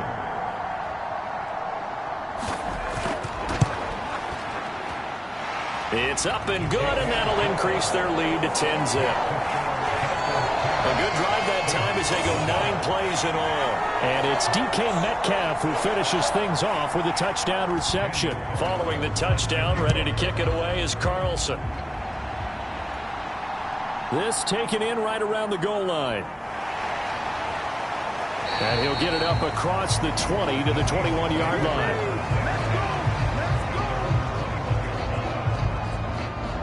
Seattle again getting ready to take over offensively. Nothing for them yet from an offensive standpoint. Down 10-zip as they come up 1st and 10.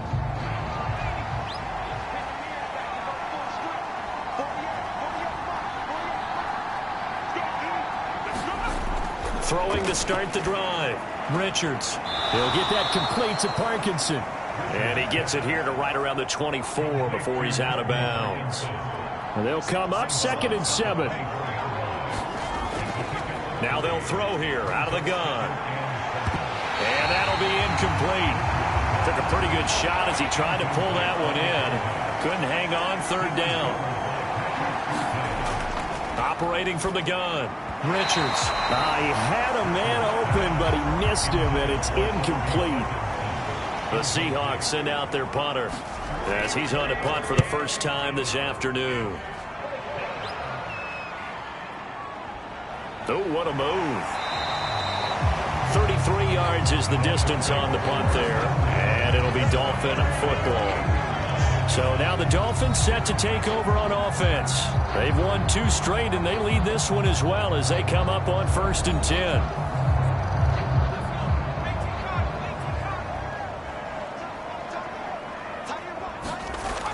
Throwing to start the drive. Costello. And down he goes at the 49, a 3-yard pickup. 2nd and 7.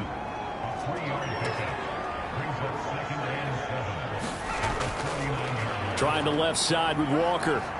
And he'll get this into enemy territory, but not by much as he's down to the 48.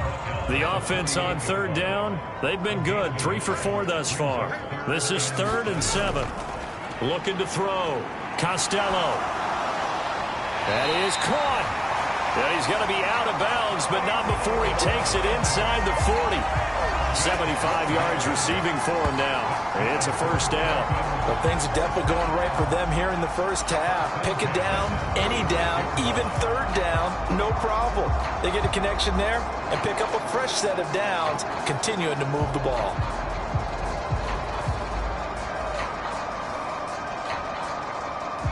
So from the 36 now, 1st and 10.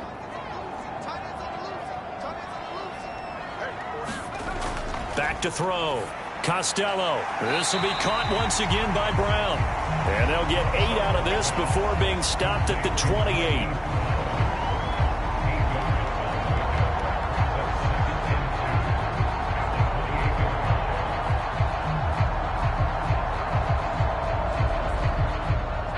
Second and a couple.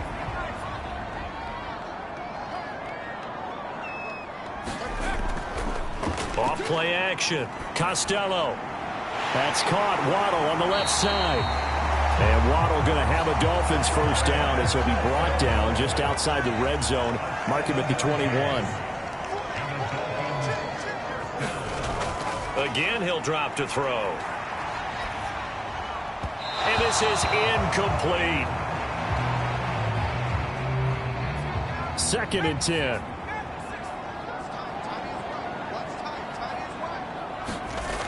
They'll stick with the passing game as he looks to throw. It's complete to Brown, right side. And he gets it inside the 10 to the 9.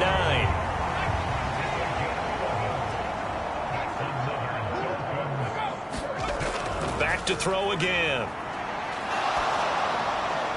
And he just throws this one away.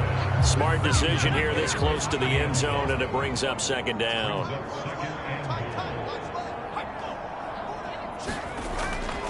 On 2nd down, it's Walker. And he gets halfway home from the 10 to the 5 on a pickup of 5. This has been a long drive. You got to figure a field goal would be a letdown. Can they convert now on 3rd and goal? That is caught by Waddle. Touchdown, Miami. A 5-yard touchdown catch. And his guy's now an extra point away from taking a 3-score lead. That's why you've got your star out there. Throw the ball to him. They did. That's simply saying we don't care what coverage you put out there. He's so good.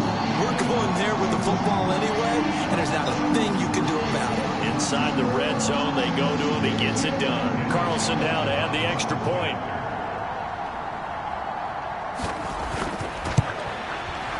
He's got it, and it's 17-0. A 10-play drive that time. And it was finished off by a Jalen Waddle touchdown. Following the touchdown, ready to kick it away is Carlson.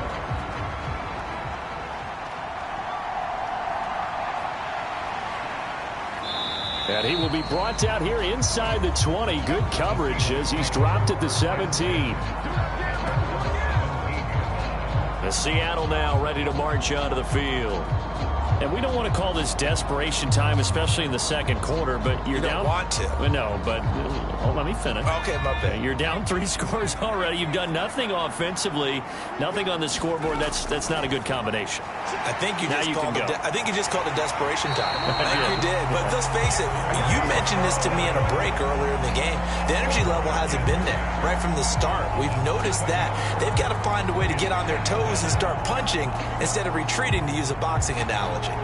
3 scores down, not even a halftime yet. They are not getting much generated offensively. They've got to figure it out. It's tough because this defense just seems to be playing with so much confidence right now. They really are. They are on their toes, and they're getting at them.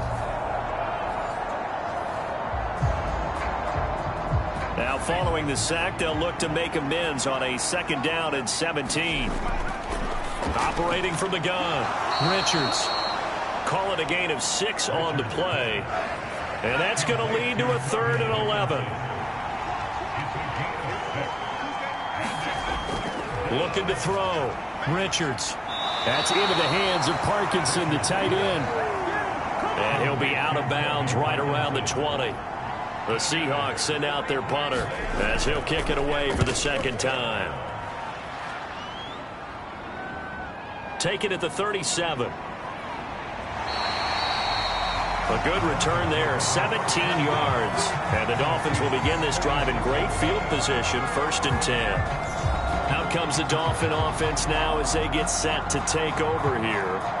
They have to be pleased with the way that they've moved the football thus far. And why wouldn't they be? 2 touchdowns on a field goal in their first 3 possessions. They're playing so well right now, the field goal probably feels like a disappointment. Straight ahead, Walker. Solid running on the carry, but still brought down just inside of the 40. 43 yards rushing for him now in the ball game. And we've hit the 2-minute mark in this first half of action. 2nd down and 3.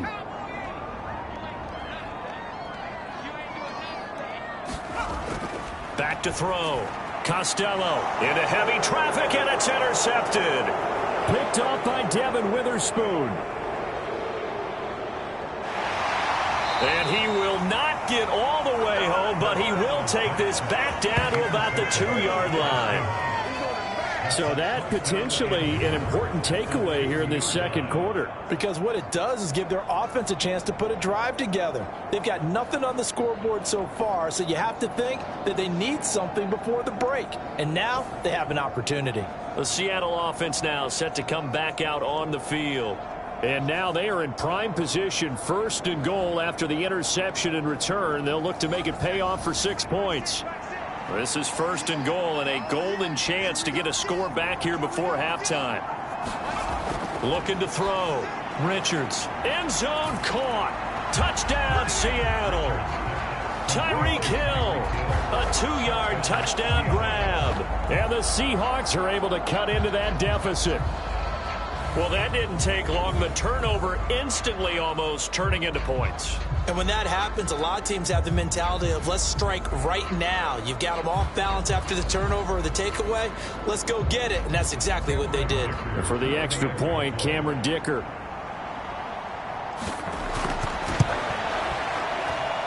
And it's 17-7. A nice, tidy little drive there, getting the ball in excellent field position, and only one play to score it.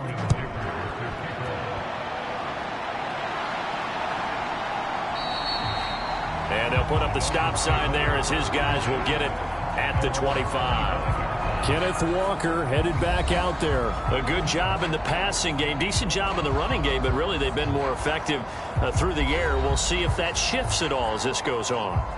Thus far, it feels like they're calling this game in reverse. Normally you run to set up the pass. Here it feels like they're passing, hoping to set up the run and be more effective later on in the game. Yeah, you can do it both ways. We usually talk about it in the reverse, however. No doubt about it. The drive starting with a first down, 11 yards on that pickup. And this is an example of breaking down a defense, because on a lot of these runs, he's getting past the point of attack, and guess what he's doing? Forcing the secondary guys to have to make a lot of tackles.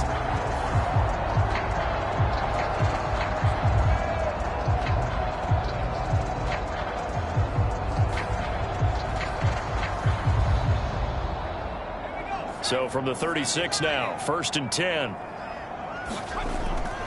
Back to throw. Costello.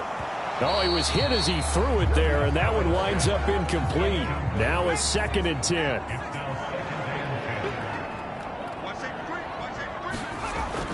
Operating from the gun. Costello. Over the middle, that's caught by Metcalf. To the 40 and no further. The broken tackle, but then the hole closed quickly. Now the Dolphins going to burn the first of their timeouts, as the stoppage will come with a little under a minute to go in this first half. 3rd down and 6. Operating from the gun. Costello. That is incomplete. And with apologies to Dylan Thomas, apparently they're not going to go gently into the half. They're still out there firing haymakers. They took a chance on a deep ball there, but it winds up incomplete. And this will be taken at the 13. 43-yard punt, but they get 9 back on the return. And it'll be Seahawk football, 1st and 10. The Seahawks going to take over now late in this first half. Well, not much time remains here in this first half. We'll see if they can get something out of this drive, at least a field goal. They could certainly use it, down by 2 scores.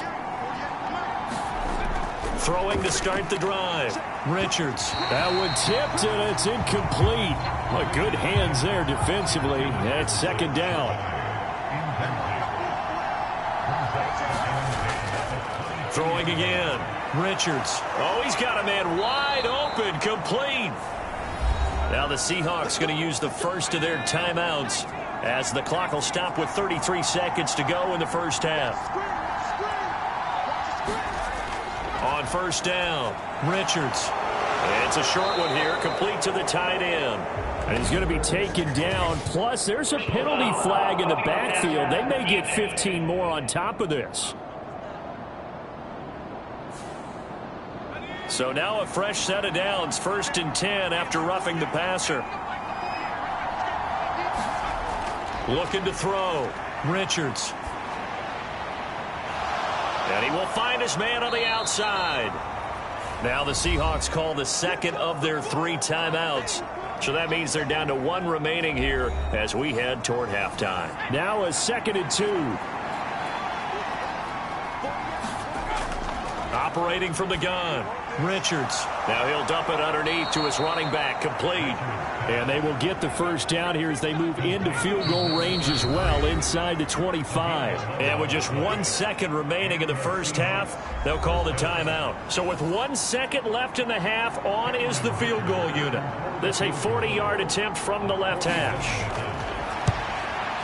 And his kick is good. And that will do it for this first half. So the 2 teams will head to the locker rooms here in Miami with the Dolphins on top, as we send you up to Orlando to check in with Jonathan Coachman and our EA Sports Halftime Report. All right, Brandon, thank you very much. More from you two in a minute, but first, let's take a spin around the NFL and see what's going on here in week number 10. We'll start up at Gillette Stadium in Foxborough. And as you see, they were winners back on Thursday night. Mac Jones, a strong performance there, over 300 yards passing with 3 touchdowns in the victory. From there, let's head off and check out a second game. And you can see, currently they trail in that ball game. Kenny Pickett with a couple of touchdown tosses. Finally, let's get to the country music capital of the world and see what's happening with the Titans at home in Nashville. And this one going the visitors' way as the Texans have the lead in that one. It's C.J. Stroud with a couple of touchdown passes.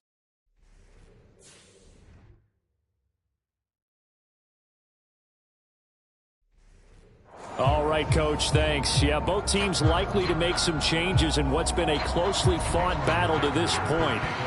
One touchdown is the difference. 17-10 our score, and we are back underway on EA Sports. And it's a pretty good return here as he'll get this up to the 29.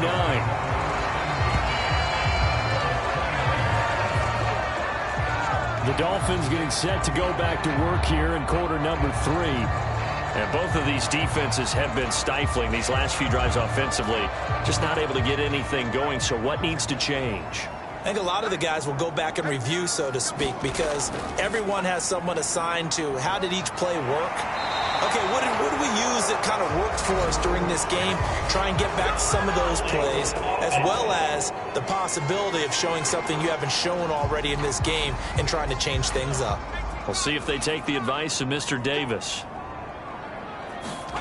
Back to throw. Costello. That's DK Metcalf running the slant. He's got it. And they get him down, but not before he takes it across the 40-yard line. He continues to deliver a first down here. He had 4 catches in the first half, and this one number 5. Looking to throw. Costello. Open man is Waddle, complete. And that's good for a gain of 6, and that will bring up second down. Up the middle they run. It's Walker. And very little running room there. He did get a couple up to the 49. They need 2. Here's third down.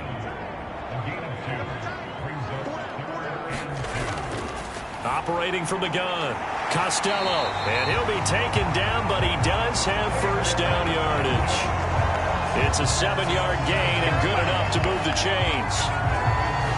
And I think there defensively, they were so intent on stopping the run that they kind of got caught out of position. This is just a simple pitch and catch for a first down.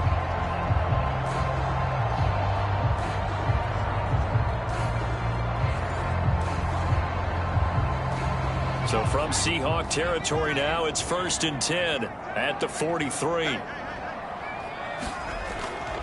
Back to throw. Costello. This will be caught by Brown. And he'll go out of bounds right around the 40. Here's 2nd and 7.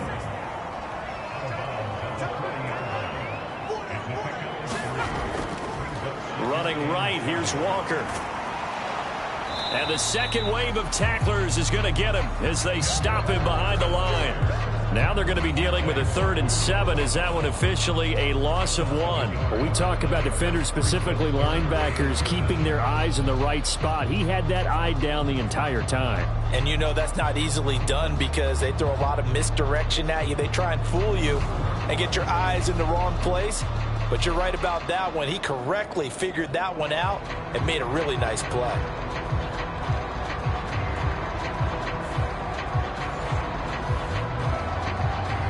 The line to gain is the 33 on 3rd down.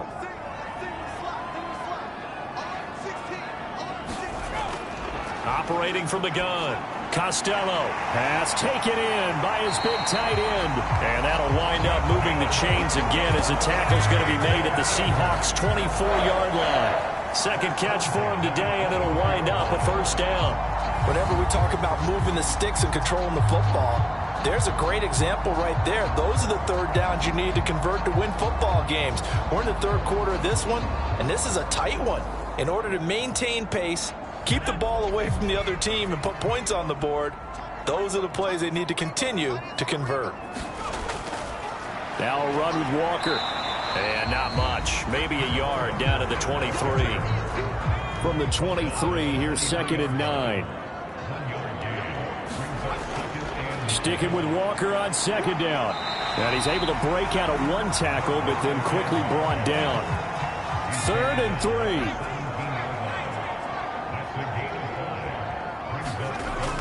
Looking to throw. Costello. Got a man. It's Waddle, complete. And the Dolphins are going to have first and goal as they try to finish off this drive with 6 points. I'll tell you what, this offense is playing a little bit of keep away right now. They've come out here in the third quarter, possessed the ball for quite a while, and they keep on converting. Nice pitch and catch there to set up the first and goal.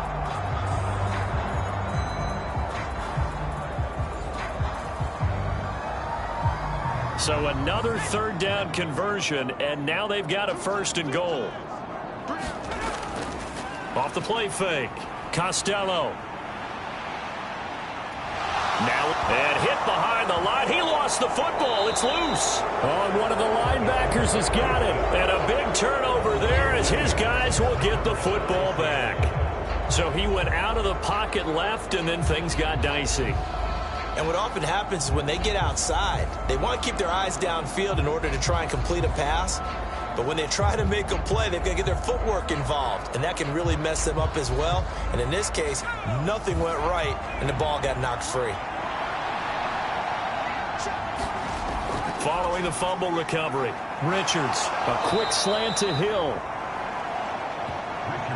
And that's good for a pickup of 10 yards. And they'll be left with a second and about a foot.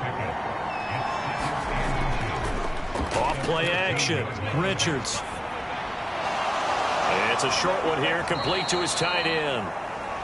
They call his number again. It's his 6th catch and a first down. So much goes into a successful play, doesn't it? How about that play action there, freezing the defense just enough to bring the tight end free downfield for the completion. On 1st and 10, Richards. And a quick throw here, that's complete.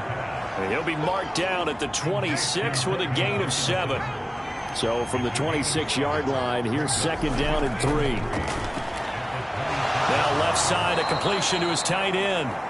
First target, first catch, and a first down.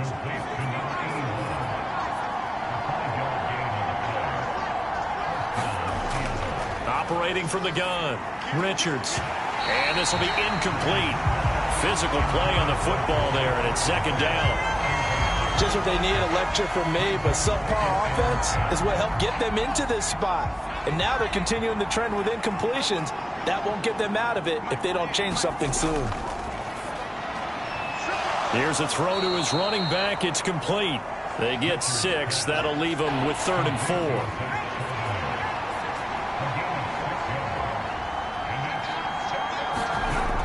Back to throw. Richards. Open man. That's Hill, complete.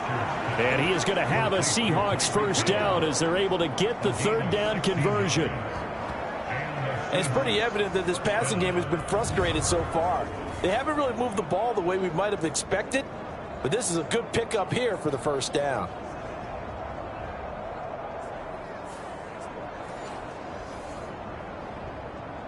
So now 1st and 10 as they've crossed into Miami territory at the 47. Looking to throw. Richards. And that is incomplete. 3rd quarter of a tight football game as we come up on a 2nd and 10.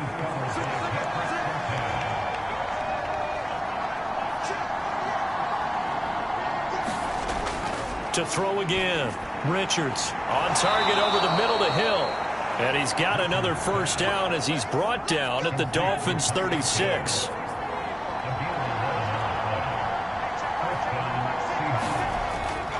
Back to throw. Richards. Tyreek Hill's got another one. And brought down, but not before they're inside the 25. Throwing on first down. Richards. And they're going to get him. He's sacked back around the 28. Jeffrey Simmons able to record his 5th sack of the season. Well, this has been a pretty sizable drive. They've had some success. Finally, the defensive coordinator found some success of his own. I think he just simply said enough of that. Okay, they've moved the ball well. We need to force the issue from our end, and that's exactly what he did.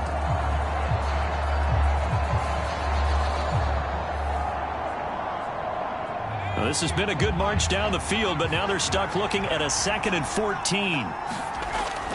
Looking to throw. Richards. Got his man complete over the middle. It's Logan. So the completion results there in 9 yards. And it brings up 3rd and 5 now.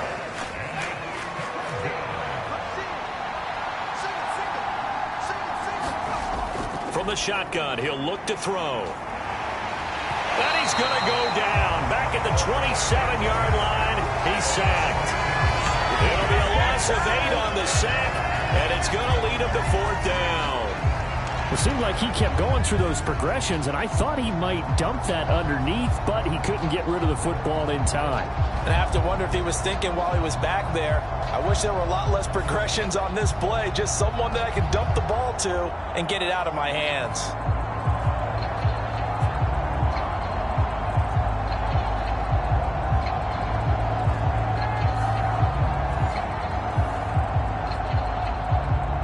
Cameron Dicker on now to try the field goal.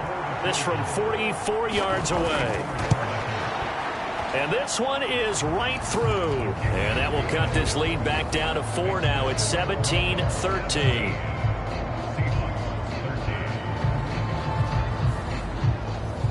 Well, certainly happy they were able to force the fumble, Charles, but wish they would have gotten in the end zone, only getting 3 points there and still facing this second-half deficit. And they also will understand it's going to be a whole lot tougher to force another turnover the rest of the game because that offense, they're going to be all about ball security from here on out. Dolphins offense returning to the field. And so close to hitting pay dirt last time, fumbling down near the goal line. Now, how does that affect their psyche this time around? It's a tester, that's for sure, because to be that close and come away with no points is really disappointing, not just for the guys on offense, but the defensive players, too, who thought, hey, we're going to put some points up and have a little momentum going. They've got to find a way to just get it out of their minds, let it go, short-term memory, and move on to the next series. Operating from the gun, Costello. And he gets this one just shy of the 40, down at the 39.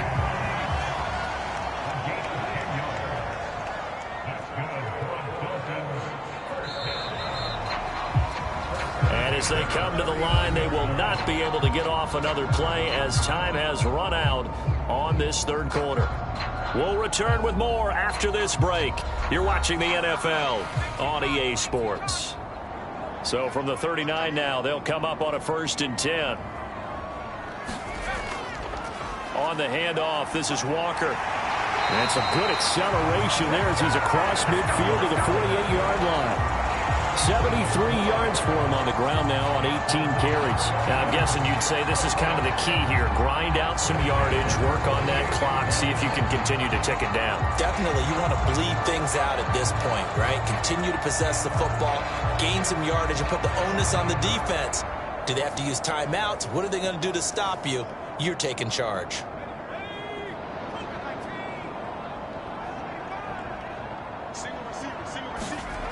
On 1st down, Costello. This will be caught. It's Waddle. And all the way in for a Miami touchdown. Jalen Waddle with his 2nd touchdown of the afternoon. And the Dolphins are closing in on a 3rd straight win as they widen the gap further here in the 4th quarter. Well, that's certainly going to bump up the old win probability index because now it's a 2-score game here in the 4th quarter. Yeah, you're taking me into that deep water now. Win probability index. This game's definitely not over. We're not looking at a 0.5% or something. It's just 2 scores. But the way that this team has played, to me, what I've seen, they absolutely deserve to win this game. They've been the better team by far throughout.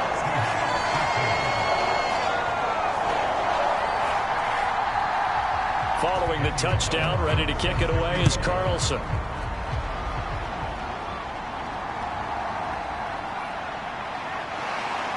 And he returns this to the 22.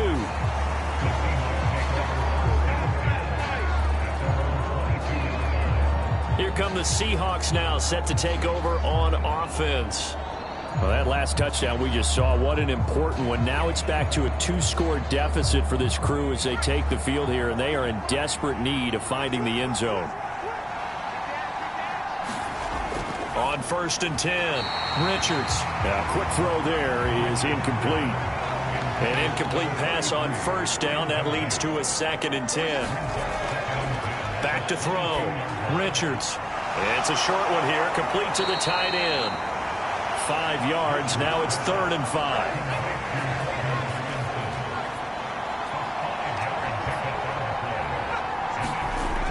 Looking to throw. Richards. Oh, he tried to fit it in on the slant, and it's intercepted. And he brings it back to right around the 26-yard line.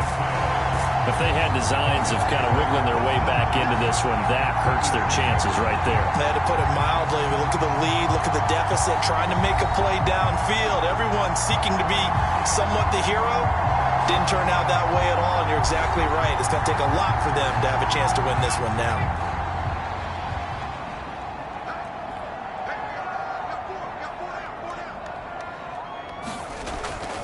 On the give, it's Walker. And he'll get what he can up the middle, 3 yards. That'll bring up 2nd down.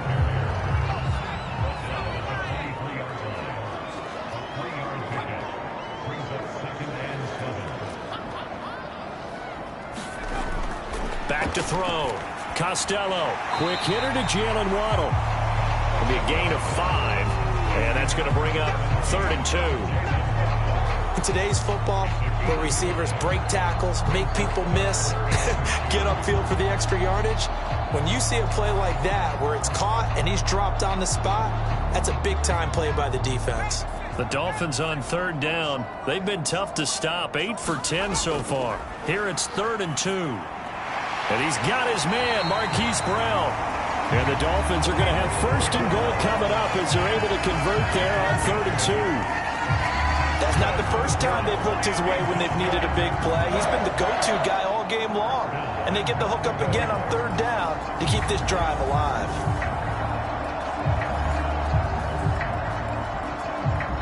A good chance now to put this game on ice. This is 1st and goal.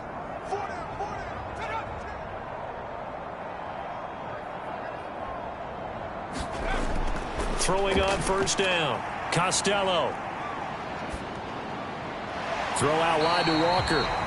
And the stop will come inside the 5 at the 4.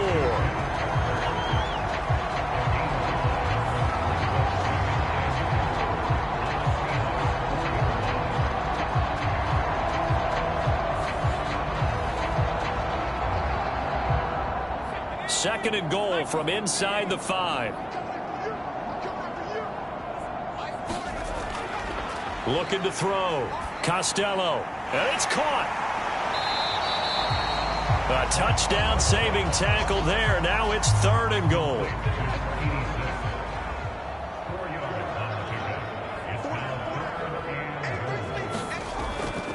Walker will take this in for the Dolphin touchdown. So they brought the extra bulk in down on the 1-yard line, and they're able to push this one across. Yeah, I can just see your face right now because I know we're mind-melding on this one. Coach Madden would love this. Power football, hat on a hat, chest to chest, driving forward, touchdown.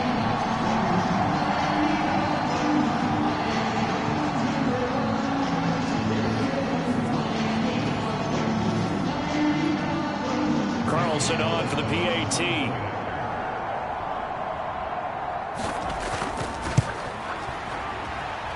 And the lead is up to 18 now.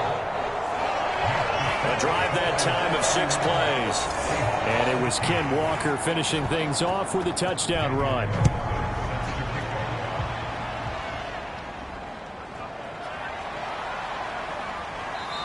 And his guys will get the football right at the 20-yard line. Now the ball now going back over to the Seattle Seahawks offense. We certainly had a sense coming in here that these guys were in for a tough one on the road. That has been how this ball game has played out. They trail big as we continue on now here in this 4th quarter. Trying to shake off the interception from the last drive. He'll look to throw. And he'll be corralled right around the 34. From the 34 now, here's 1st and 10.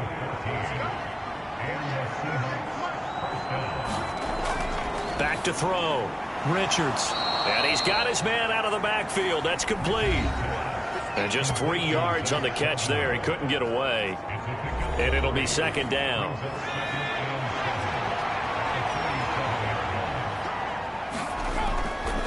Looking to throw. Richards. It's Hill. Complete.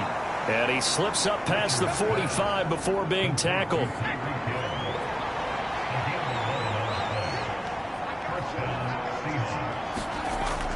On first down, Richards. He finds his man. Complete. That's Logan. And he gets this inside the 35-yard line. Another nice gain. That's now 30 yards between those last two plays. A 3-score game here late. You can probably rule out the comeback, but certainly some kind of a moral victory to be had if they can get a few more points to close things out. And to that end, a nice pass play there to push things downfield. Yeah, and we know in this league, a loss is a loss, and no one wants anything to count as a moral victory or, boy, something that feels a little bit cheap. But if they trim that lead down to just 2 scores, that's still a benefit to this squad.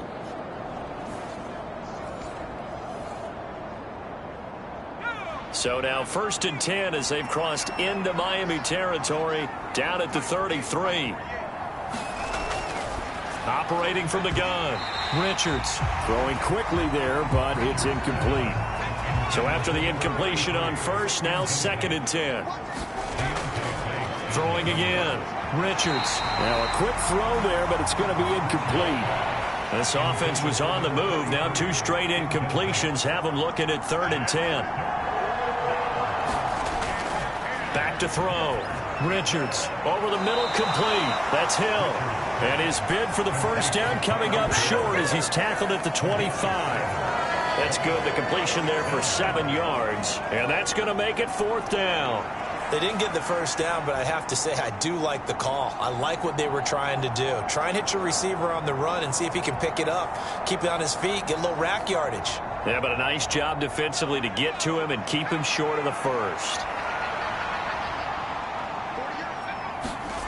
Got to try it here. He's back to throw. And it's incomplete. They cannot convert, and they turn it over.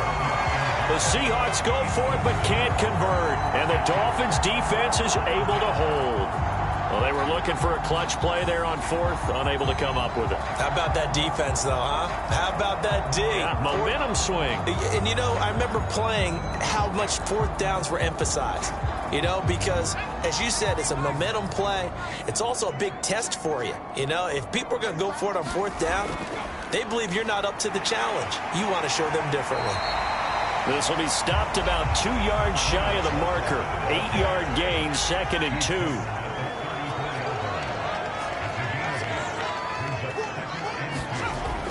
2. Looking to throw. Costello. Throw left side, complete. That's Walker. And he'll be out of bounds after getting this one across the 40. Back-to-back good plays have him on the move on first down.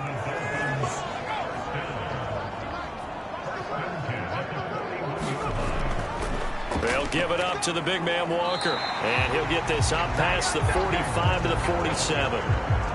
From the 47, it's 2nd and 5.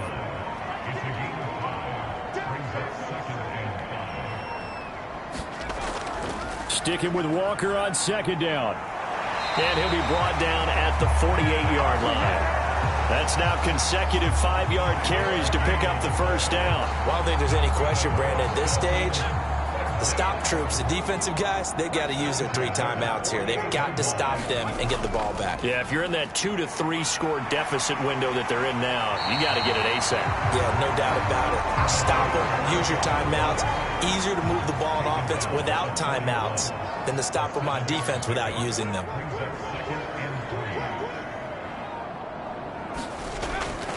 Hand off here to Walker. And he'll get it down on the play to the 37.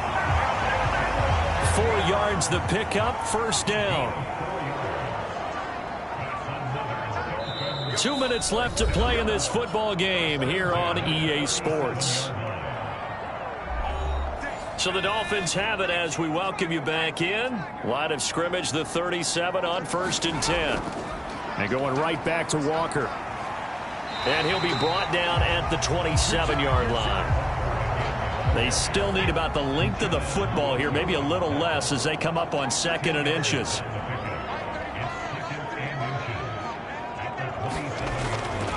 Up the middle, here's Walker. And they'll be inside the 25 now at the 24. They'll get 3 as the drive continues. It's a first down.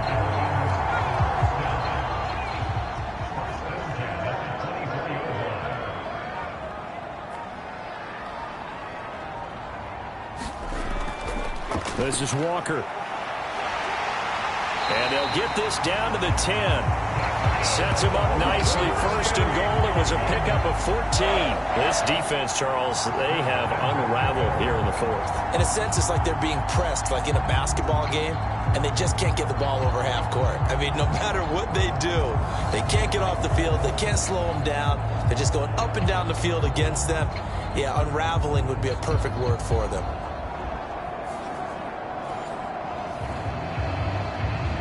Well, they probably don't need to run a play here, but you wonder if they're going to be able to resist on first and goal.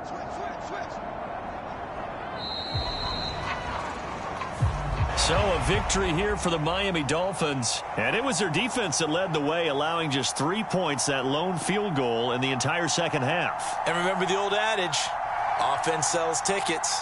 Defense does what? Wins championships. And in this game, maybe a championship wasn't won, but a game was by the defense, right? Held them to just a field goal.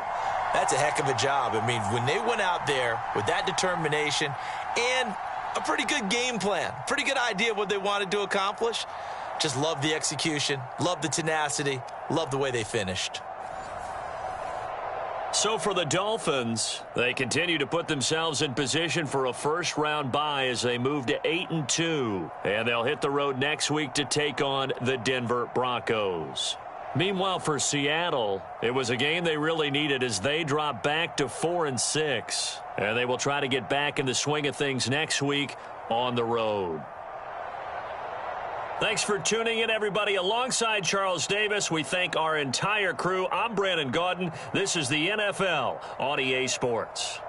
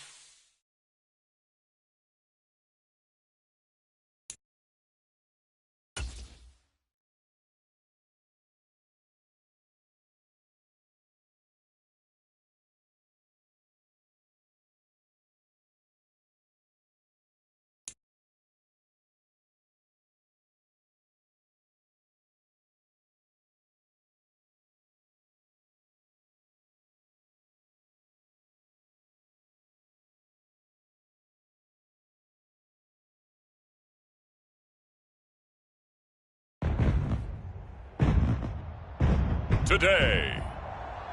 From State Farm Stadium in Glendale, Arizona, it's Week 10 of the NFL on EA Sports.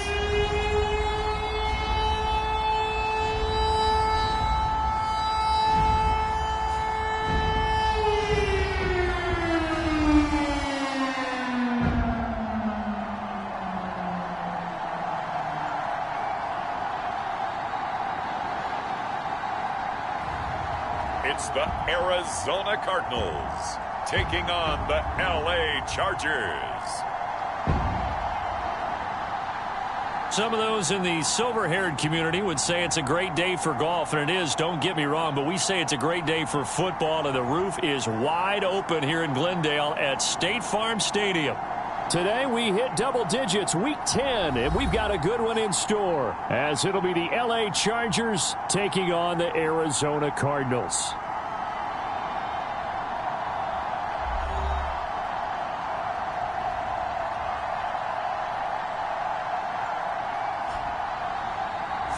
With Charles Davis, as always, I'm Brandon Gaudin. And Charles, you talk about storylines in this one. I think it begins and ends with our...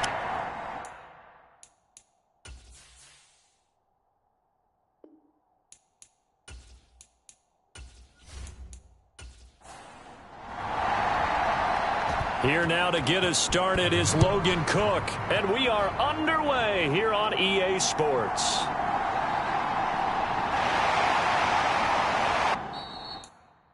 And he takes this near the 25. Just a little pass there. Call it the 26.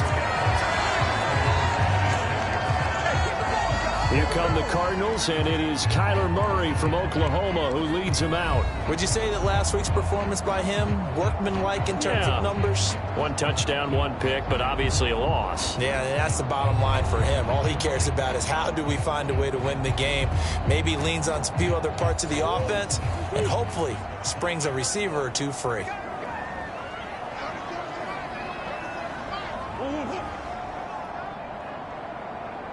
Moore, the man in motion. First play and a first pass for Murray. And his first pass here is going to fall incomplete. Once again, they'll come up on the 26-yard line, 2nd and 10. From the gun, Murray, and that is incomplete. A lot of force bearing down on him there. He could not hang on. It's 3rd down.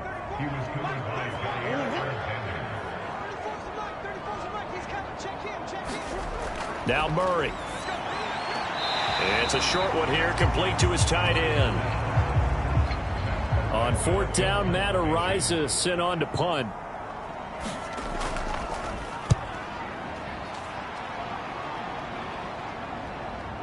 This is taken at the 23. It's a 45-yard punt, then 8 on the return. And it'll be Charger football here as they take over.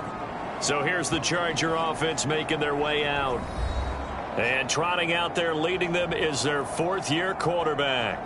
And for how good he is throwing the ball, it's his running that makes him so dangerous. He had a couple of touchdowns on the ground in last week's game, so we'll see what they dial up for him for this one. Line of scrimmage, the 31 now on 1st and 10. The play-action fake. They'll look to throw.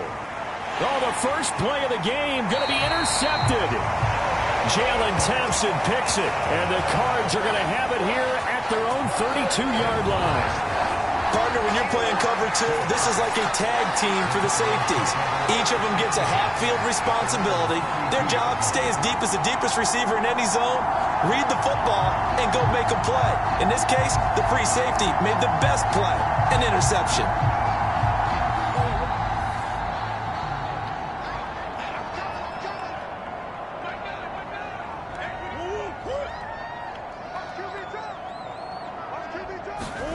After the turnover, here's Murray. Firing quickly here, and that's complete. Now this will leave him a yard short. Nice pickup of 9 yards on 1st down.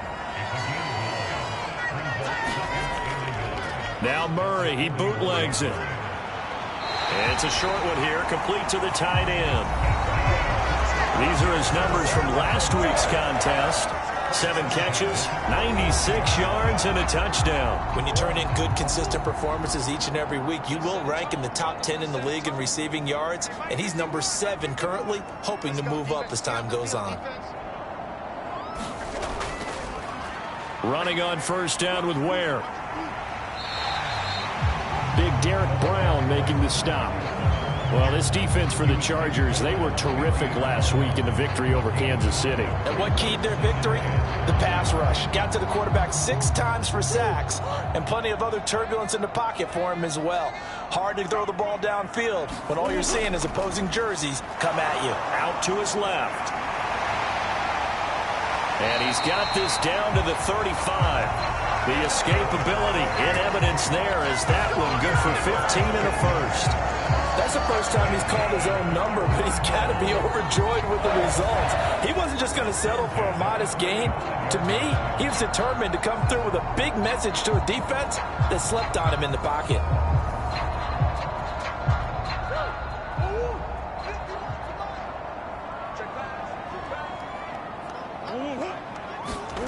On 1st and 10, here's Murray. And he'll take this beyond the line of scrimmage as he slides to a hole. He'll wind up getting right about 4 there on the scramble, and it's 2nd down.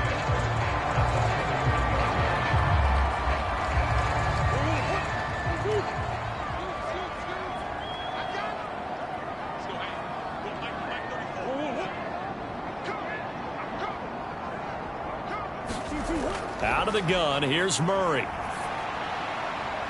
That's caught by Ware. And he'll be a little shy of the 25 here at the 26-yard line. So give him 5 yards there on the pitch and catch. And now 1 yard to go on 3rd down. I know it was a gain, but you have to sense probably a little bit of disappointment there because when it's out there in open space, I think they expect to get more out of a play, don't you? Especially when you're getting it to your guy out of the backfield. You're expecting him to be able to create something, be a little more shifty. Yeah, no doubt about it. Good open field tap. Murray fighting, lost the football. Oh, and one of the linemen on the other side has got it. Points 1, 2, and 3 in their defensive game plan was to get to the quarterback and knock the ball free. They did it there. Luckily, offense hangs on to it. Yeah, that's got to serve as a wake-up call, though, because they can't afford to let the ball go over to the defense and miss opportunities. And I'm not saying it happened here, but you know what a good rule of thumb is when a play like that occurs? You know who usually recovers it? The guy who missed his block and let his quarterback get hit.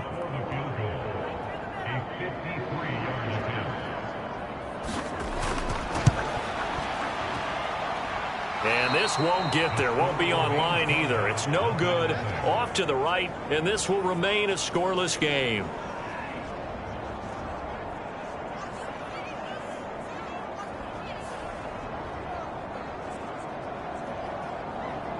The Chargers get set to go here for their 2nd drive.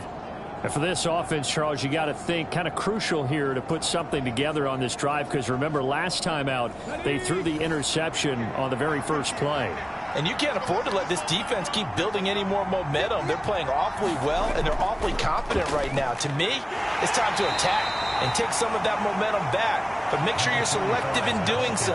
Understand where you want to throw the football and make sure it's open before the ball leaves your hands. Here's a 2nd and 7. Pass complete. George Pickens with it. And he's brought down. A gain there of 12 yards and a 1st down L.A. To win any route, you've got to break down the defender, and that's exactly what happened here on this really nicely executed curl route.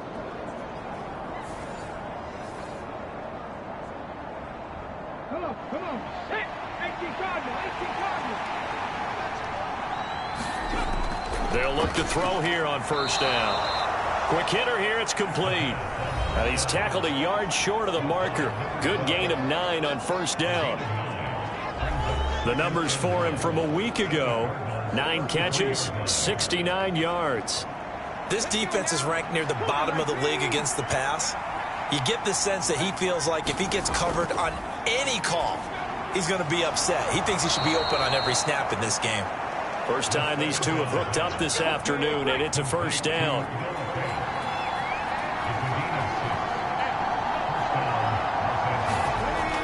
Looking to throw.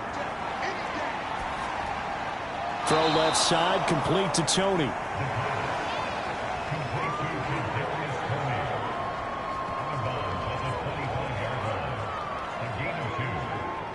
This is 2nd and 8.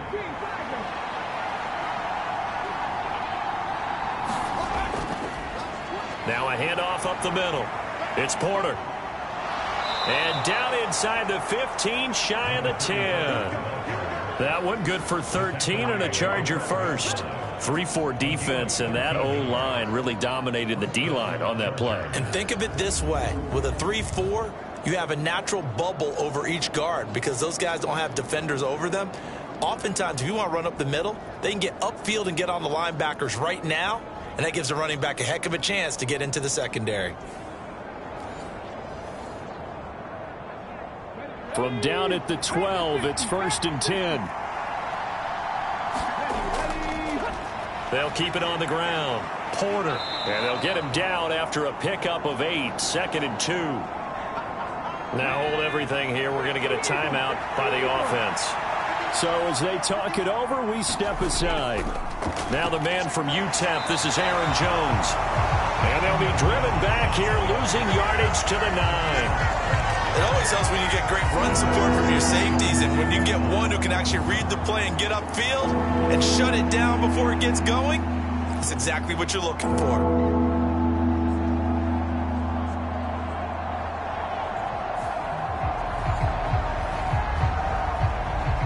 An 8-play drive to this point. So here's play number 9 on 3rd and 7. They'll set up a throw. Touchdown, Chargers. A great play there with touchdown number 7 on the year. And the Chargers will jump on top with the game's first score here this afternoon. A nice connection there, finding his target, and that'll put 6 up on the board. Just like they drew it up in their playbook and reiterated it on the sidelines, right? Perfect route, a good throw, and the defense, they had no answer for that right there. Kaimi Fairbairn on for the extra point. He hasn't missed an extra point all season, and he won't miss this one either, and it's 7-0. So that drive consumes 9 plays all told, and it ends with the Chargers getting into the end zone.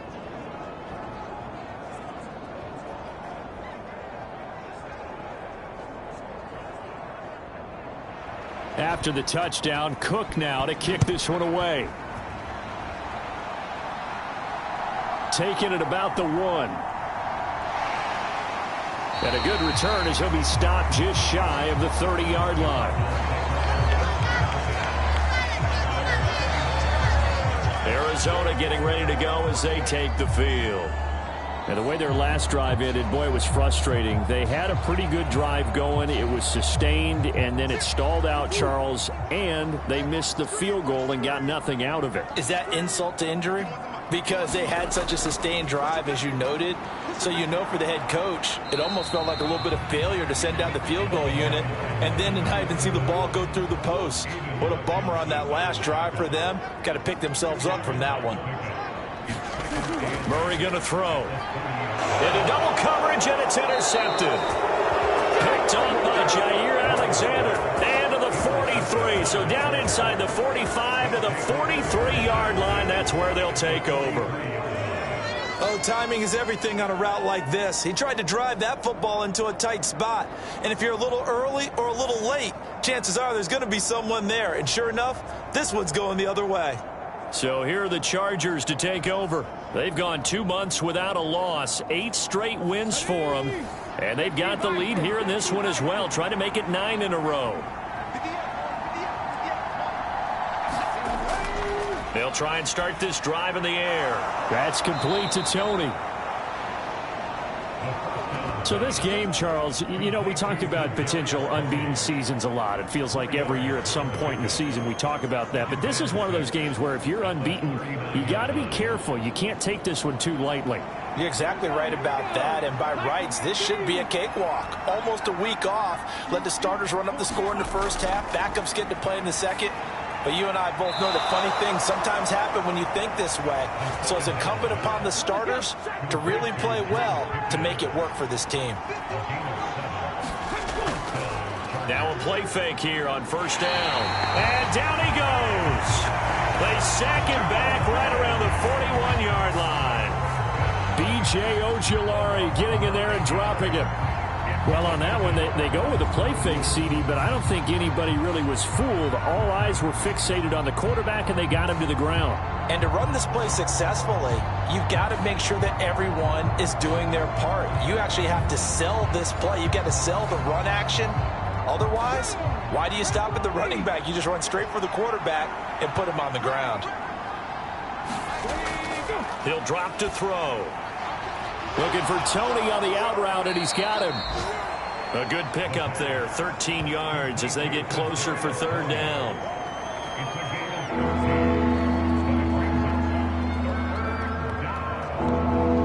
The Cards going nickel. An extra defensive back out there now on third down.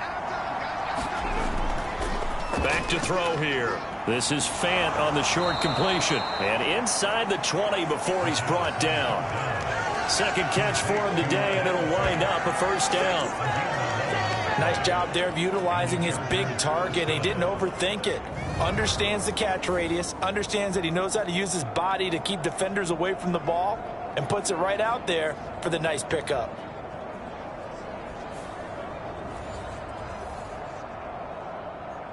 So from inside the 20, here's 1st and 10 at the 18. They'll look to throw here. Toward the end zone, but that's going to wind up incomplete. So now 2nd and 10 after the incompletion on first down. Up the middle they go. It's Porter, and he'll take it from the 18 to the 15, a gain of 3.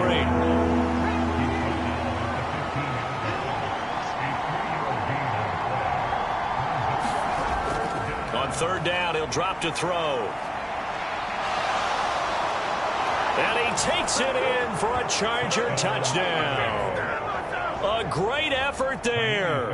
His 2nd TD of the game and 18th of the year. And the Chargers are off to a 13-0 first quarter lead. Extra point by Fairbairn, up and good. 14-0 the score. This is the NFL on EA Sports. Charger football to start quarter number 2. As they've got it as we resume action. And he won't return this one. He'll go down to a knee, and they'll start at the 25. Arizona's offense back out and ready to go. And they're in a bind early here, down 14-0. Are you worried at this stage or still too early?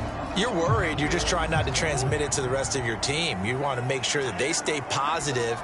But at the same time, you're wondering, how are we going to move the football? What do we have on this play sheet that can work? Get back to basics is usually your answer.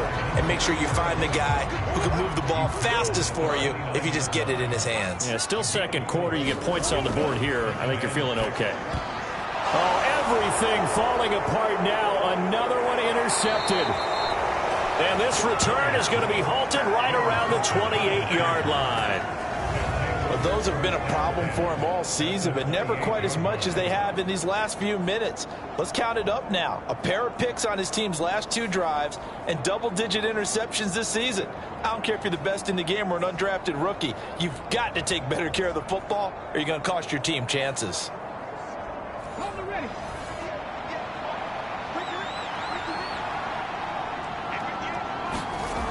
They'll come out throwing here on first down. Looking left side, and he's got a man. That's Porter. Touchdown! A great play there. 28 yards. And the Chargers are able to strike quickly to add on to their lead. Boy, so if you are scoring at home, Charles, and God bless you if you are, but that's now 3 drives and 3 touchdowns. So in a baseball game, wouldn't that wreak havoc on your scorecard? Yes. I mean, with all the action that's happening now, how they got here, whatever cliche you want to bring into it, they're locked into a groove. They're clicking on all cylinders. Bottom line, they're piling up the points. Fairbairn good with the extra point, and it's now 21-0. Well, they got the ball in great field position. One play later, boom, end zone. After the touchdown, Cook now to kick this one away. From a yard or two deep, here comes a return. And he'll be tackled just shy of the 25.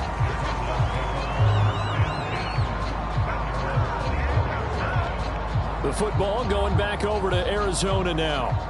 Well, CD, you kind of feel like they're in a bit of a danger zone right here because now you're down 3 scores, and I know we're in the first half, but the way this offense hasn't been able to generate anything, you feel like they probably need to get something going on this drive, right?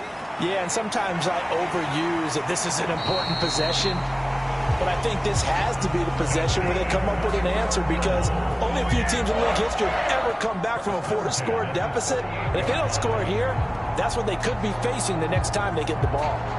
When you're struggling on offense, you're looking for anything possible to get you going. Sometimes you do it like basketball teams that don't normally press. You put a press on, bring people to life, make them move a little bit quicker. Maybe that'll help them as they head towards the half. From all the way up at the 38 now after a good start to the drive. Right side here with Ware. And getting this just shy of midfield. They'll spot it at the 49. It's a gain of 11 and a Cardinal first down. Although his reputation as a speedy runner precedes him, it's always fun to watch him work. It is eye-opening, isn't it? Because when you see him get the ball and just go, in addition to that speed, it helps out his blockers. They don't have to hold blocks for long because he's just going to speed right past them. This offense finding its legs now. Here's another 1st and 10. Murray now. And he's going to be intercepted a 3rd time. Tariq Woolen picks it. And the Chargers are going to get it back here just past the 35. I'm not sure that the wheels, Charles, are coming completely off, but they're shaking a little bit. That's 3 interceptions, and now interceptions here on back-to-back drives. And I think about what a Hall of Fame coach told me that he always told his teams, when a mistake happens, just move on to the next play. Let it go. Hard to do when you've thrown this many interceptions. That's exactly the attitude that has to be adopted.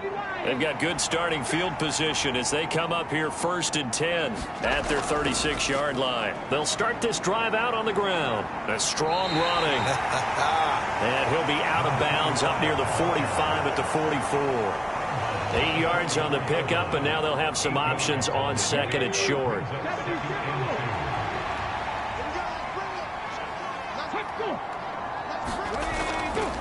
Here's a play fake as they set up to throw.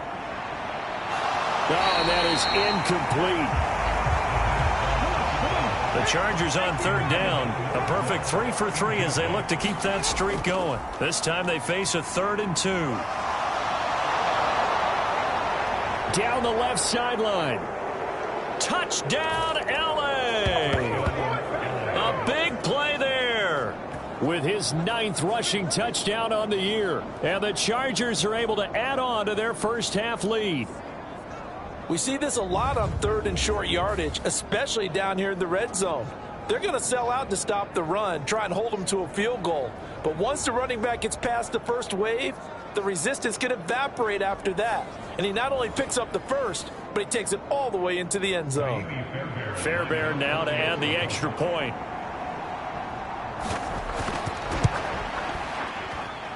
It's good, and they stretch their lead to 28-0 now. So they only needed 3 plays on that drive. And a long run there in the end to top it off. After the touchdown, Cook now to kick this one away.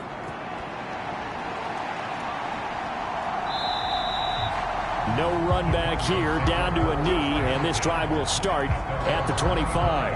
And the Cardinals getting set to trot out there now. They are looking to make a bit of a 180. They are sputtering right now. And frankly, I think it's time to call your playmakers together. and say, all right, guys, we're going to lean on you through this patch. We need you to get us back on track and get us going in the right direction. So you're calling plays geared to them. Not necessarily when you look at your plays, oh, this hurts the defense. I want the ball in the hands of X, Y, and Z and see if we can move forward. So don't get too cute. Go to the playmakers. They'll come up now 2nd and 4 from the 31. They run again with Ware. And he'll be brought down right around the 37. Line of scrimmage, the 37 on 1st and 10. A give running left is Ware. And he will lose yardage back to the 34-yard line. 2 yards the loss, 2nd and 12. If it's not one guy, it's another with this defense. I mean, this is the #1 unit against the rush in the entire NFL. They know how to cover for each other. And, yeah, they've got great players. They also have very dependable players, too.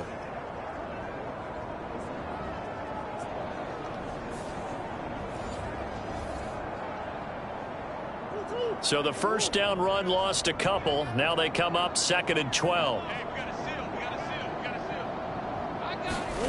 And now Murray's going to set up to throw. And his pass is intercepted for the 4th time today. Picked off by Asante Samuel Jr. He may go. And he brings this one back. It's a pick 6 and a Charger TD. I cannot imagine a more perfect half of football for one side, CD, and a more disastrous half of football for another side. But if you focus on the positive half, with this pick 6, you look at where that lead is at, and to think that we are only in the 2nd quarter. My goodness. I love the expression, my goodness indeed. Pretty obvious. It's a free fall out there. Everybody gets a chance to make a play. And if you're on the field, you've got a great chance of being the next guy that your teammates are celebrating. Extra point by Fairbairn, up and good. And the route is on here in this first half.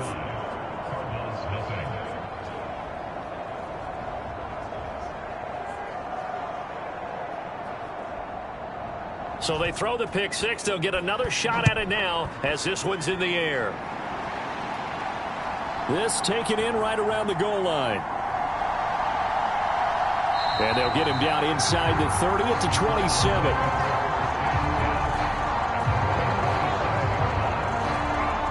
Here's the Arizona offense now as they get set to take over. They're sort of seeing themselves spiral out of control. Let's see if they can get things back on track.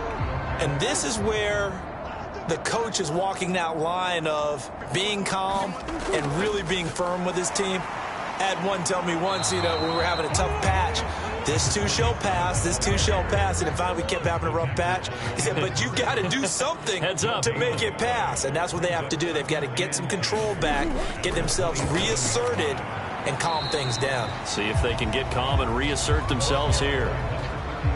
An extra defensive back on the field for the Chargers now on 3rd down. Here's Murray. And he's got his man in stride, complete. And he is going to have a Cardinals first down as they're able to get the 3rd down conversion. Now that's the kind of big play you'd like to see. This first half, it hasn't gone their way, and they could use a shot in the arm, something to perk them up a bit. And they get one here in the passing game.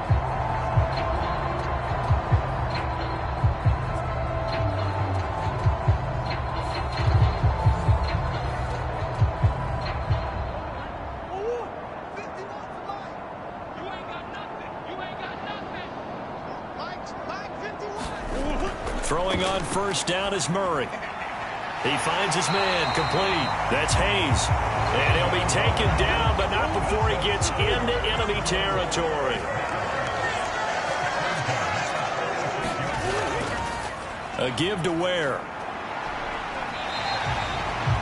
5 yards is the tally on first down. That brings up 2nd and 5.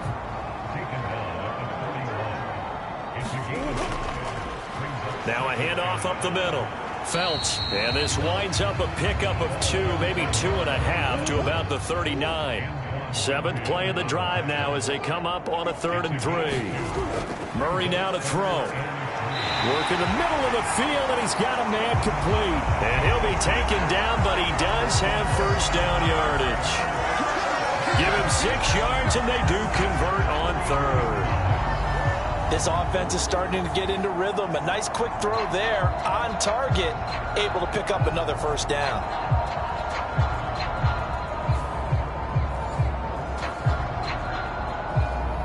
So they'll come up 1st and 10 now from the 33.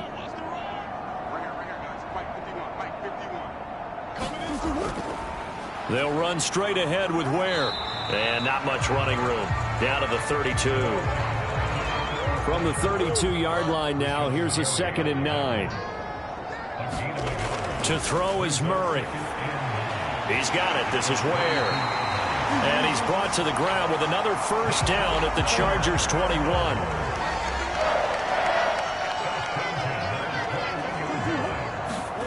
To throw, it's Murray. And a quick throw here, that's complete. And he'll go down here at the 12-yard line. And that's good for a pickup of 10 yards. And that'll leave him with a 2nd and just a few inches left. Here's Murray as he sets to throw it. And he drops it incomplete. And their struggles continue here. So offensively on this drive, 2 of 2 on 3rd downs. And now they face a 3rd and inches. Up the middle they go. Felts, and he picks up the first as he's able to take it down to the 7-yard line. Give him the 3rd down conversion, 5 yards on the play. That solid gainer will put them on the doorstep of the end zone. More importantly, it gives them a fresh set of downs. Nice work right there.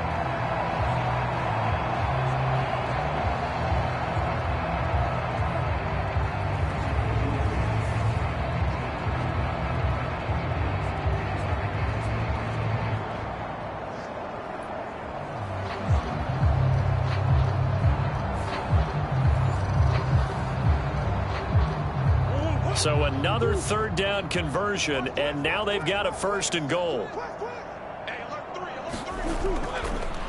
On the handoff, it's Ware. And he'll be taken down after a short gain as that takes us to the 2-minute warning. That gets him 3 yards closer here as it brings up 2nd and goal.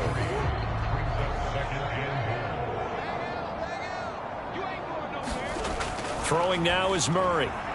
He's got his man. It's caught in the end zone. Touchdown, Arizona. Rondale Moore From 4 yards out. And the Cardinals are able to claw one back.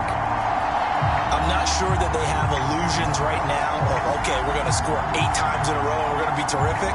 But to get one, that was huge for them. That has to feel much better right now. And you do have, we're still in the first half. You do have the entire second half. There's something about that goose egg that just looked bad on that board, but now they've broken it. Yeah, broken through. Can they maintain the pace? We'll see as we go along. Extra point by Ryland, up and good. And that'll cut the lead down a bit to 28. That one was an extended drive. 14 plays all told. And the Cardinals cap it with a touchdown.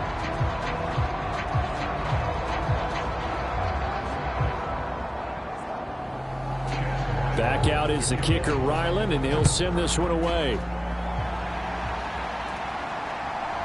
And here comes a return from just beyond the goal line.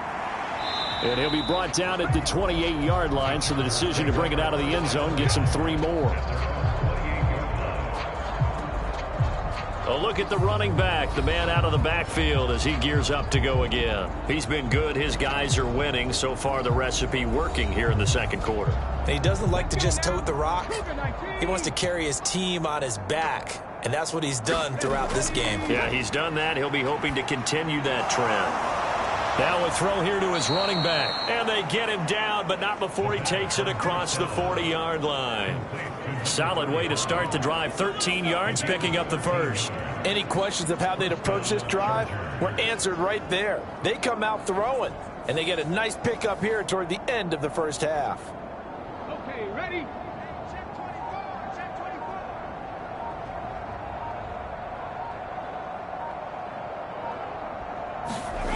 24. Now on first down, he'll drop to throw it. Completes it to Fant on the right side.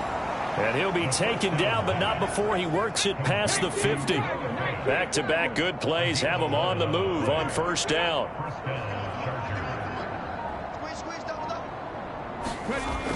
Now back to throw. Going right back to Fant. So 5 yards here, 5 on the play. And it's second down. Nice rhythm throw there on first down. He located his tight end, made it a nice easy pitch and catch. Hoping he can break a tackle or two. Wasn't able to do that there, but still good yardage. They'll throw now on the final play. Looking middle, and that's complete. So we've come to halftime after a very one-sided beginning to this one. As now we send you out to Orlando and hook back up with Jonathan Coachman for our EA Sports Halftime Report. All right, Brandon, thank you very much. More from you two in a minute, but first, let's take a spin around the NFL and see what's going on here in week number 10. We'll get started up at Cleveland Browns Stadium in Cleveland, and it's the Steelers out in front in the second quarter. Kenny Pickett with a couple of touchdown tosses. Next, we head off to check out another game, and they were losers in that one to the visiting Tampa Bay Bucks. Cam Akers, a touchdown run in the victory. Finally, let's get to the country music capital of the world and see what's happening with the Titans at home in Nashville. And this one going the visitors' way as the Texans have the lead in that one. It's C.J. Stroud with a couple of touchdown passes.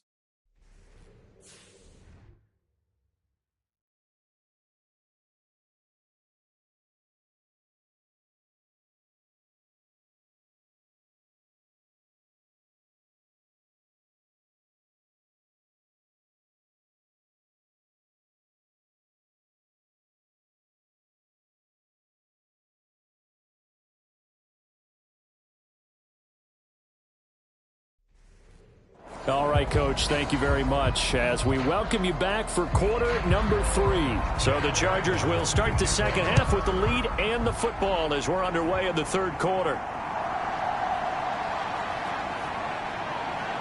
And the tackle going to be made right there at the 25-yard line.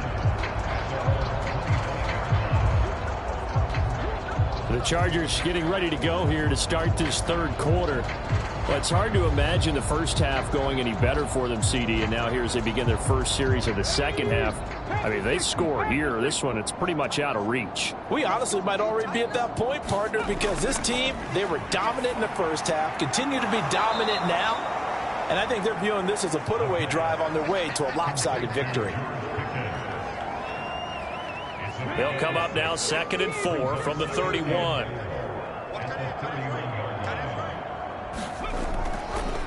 And he's going to use his legs here. And they're going to have this across midfield and inside the 45. A big-time gain there on the keeper, using his legs to hurt him. First down. It looked like almost a miscommunication defensively because once he decided to keep it, he had pretty smooth sailing. Yeah, it became a question of, wait a minute, who's got the quarterback? And when you talk about miscommunication, it's supposed to be called assignment football on the defensive side of the ball. But the assignment gets mixed up. That's the end result. So 1st and 10, and if they score on this drive, might have to start digging in our second half blowout material. Now they set up the screen. That's complete. And to the 36-yard line, taken down there after getting 8 yards. Ball on the 36 now. Here's 2nd and a couple. They'll try the left side. Porter. And he'll work it inside the 30 to the 29-yard line. 97 yards for him on the ground now as he has been terrific here this afternoon. Well, we always talk about good down and distance, allowing offenses to expand their playbook. Well, 2nd and 2, that means your playbook's wide open. You can run just about anything. But a lot of times the play caller, he just looks down at his sheet, sees the short yardage runs, and goes to one of those. A throw over the middle, taken in. Short completion, just 4 yards, and it'll be 2nd down.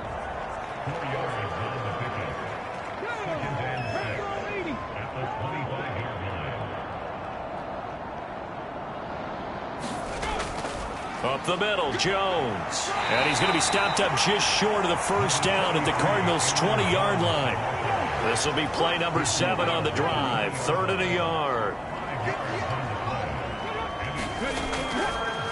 Now a handoff up the middle. It's Porter. And he is going to have the Chargers first down as they're able to convert, albeit not by much, on 3rd and a yard. And that last carry puts him right at 100 yards for the game. So how has he done it? Because he's been patient, followed his blocks, let everything develop, and then burst through for big gains.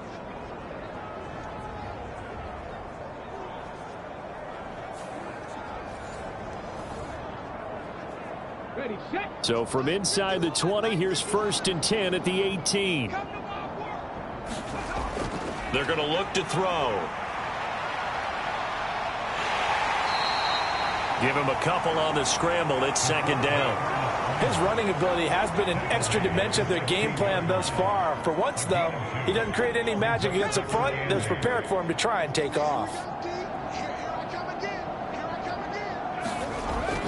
Now they'll switch it up here and look to throw. His throw caught right around the 6.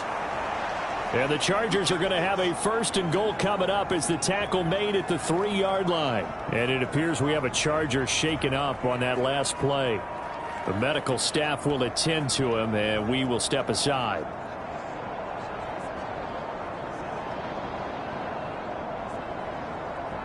Set up. 70 Lions. Go, go, go. Right here. They'll look to throw. And this will be caught in the end zone for a Chargers touchdown. Noah Fant from 3 yards out. And the Chargers take the opening kickoff of the 3rd quarter and drive right down the field to extend their lead. Well, on the other sideline right now, it's just absolute dejection. But, Charles, let's focus on the positive. With the lead that they built here, they've done pretty much everything to perfection in this ball game. They certainly have. Makes me think that their week of preparation was excellent. And they flowed into this game, and it carried over. And right now, I don't expect them to back off at all. They're playing so well, they just want to keep it going. Fairbairn good with the extra point, and the lead grows even larger here in the 3rd quarter. So that one a pretty time-consuming 10-play drive. And it's Noah Fant who caps things off with the touchdown.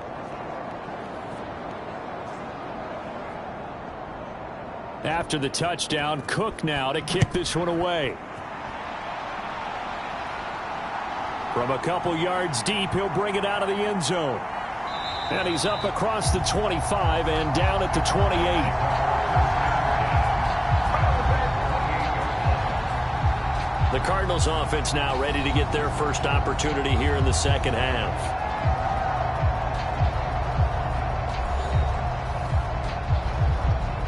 Murray and the Cardinals with a 1st and 10 at their own 28-yard line. They'll come out throwing here to start the drive. A quick throw there going to be batted away and incomplete. After the incomplete pass, here now is 2nd and 10. They'll run now with Ware. And they take him down, losing yardage back at the 27. 2 yards the loss, and now 3rd and 12. After seeing that, maybe time to go back to some downfield throws here. Yeah, anything. Change it up, because the teams that win, the best teams, they're the ones that make adjustments. Doesn't mean you can't come back to what you thought you could get done. Sometimes when you open things up a little bit, you can get back to what you wanted to do before. We'll see what they have drawn up here. A little bit behind the line. 12 yards needed to gain a first down. Here's Murray. Pass to the sideline and pulled in. And past the 40 before he's out of bounds. 50 catches for him now on the year, and he's got a first down. Well, the margin on that scoreboard, obviously, for them, it looks daunting. But I don't know, Charles. They're probably not focused on that right now. Maybe just chaining together a positive drive with plays like we just saw, giving themselves something to build on. Yeah, I think you're right about that. And what they have to be careful of is getting glued to that scoreboard, trying to do too much. Because if you do that, you're all but guaranteed to start making mistakes. Just focus on one play at a time and make each one successful. And he slides and covers up at the end as he's going to be able to pick up decent yardage. In need of only about the length of the football here on 2nd down.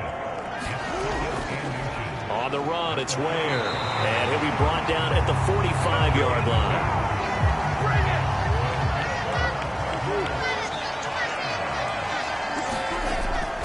On first down, they run again with Ware. And down inside the 40 to about the 38. From the 38 now, here's 2nd and 3. And again, this is Ware. Give him a yard on the run there, and that's going to set up a 3rd down and 2.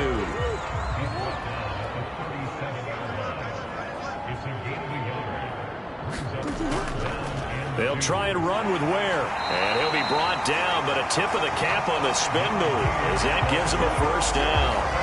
They get 5 out of that one, and it moves the chains. A dependable running back is a coordinator's best friend, someone you can trust in those situations to push forward and get the yardage you need however possible.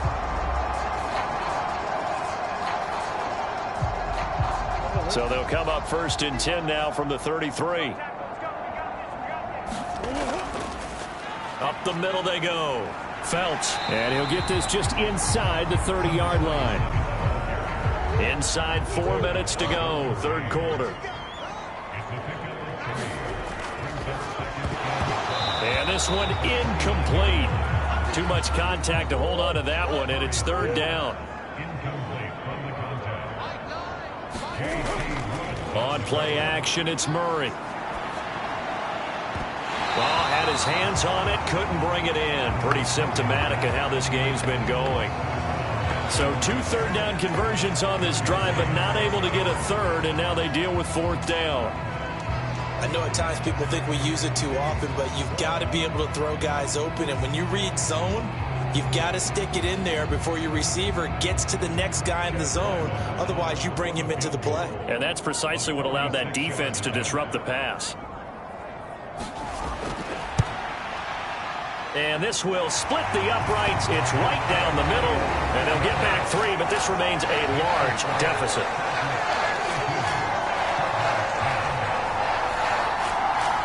So he missed that field goal earlier, but he says not this time. Able to knock it through, give his guys 3. I like his poise. I like his confidence, his belief in himself. Sometimes when you miss that first one, you see a lot of guys sag and they can't make the next one.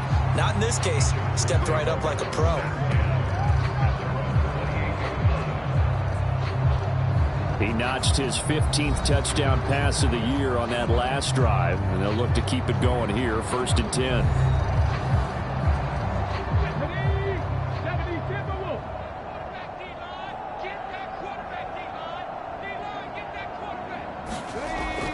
They'll start on the ground here on 1st down.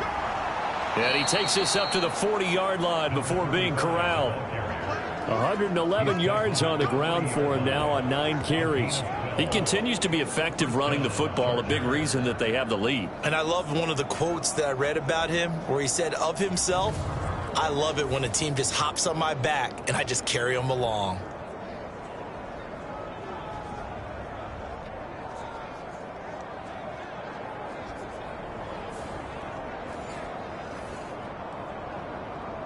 Come on. Hey, 18 Cardinal, 18 Cardinal.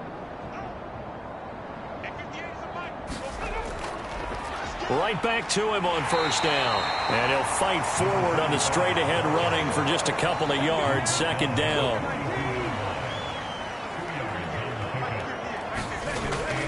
Back to throw. This is Fant on the short completion. Give him a gain of 5 on the completion. And that'll leave him with a 3rd and 2.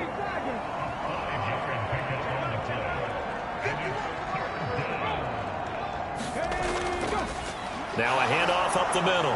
Porter. And some solid footwork there as he'll take this down to about the 38. 14 yards is the pickup there and a Charger 1st down. We all love to have a home run hitter in the backfield. Guy who can take it the distance. But in short yardage, trying to pick up 1st downs, that big guy, always a nice luxury to have, isn't he? So into Cardinal territory now. It's 1st and 10 at the 38. They'll set up to throw. Finds Pickens outright. He'll be hit down at the 33. 5 yards on the play. Final minute now of the 3rd quarter. 2nd and 5. This is Fant on the short completion. 7 catches for him now, and this last one, a first down. Let's just break this down and make it pretty simple. Key to the drag route, letting the play develop, finding the hole in the defense, and giving your athlete, yes, athlete, a chance to make something happen once he has the ball in his hands. On first down, it's Porter. He's able to work free for about 6 down to the 18. Second down and 4.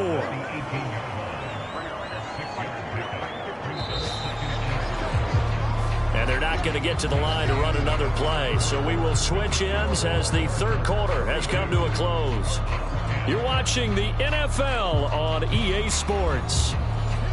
This second and 4.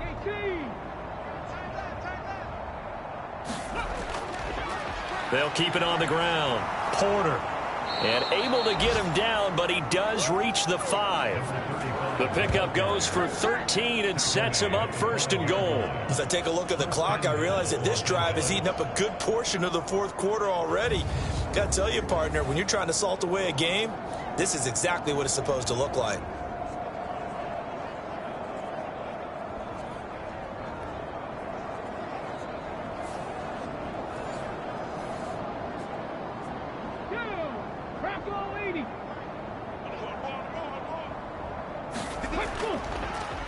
They'll try and run for it on first and goal. And he's going to press this one forward as they stop him right around the 1. Second and goal from the 1. They'll try to run this one in.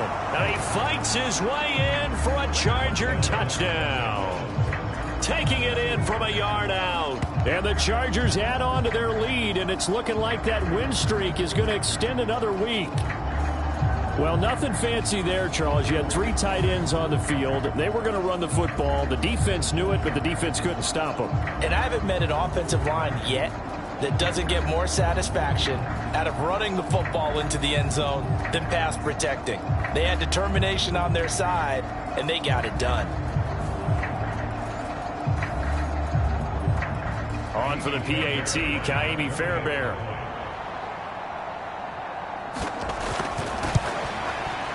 Now this one was over a while ago as they just add on to their big lead. A 10-play drive that time. And it ends with a 1-yard touchdown run.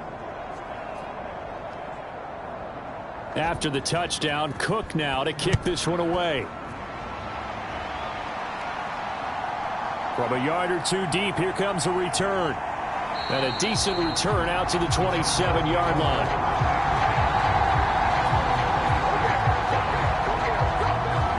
Cardinal offense now making their way back out onto the field. Facing a big fourth quarter deficit here, things not looking good. You know, this offense, though, they've been in the top half of the NFL so far this season, but in this one, well, their defense has really struggled. Murray now on first down. It's a short one here, complete to his tight end. It'll go as a gain of 4, and that's going to bring up second down.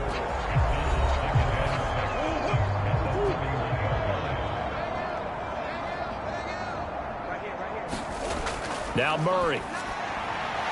Firing quickly here, and that's complete. Call it a gain of 3 on the play. And now 2 yards to go on third down.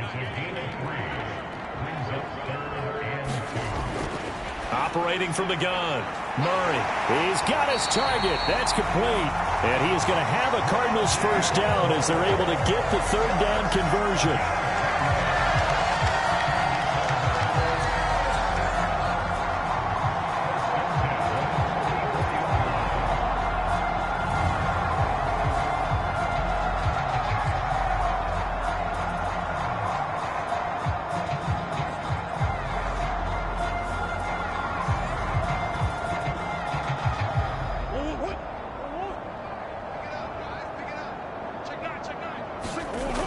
First and 10, here's Murray.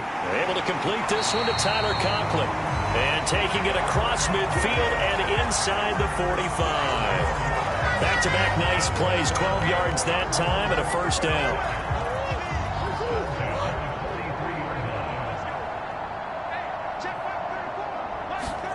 Throwing again, Murray. It's a short one here, complete to the tight end. It'll go down as a gain of 6, and it's second down. Out of the gun, here's Murray. And he's just throwing the ball up for grabs now. Fortunately, that one going to fall incomplete.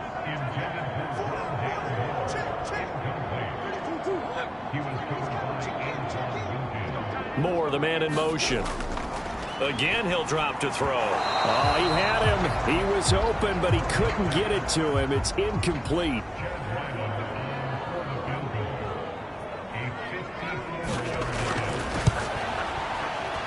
And this kick is not going to be close. It's well short, well right to boot, and they will remain well behind.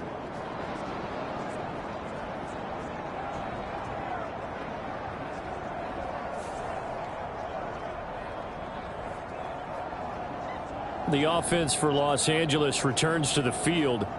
We find ourselves here in the midst of a one-sided affair. A lot of fill time down the stretch, Mr. Davis. So we could talk about food because that is something that you and I both enjoy. We share that. We enjoy our time at the table. So maybe the best steakhouses in the city, but in all seriousness, the performances that we've seen this year, we've seen a bunch of great ones. And it's going to be hard to parse who's going to win the MVP. Yeah, it really is. Is it going to be a runner? Is it going to be a thrower? Can a defender finally win it this season? Those are the things that we could probably discuss. And collectively, this is about as dominant of a performance as you could have hoped for on both sides of the football. Might have to put it #1 for what we've seen this season. I know we're in the era of wide-open football, a lot of spread formations, more space, but there's still a spot for power football, and we just saw some of it right there. How about that run? Yeah, breaking the tackle, and, you know, late in this game, he wants the football in his hands. He's had a good day.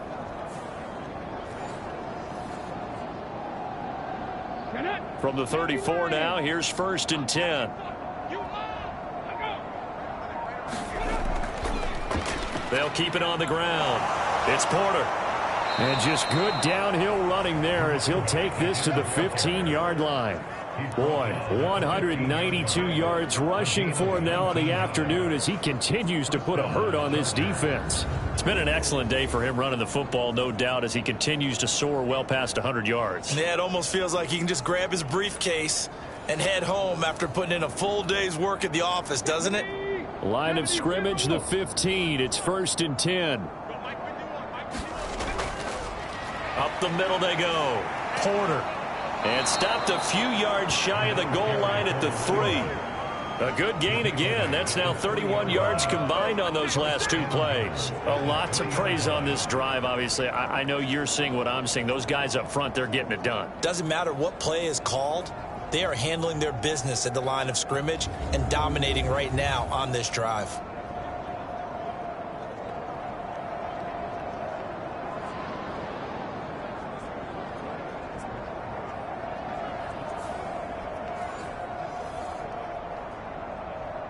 Come on, set. 18 Cardinal, 18 Cardinal. Get in the weight room. Set, go. Ready. They'll try to run this one in. And maybe a measure of revenge there. He's had his way in this one, but this time they get him behind the line. That's going to go as a loss of 1 on 1st down. On this day, the ground has been his, but at least on that individual play, we just saw the defense finally with a win. Yeah, they finally got one, and that's a win for them, but all game long, he's seen the holes, and they've been huge for him. Kind of like a baseball hitter in the zone. The ball seems bigger, and he's just whacking it. These guys, they've got it going today. From back at the 4, here's 2nd and goal. Jones going to take this down just short of the goal line. He got 3, but could not get the ball over the chalk. They get 3 yards closer, but still work to do. It's 3rd and goal. His path became similar to almost running a stretch play, didn't it? Trying to find a crease, anywhere to put his foot in the ground and cut back. It just never materialized. Jones again. And he will get in across the chalk for a Chargers touchdown. Aaron Jones, his first touchdown on the year. And the Chargers are on their way to a 9-0 start as they build onto their lead.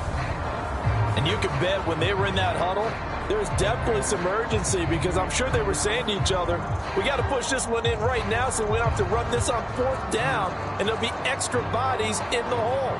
That's excellent work there at the point of attack. All it takes is one little crease as he fights his way into the end zone. Fairbairn now to add the extra point.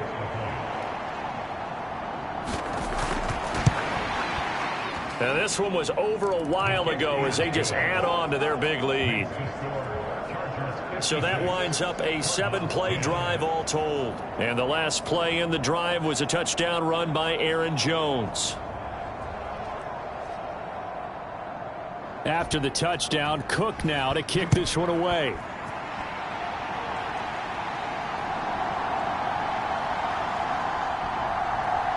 And out a little across the 25 to the 27.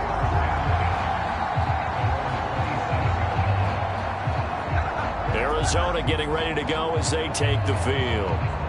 Well, I think that the folks here had hoped that maybe this home atmosphere would carry their guys to a surprise victory, but it does not appear that that's going to be the case. There's too much to handle on the other side in this one. Murray now on first down. Dumps that off to Ware. And he's out of bounds, able to take this one up to the 35. From the 35, here's 2nd and 2.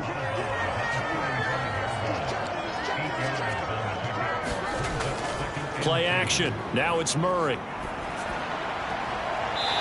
It's a short one here, complete to his tight end.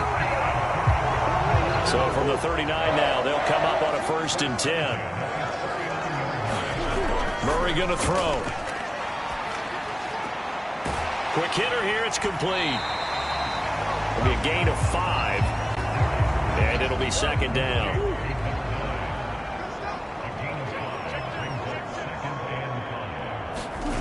Murray to air it out again. Throwing middle, and it's complete. And he's brought to the ground with another 1st down at the Chargers' 38-yard line.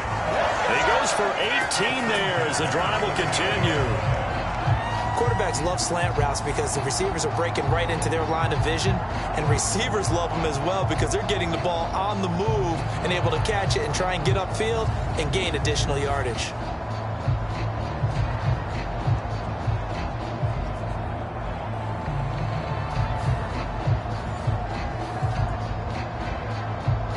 So from Charger territory now, here's a 1st and 10 at the 38. From the gun, Murray. And boy, another ill-advised throw there as that will wind up incomplete. Here's 2nd and 10. Shotgun now for Murray. He'll leave this for Ware. And he gets it down a yard or 2 shy of the 30 before he's out of bounds. The Cardinals on 3rd down. They're hitting at 60%, 6 out of 10 thus far. This is 3rd and 4. Moore, the man in motion. Now Murray again. Able to find the open man. That's complete. And he is going to have a Cardinals 1st down, and he was able to get it by plenty. A gain of 8 on 3rd and 3. They've been moving the ball well, but this drive was in danger of stalling out. Fortunately, this is a nice throw here, and they're able to pick up a new set of downs.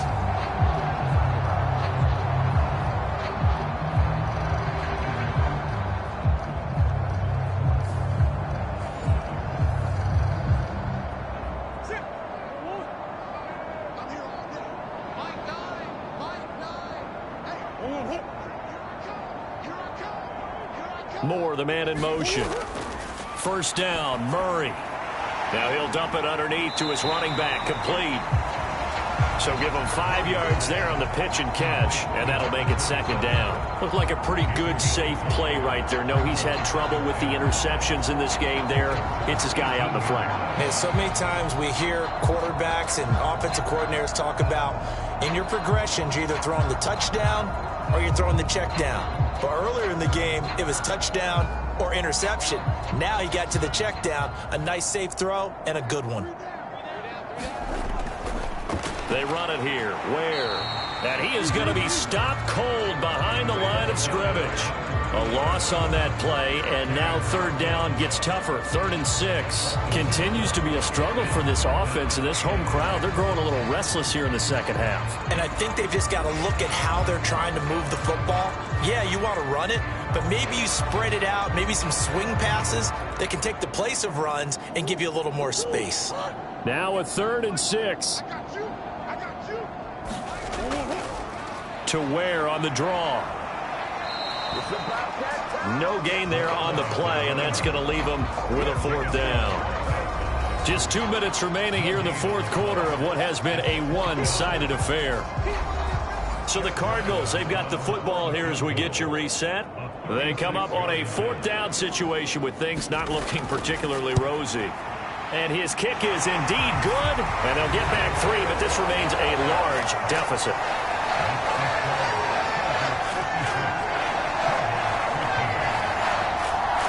Well, in the grand scheme of things, those 3 points likely not going to matter much, but I guess they get a little closer, a little more respectability. Yeah, you're exactly right. They've been outplayed all game long, but like my mom used to tell me all the time before I went out, dress up a little bit, son. Make yourself respectable. And that's what they're doing here. They're just dressing up the final score. Here's a Los Angeles offense as they get set to take possession. Well, they don't really need the points here, Charles, given what we're looking at on the scoreboard, but they've scored on 3 consecutive possessions, 3 consecutive drives, and I'm sure that they would like to keep that streak going here and continuing to pour it on. And things have gotten that way in the NFL, haven't they, partner? Because in the old days, people would, they'd get off the gas a little bit, right? But now, people continue to accelerate. But we'll see what they decide to do as they come out for this one. But the way that this game has gone, they've got to be awfully happy with their execution overall. They'll keep it on the ground. It's Porter, and only able to get 2 here, stopped at the 30. Let's give a lot of credit to the offensive line. They've been able to move the ball really well on the ground the entire game. And while that wasn't a huge one, that's okay. They'll take them in short, steady bursts.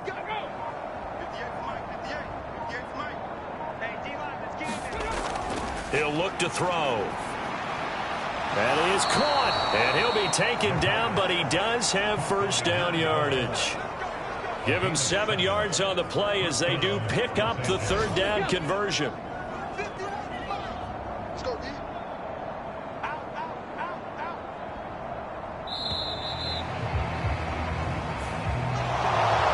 Fans usually love to see scoring, and there was no shortage of it today. What a dominant showing from an offense that was truly playing at an elite level in this contest. Partner, this game was over a long time ago, and you noticed they did not want to slow down anything. Absolutely a dream scenario for everyone on that offense, and they took advantage of every second.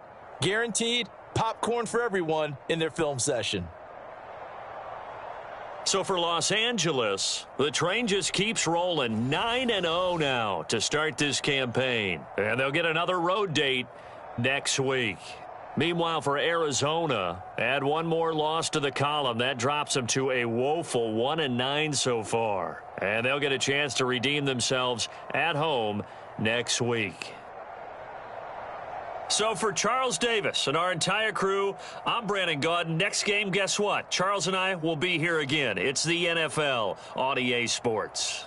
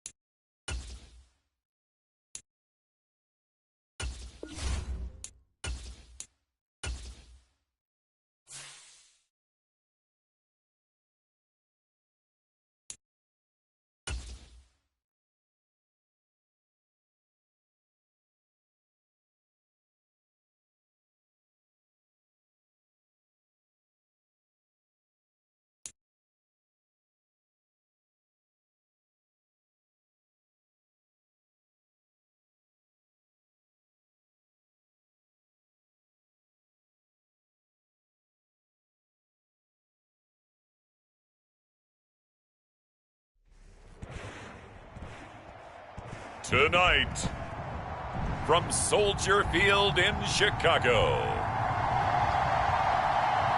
it's Week 10 of the NFL on EA Sports.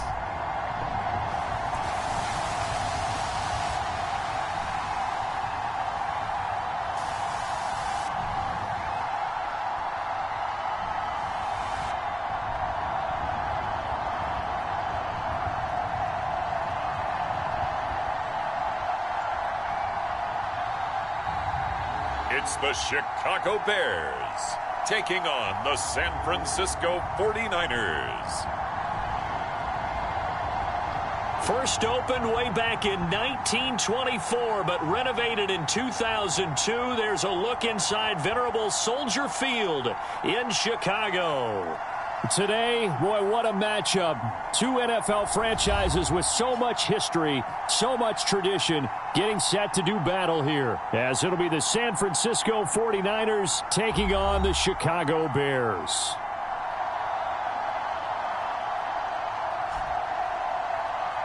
With Charles Davis, as always, I'm Brandon Gaudin. Charles, you talk about storylines in this one. I think it...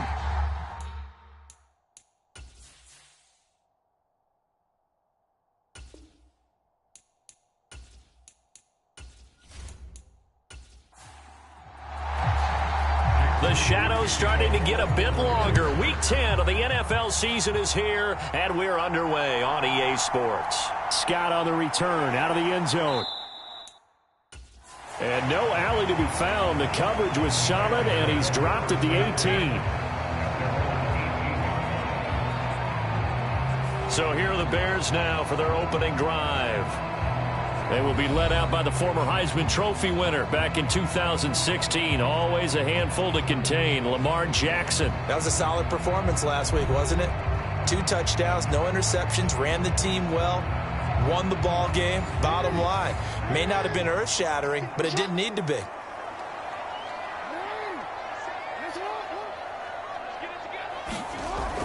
They go play action now. Jackson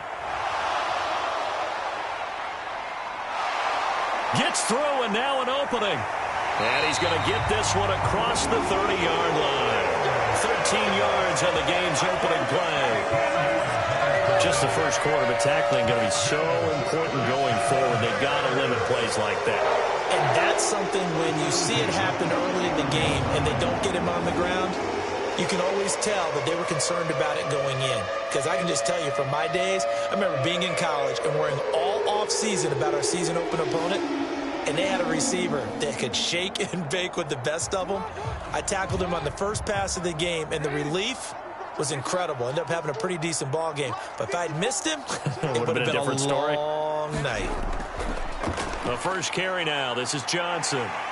And this will be a Bears first down as he'll get this up to about the 42. Well, no slow start here. A couple nice chunk plays back-to-back. I love the momentum that they're showing here early because they did it both ways, right? Threw the ball on first down for a nice chunk of yardage. Came right back and ran the ball. Looks like they've got the defense set back on their heels. Let's see if they can keep this moving.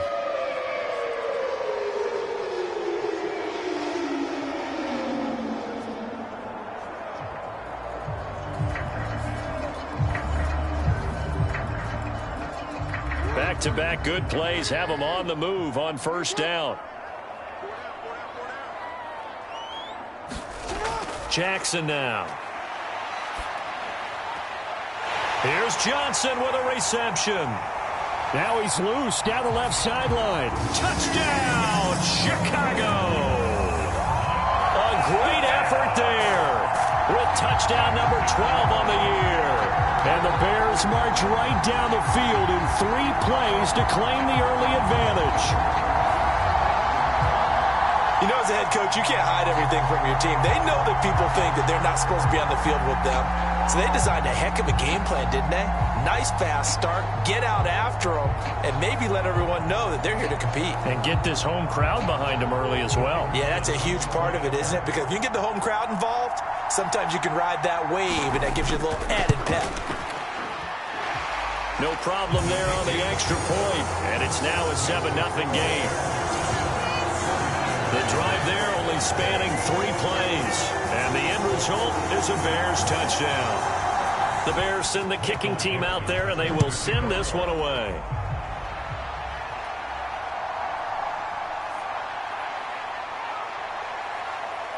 And they'll start this drive just across the 30. Pretty nice work on the return.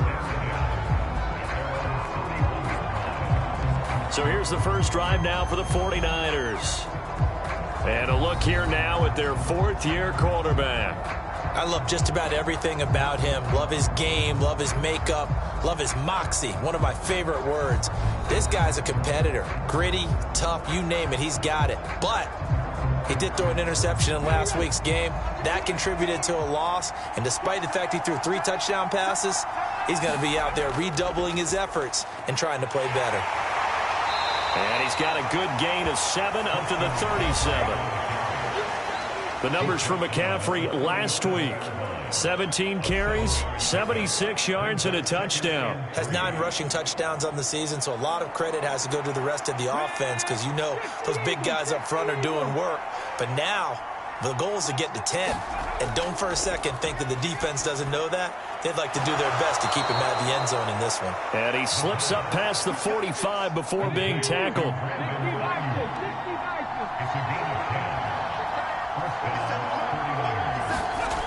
Back to throw now on first down.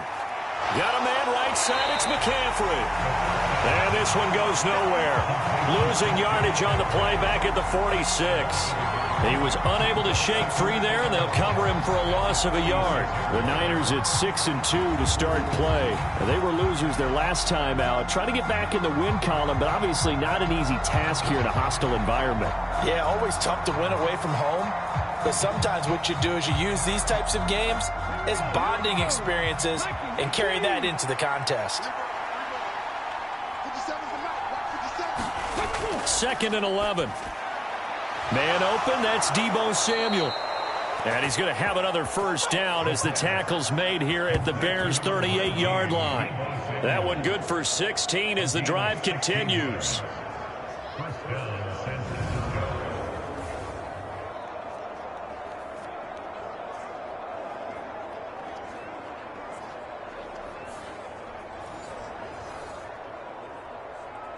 So into Bear territory now. This is 1st and 10 at the 38. McCaffrey running up the middle. And a very determined run there as he'll take this all the way down to the 27. Good effort. 11 more on that one and another first down. The CD a lot of times like to separate speed and quickness, and they've got a back that's both. We know that he's fast in the open field, but man, his first step is so quick too. It is something, isn't it? Because you think of that type of speed getting to the perimeter and turning upfield, but also when you run those inside runs, he can get into the secondary so fast the linebackers don't have a chance to react. Back to the ground on first. It's McCaffrey. And he coughed it up. And this is picked up by the Bears. And they have the football and will take over at the 24-yard line. And a little careless there, Charles, on that carry. And it's not just having 2 hands on the ball. It's tucking it away. It's using your body to keep people shielded off. It's so many different things into taking care of it and having ball security. In that case, though, we didn't see it happen. There again is the running back as he trots onto the field. And now, as with every potential turnover, they're going to take a second look at this just to make sure. Now the question, was the knee in fact down before this ball comes loose? And is the video convincing enough to overturn it? A lot of factors here. Remember, you also need clear possession of the football afterwards. This is a tough one to overturn.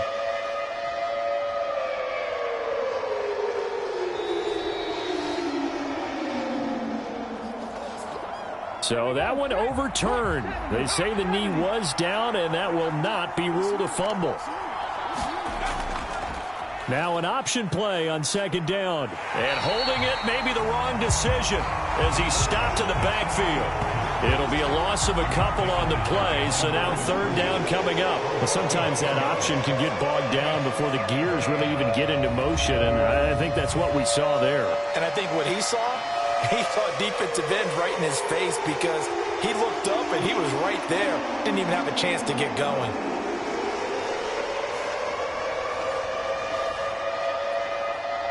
This will be the 8th play of the drive. It's 3rd and 7. He'll look to throw. He's got this, complete to Williams. And he'll go out of bounds inside the 15-yard line. Here's a 1st and 10 at the 14-yard line. They'll drop to throw.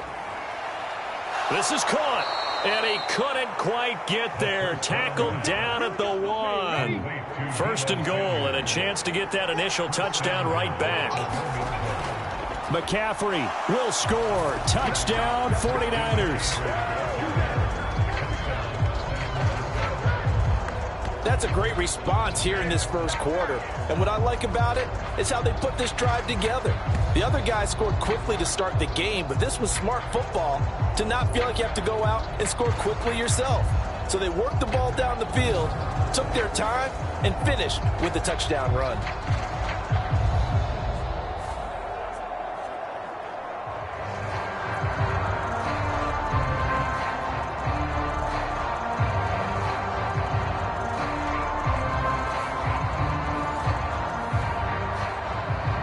Jake Moody now for the point after.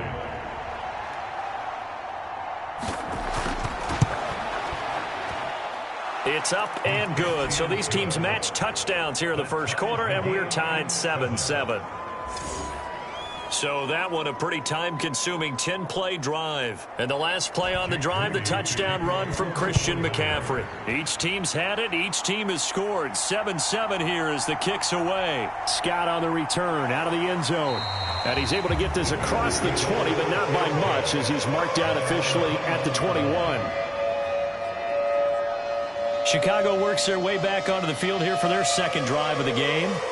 And, Charles, you look at these two teams, and these are those kind of litmus test games in the second half of the season that if you're a coach or a player, you can either really look forward to them or really dread them, depending on your point of view. And if you're dreading them, you're not going to go very far in the playoffs. You need to look forward to these kind of games because here we've got two division leaders, both real contenders for the NFC title. And you're right, you love having easy games on your schedule, but you need some games like this to toughen you up a bit and ensure that you're ready for the shock of playoff football. The numbers for Johnson in last week's game: 16 carries, 135 yards. Big game. And the way they ran the ball in last week's game has to be satisfying to their entire staff because they're seeing not just a back gain big yardage, but they're seeing an offensive line really in sync. Here now, 3rd and a yard. They'll try and run for it. Here's Johnson. And he's going to have the first down, yardage to the 35. 5 yards is the pickup there as that extends this drive. This running game's so important for them, and they know that. It helped lead them to a victory last week when he was over 100 yards. Let's face it, it's their identity, and that's what they want to play to. They want to be that team that runs the ball really well each and every week, and right now we're seeing a pretty good pattern of that happening.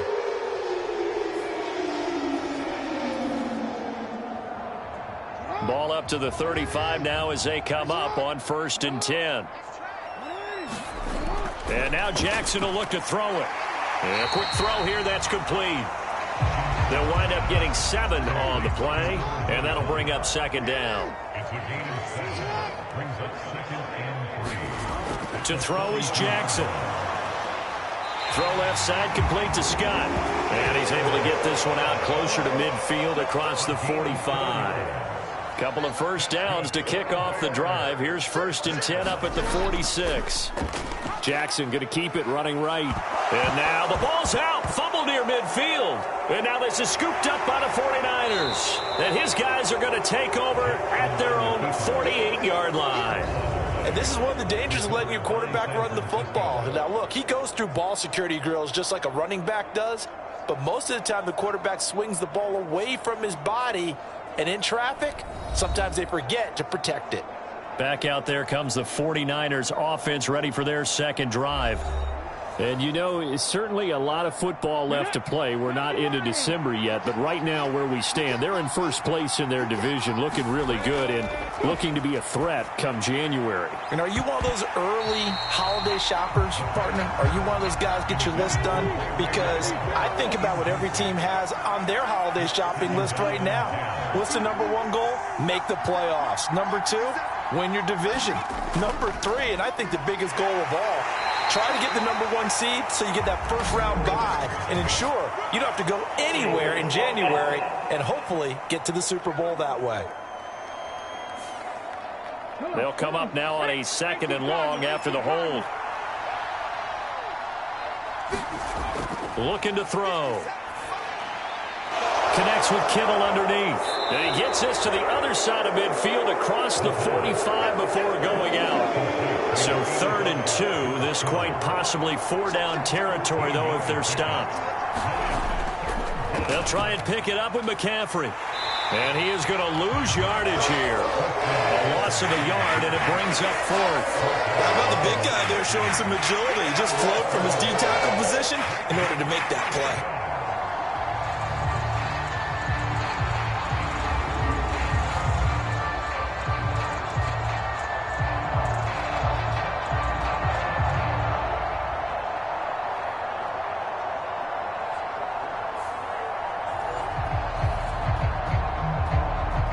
On 4th down, the Niners trot out Mitch Wishnowski to punt the football. And now where will the side judge stop his walk? That's the question. He says it crossed out of bounds at about the 17-yard line. And now the Bears coming out as they get ready.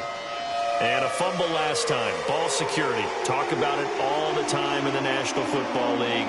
They've got to be better at it on this drive. Don't you think that when every team gets together for the first time, I don't care if it's OTAs, mini camps, first day of camp in the regular season, ball security comes up about, what, the 2nd sentence of the coach's address? And those are so many drills focus on that. All the time, and they do drills to make it even tougher to simulate game situations. Doesn't always work out, though. You look at this Niner defense.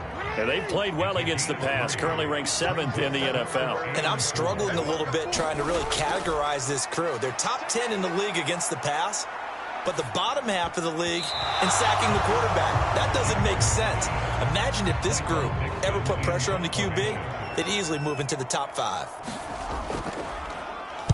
And here's Dixon to punt now as he gets this one away. Brown with his stick skills. Call it 46 yards on the punt, just a single yard on the return as he was covered quickly. And the Niners will go on offense, 1st and 10. San Francisco set to go on offense once more. The crowd may be losing just a little bit of the edge after back-to-back punts. They want some big plays. They want to see some offense. They want to see somebody break away, whether it's through the air or on the ground. Now it'll be interesting to see where the patience is on both sides. Each head coach, can you hang in there and not try and force something that could put your team in some jeopardy? They stay on the ground. McCaffrey again. And the stiff arm made it a pretty little run. Not a huge gain, but a nice chunk of yardage. Well, they're making an effort to get the ground game going tonight. So far, it's working. I like what we're seeing from the offensive line. They seem to have the leverage going and they're controlling things and reestablishing the line of scrimmage, moving that defensive front backwards, but also like what the runner's giving us, too. It appears that he's been waiting all day long to get out here and take off. The 49ers with the football here to begin the 2nd quarter, as they've got it with a 3rd down coming up.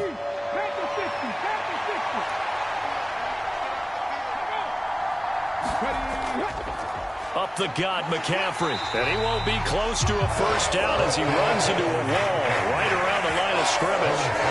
No gain on the play there, and it'll bring up 4th down.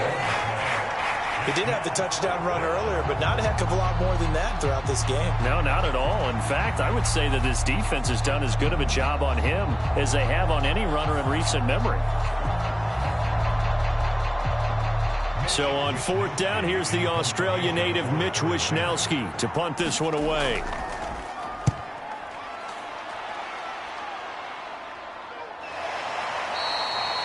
It'll be 37 yards there on the punt, and the Bears take over. The Chicago offense set to get started.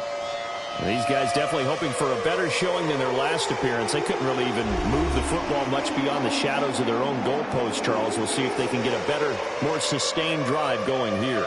Yeah, and every team that we ever talk to says the exact same thing. When you start a drive from that deep in your own territory, the goal is a minimum of at least 2 first downs, because even if you have to punt then, you change the field position, right? You flip the field a little bit. They didn't get that done. This time they want to string together a nice drive and help themselves out. Here's Johnson again on second down.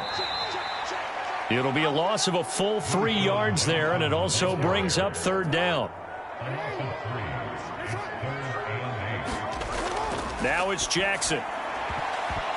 And the throw there going to be incomplete. On fourth down, ready to punt, Michael Dixon.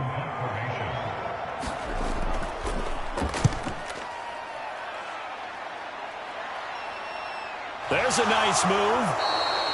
It's a 42-yard punt. They keep him to just a yard on the return. And it will be 1st and 10 as they take over. San Francisco's offense returns to the field. Charles, a very uninspired effort. The last time we saw them out there was a quick 3-and-out, and then they punted the football. Yeah, and you never want to get stopped so soundly during a series, but what would be even worse now is letting it happen again right here. They've got to get going. Taking a shot for Samuel. A fight for it, and this is caught. It's caught indeed. A big play there for the Niners. And even 60 yards. Well, he looked his way quite a bit in this first half, and with good reason. You can see it there. He is such a handful defensively. Just too hard to keep him under wraps. He delivers a big play here for this offense.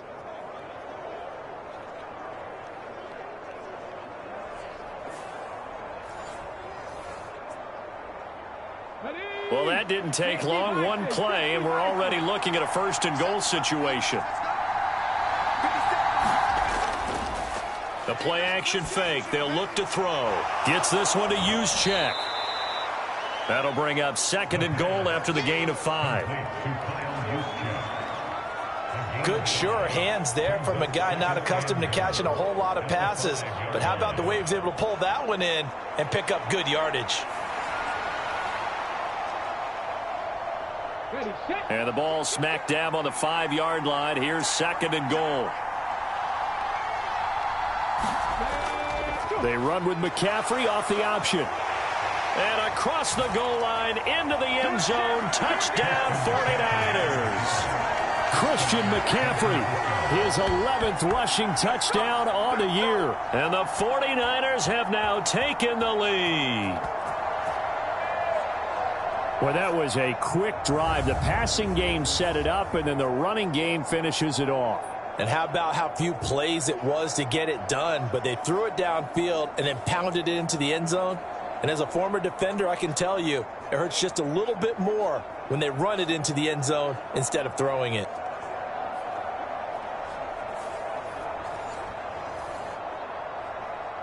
Now Moody for the PAT.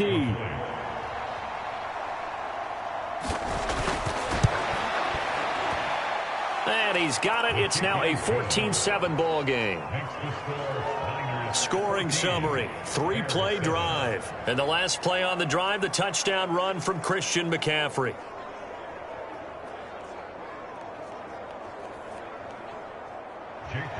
So here's Moody back out there now to send this one away.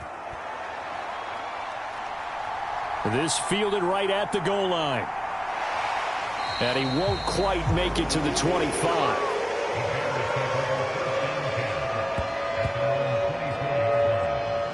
And now Chicago getting ready to go as they take the field. That 7-0 lead in there is short-lived as they've now given up 2 straight touchdowns to fall behind by 7. Yeah, but no cause for discouragement here. Yeah, they've fallen behind, but haven't they proven that they can go down and score? So what was the formula that got them down there the first time? Get back to something close to that, and maybe they get this game tied up. And they're able to get this one across the 35. So from the 36 now, 1st and 10. A give up the middle to Johnson. To about the 40-yard line. Ball on the 40 now. Here's 2nd and 6. Jackson. A quick throw there is incomplete. The Bears on third down, just 1 for 3 thus far. This will be 3rd and 6. Now Jackson. And he's caught on the sideline, but he's not going to have a first down. They say he was out of bounds, so a big call there that brings up 4th. He's been a busy man here in this first half as he gets it away. That'll be a 43-yard punt, just a single yard on the return. And the 49ers will take over deep in their own territory. Deebo Samuel and the 49ers back in possession here. And CD, assuming he stays healthy, assuming the health, should get to that 1,000-yard mark pretty easily. And the best part of what he's done so far is allows him and the team to relax their pursuit a little. And he's going to be brought down back in his own 6-yard line. That one will set him back nearly 10 yards here on first down on the sack. Well, the pass rush has been a real strength of late. They know how to get after the quarterback. Absolutely. 4 sacks last week. That's their first one here. Anything in particular you've seen from them or on film? I think that they're winning athletically up front, winning those one-on-one battles, but also when the offensive line wants to keep everyone in and mass protect, they know how to scheme their way back to the quarterback as well.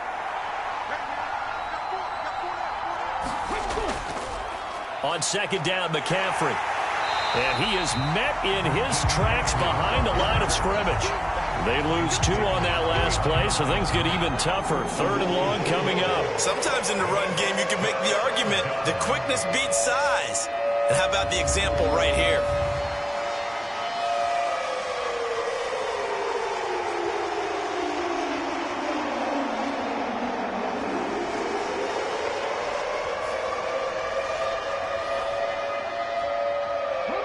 Facing the prospect of a punt from their own end zone, they need some cushion. Let's see what they can do on 3rd down.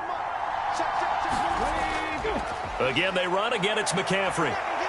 And able to break 1 tackle, but then quickly brought down. But a nice little gain. They'll get 6 there on the run, but it brings up 4th down. I think we all suspected that they were going back to him after he found the end zone on his last carry. And they kept the positive momentum going there. Another nice run by him.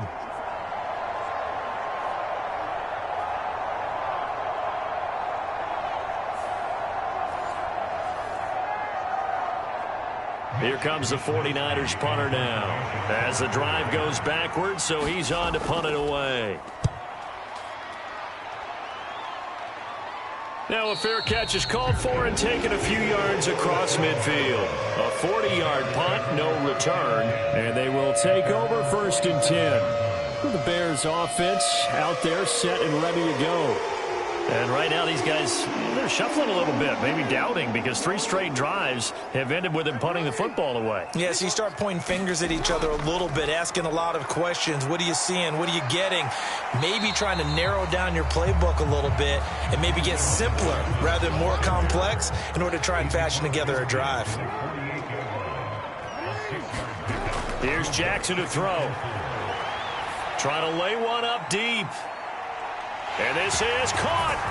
Touchdown, Bears. A great play there with his 2nd touchdown here in this first half. And the Bears are within an extra point of tying up this ball game. What a first half he is compiling here. He's already over 100 yards receiving and now 2 touchdowns, CD.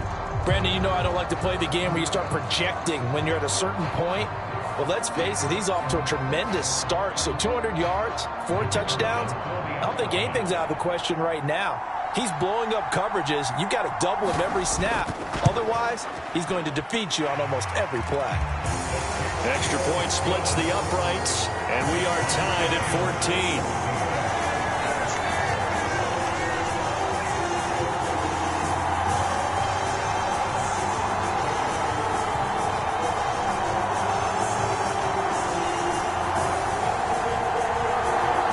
This one tied at 14 now as he sends this one away.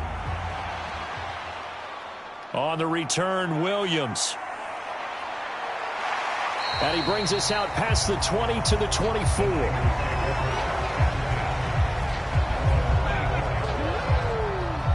The 49ers offense making its way back out there.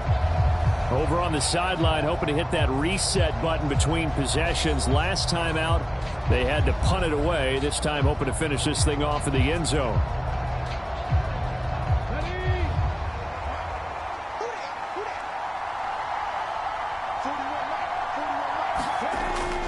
The drive begins with a run by McCaffrey.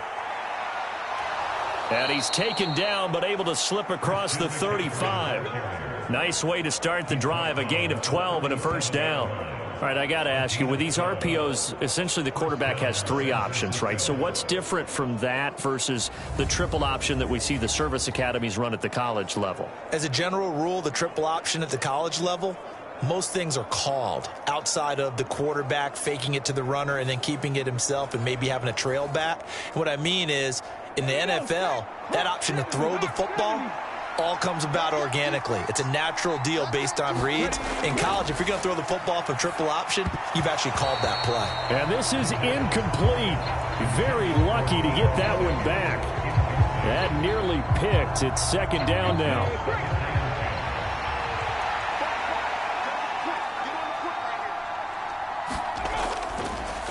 Here's a play fake as they set up to throw. Winds up and lets it go for Samuel. And that will be incomplete.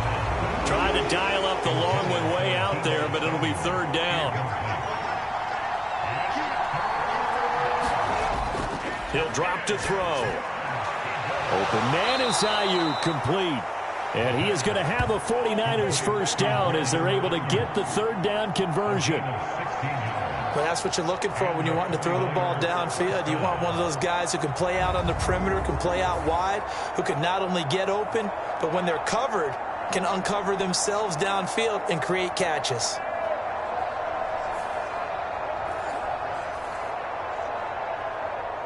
So into Bear territory now. This is 1st and 10 at the 47.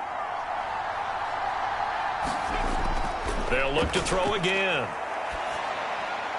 He's got it to Williams. And he is tackled inside the 40, not quite to the 35. 10 more there and another first down. Well, they obviously red man coverage their partner, and he got downfield and broke down the defender. Made him what do you mean by that? Yeah, he made him think he was going to run a different route. Probably thought he was going to take it upfield. Then he curls back inside for the completion. A throw over the middle, taken in. Even with the good footwork, he'll be stopped just inside the 35. Now a 2nd and 6. They'll stick with the passing game as he looks to throw. He'll find Williams on the slant. What a methodical drive this is turning out to be. That time 9 yards, and the sticks move again. Back to throw again. A throw on the run, but that's going to be incomplete. They have their backs up against the wall a little bit, and they come through by forcing an incompletion. Now they've got to continue to ratchet up the intensity a couple more times and get off the field before giving up any more yardage. Now a 2nd and 10.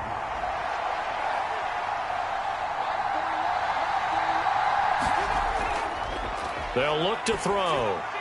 And he's got McCaffrey open, complete. And he'll take it down here just shy of the 15 at the 16-yard line. The offense on third down tonight, 2 for 5 to this point. Here it's 3rd and 2. And he gets the first down yardage before he's brought down just outside the 10 at the 11. And 5 yards on the play there as the drive will continue. Second quarter, 2 minutes to go. Tie ball game. Now a 1st and 10 at the 11.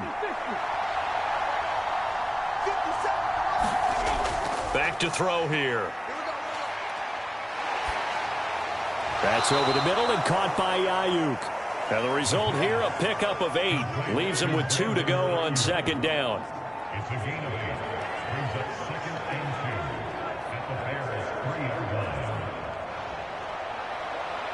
Here's 2nd and 2 now from the 3.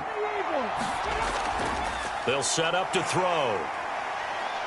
Dancing to his left. And he'll be brought down right on the edge of the goal line at about the 1-yard line. The improvisation gets him only a couple, but that's all he needed. First down. 60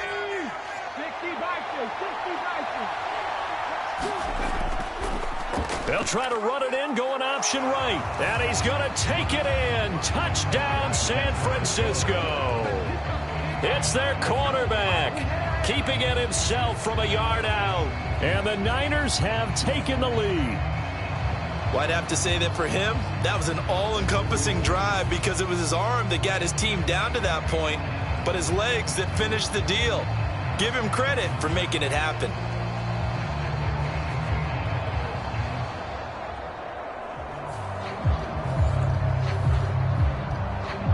Extra point try now for Moody.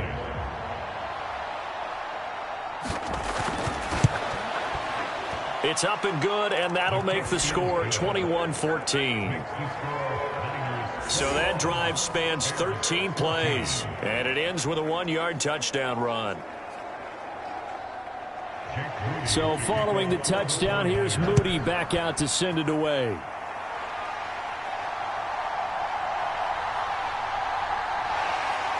And he'll take it up past the 25 to the 26-yard line.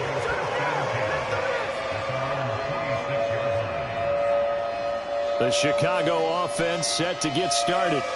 And Charles, we'll see what they can do here. Not a ton of time left, but enough certainly to get points out of this drive, and they need them right now because they're trailing. Yeah, and this is exactly why you practice a 2-minute drill all through camp and at least one practice each week before a game. A minute left, more than enough time to string a few completions together, reach the end zone, and then make that walk back to the locker room just a little more animated. Now the Bears going to call the first of their timeouts as the clock will stop with 55 seconds to go until halftime. Line of scrimmage, the 37 on 1st and 10. Throwing is Jackson. Throw left side complete. That's Scott. Now the Bears going to use the second of their timeouts. So that means they're down to 1 remaining here as we head toward halftime. From the gun, it's Jackson. Over the middle into traffic, and that's complete. They'll get to the line here, but remember, it's also 3rd down. Here's Jackson. He's got his target. That's complete. And he's got enough for the first across midfield to the 48. Now the Bears will use their 3rd and final timeout. And with halftime on the horizon, they'll be out of timeouts from here forward. To throw again is Jackson. That one complete downfield to Johnson. And he is out of bounds, but not before he's inside the 30. A good pickup there, 21 yards. Yeah, big play there. And when you have a running back that you can use like a wide receiver, when he has that kind of versatility, you do as they did there. Get him out of the backfield and give those defensive backs something else to worry about.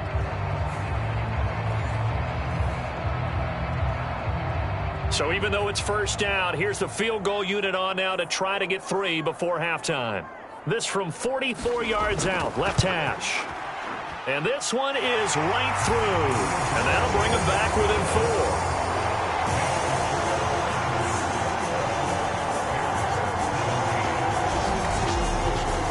So no problems at all on that one. And you know there's virtually no wind. This is a kicker's dream here tonight. It absolutely is, isn't it? So to me, with no wind, it should be a passer's dream as well, right? But in this case, the defense held out.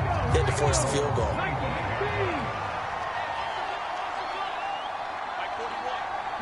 And with time running down, they go down to a knee. So we have reached halftime here with the visiting 49ers on top. As we'll head down to Orlando, that's where we find our man Jonathan Coachman at our EA Sports Halftime Report. Coach. Okay, Brandon, thanks very much. Welcome in, everyone, to our EA Sports Halftime Report. Let's get you caught up on what's going on around the NFL. We'll get started over at the Caesars Superdome in New Orleans, where it was the visiting Bucs who were able to come in and win one on the road. Cam Akers, a touchdown run in the victory. From there, we head up to the Motor City to check in on the Lions at home at Ford Field. And they were winners in that one over the visiting Green Bay Packers. Geno Smith, strong in the victory, as his guys looked better than a team that had won just one game coming in. And finally, Monday Night Football. They've got a good one lined up between the Atlanta Falcons and the Cincinnati Bengals. We saw the former All-Pro Christian McCaffrey up to his old tricks in that first half. He chipped in a couple of touchdown runs as he was running with determination right from the word go.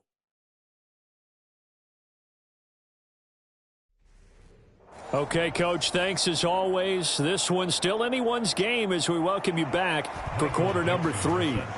Both these offenses have been in fine form. What will the second half bring us as we are underway in quarter 3?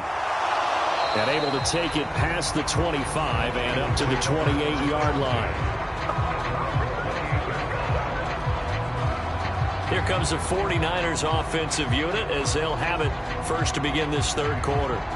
They have played so strongly. You look at the scoreboard, you probably, with the way they played, you would think the margin would be a lot bigger, right? You would. And in your experience, how many times have we run into coaches where they've talked about, hey, we just want to put it in the hands of our defense and have them win the game? In this case, not the case. Not at all. You want to put it in the hands of your offense, but you always feel better about seeing defense because you think defense is a constant and offense kind of comes and goes. Today, this game, no, they need their offense to stay on a really hot level. They've been hot so far. There's a ball thrown right side and complete. And he'll be corralled out across midfield down to the 45. It's a first down, his 4th catch of the game after having 3 in the first half. They sure put the coverage guys in a stress on that one. They thought they were going deep. Ends up curling inside for a nice chunk of yardage. Man, I just love being in this stadium. So much history, tradition, so many great teams and games. And we're seeing a pretty good one right now. Hotly contested in the third quarter. And that is caught on the right sideline, but out of bounds, says the line judge. The throw took him a little too far. It's second down.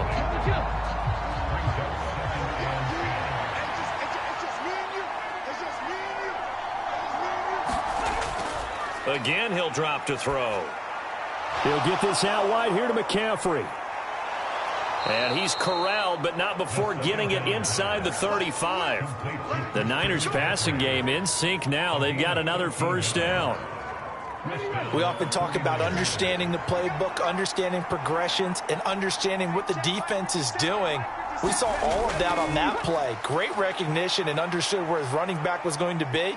Found a way to have him leak out underneath, hit him with the football, and they picked up the first down. 2nd and 10.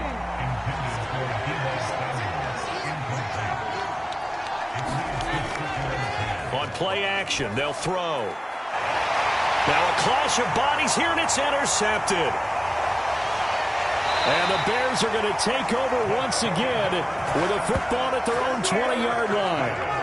So it was a drive that had real promise here to begin the third quarter, but ultimately derailed by the INT. And that was the position you wanted to be in, coming out to start this third quarter, get a nice drive going, looking for the end zone.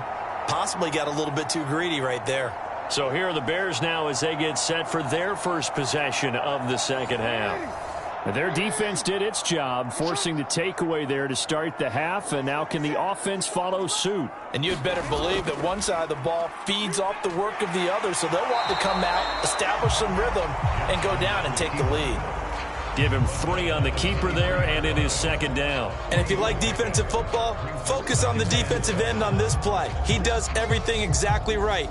Reads the play, and make sure he spills it for a small gain. Now 2nd and 7 from the 23.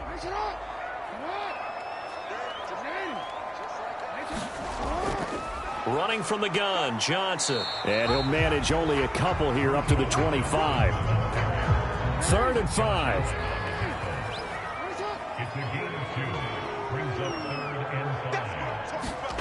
Now it's Jackson. Dumping it off for Johnson. And he'll be out of bounds across the 30-yard line. From the 32 now, here's 1st and 10. Up the middle, Johnson. And nothing much materializing there on the first down run. He'll get a couple, and that's it. 2nd down and 8. Jackson. Got an open man here, and it's K.J. Hamler. And brought down, but not before reaching the 45-yard line. So after 2 first downs, they get another here. 1st and 10 at the 45.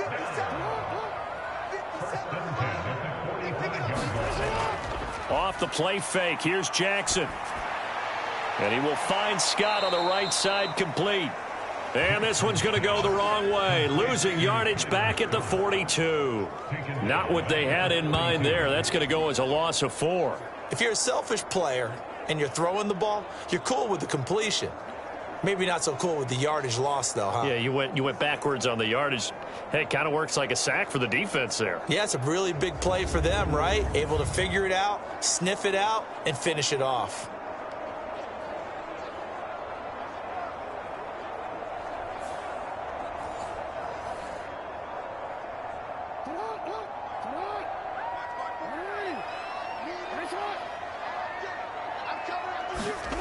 On 2nd down, here's Jackson. And the catch made by Johnson. And he'll go down, but not before getting this inside the 30. Getting it to him in space pays off big time. That winds up going for 31. What a game he's having. They've not been able to stop him or even slow him down. He's got 2 touchdowns already. That could have been a 3rd. He's got the secondary coach asking people for answers. Can you help me out? Because we are not slowing him down.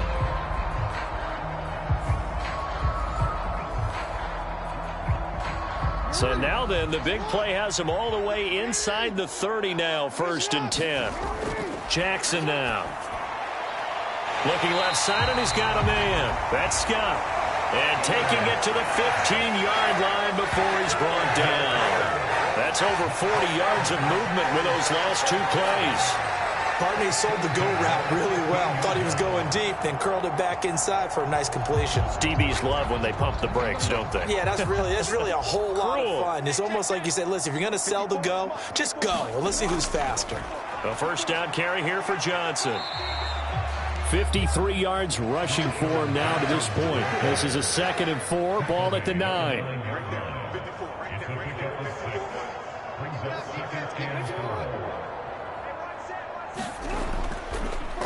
They go to Johnson again. And tackled down after a gain of 3. Leaves him with 1 yard to go on 3rd down.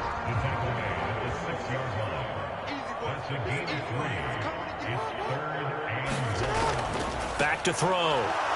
Nowhere to go here. He lost the football. Oh, and one of the linemen on the other side has got it. 2nd time in this game, Charles, the ball has squirted out from his hands. Luckily, his teammate was there to pounce on it. You're right. Got the lucky bounce, able to retain possession. You know, we often talk about the combine and why do we measure quarterbacks' hands. Is that really a big deal? It's for situations like this. Do you have the hands big enough and strong enough to hold on to the football while being jostled?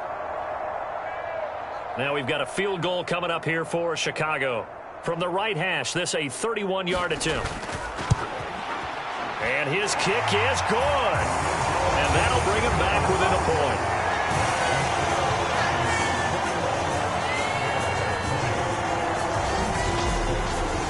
Well, the 3 points certainly helps, but you feel like, Charles, at this stage of the game, when you force those turnovers, need to start converting them into touchdowns. Yeah, I'm a little bit surprised myself because I thought in this situation they were thinking end zone or bust. Now they got to rely on their defense to get the ball back again for another opportunity to get 6 points. And San Francisco gets set to go here.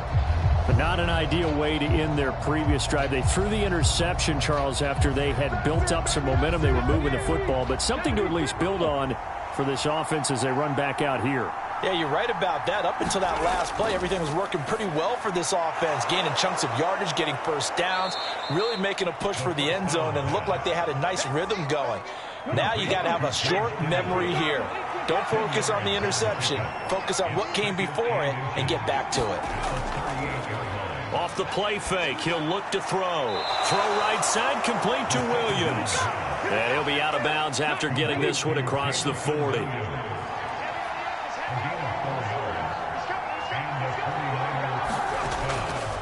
On first down, this is McCaffrey. And he fights forward for a modest 2-yard gain. Second down.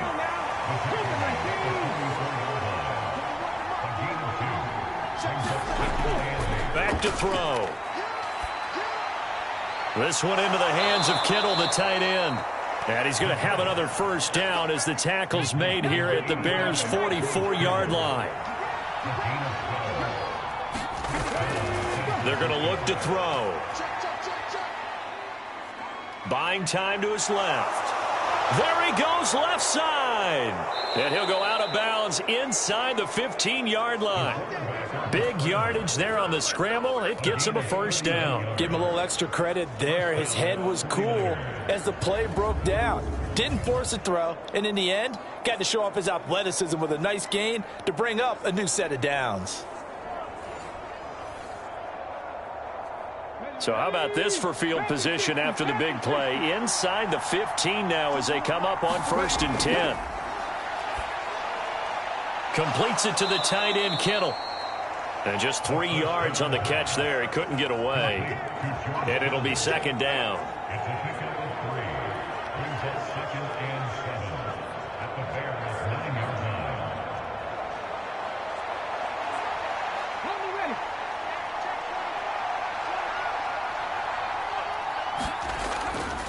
They'll give it up to McCaffrey. He pushes forward from maybe 3 down to the 6-yard line. This will be the 8th play of the drive here. 3rd and 4. Now back to throw. That's to the right side, complete to Kittle. And he'll get this down inside the 5 to the 4 before he's out of bounds.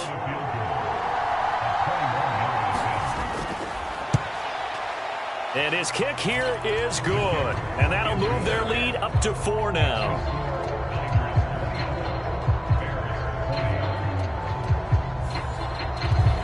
So it was 4th down and 1 in the red zone, but they elect to take just the 3. And I'm a little bit surprised that that's exactly what they decided to do. I kind of thought that they would go for it in that situation.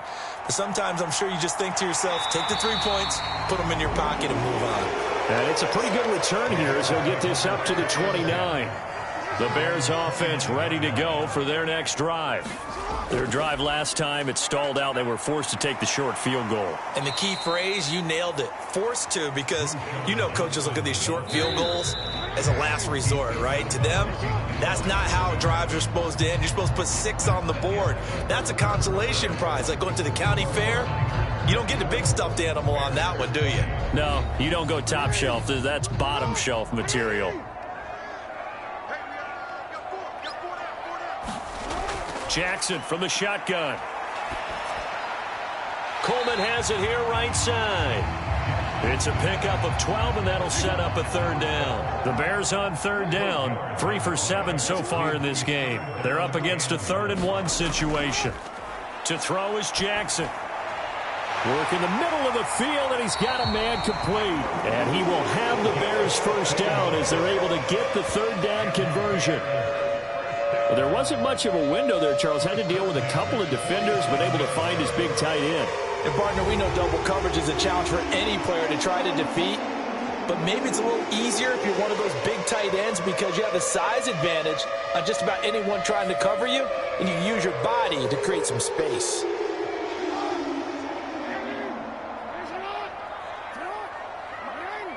Hamler, the motion man left. He'll get it here on the jet sweep. And he's going to get a solid gain of 9 before being brought down. 2nd and right at a yard.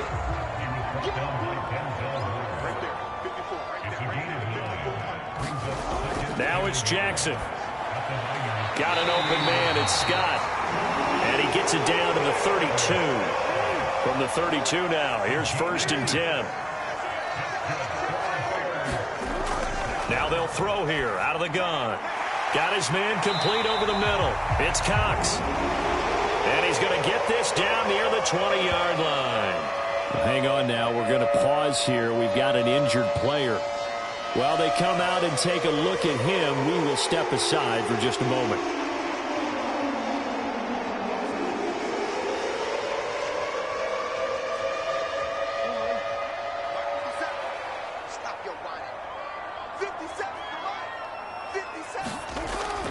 The busy night continues for Johnson. And a missed tackle there as he pushes forward for a gain of 4. And hold on here, because on that last run, it looks like we have a player who is shaken up. So as the medical staff takes a look, we'll step aside.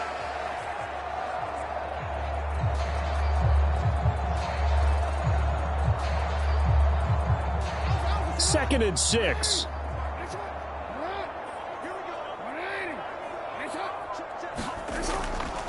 Again, it's Johnson. And he'll get this one down to about the 17.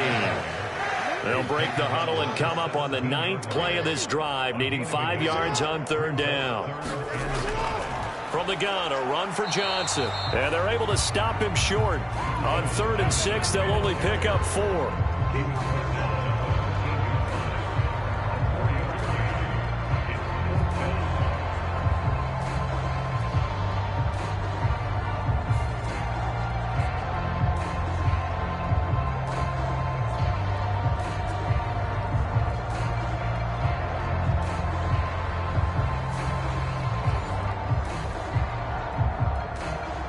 One score down. Here we go. They're going to go for it here on 4th down. They run. It's Johnson. And he's able to pick up the first down before he's tackled right at the 10. Just a gain of 3, but they'll certainly take it as they convert on 4th down. A new lease on life after the 4th down conversion. Here's 1st and 10. Jackson options out left. This will be stopped about 2 yards shy of the marker. 8-yard gain, 2nd and 2.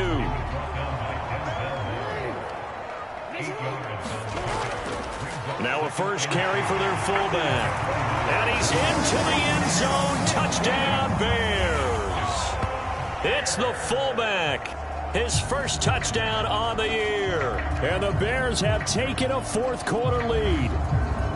This has definitely been a back-and-forth affair, and now they have the lead here in the 4th quarter. Yeah, and they gave up the field goal on that last drive, as we remember, but it felt like their offense told them, don't worry about it. We got your backs. We'll come back with a touchdown of our own, and they did.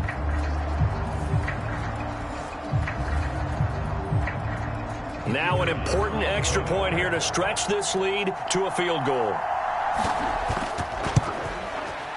He's got it, and this is indeed up to a 3-point lead. That one in the books as a 12-play drive. And it's culminated by a 2-yard touchdown run. Out is the kickoff unit as they run up and send this one away. Williams now on the return. And not much happening on the return as he'll get this to about the 23. The 49ers offense now, they get set to head back on the field.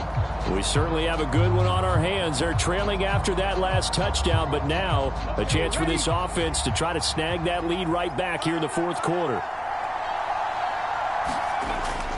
They start on the ground with McCaffrey. 63 yards rushing for him now in the ball game. Here now, 2nd and 4.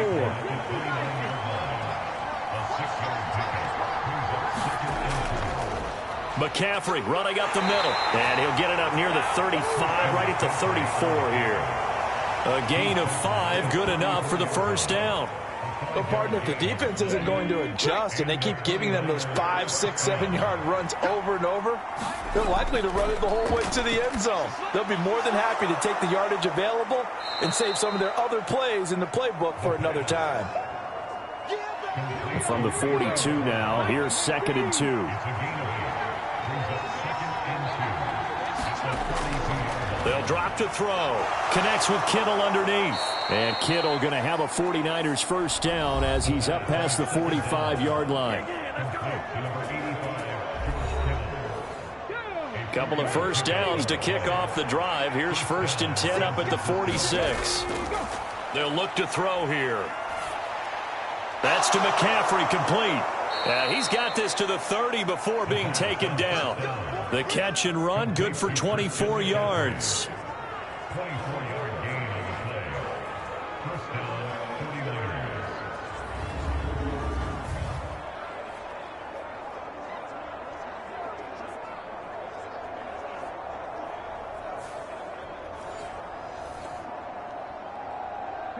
So into Bear territory now. This is 1st and 10 at the 30-yard line. The play action fake. They'll look to throw.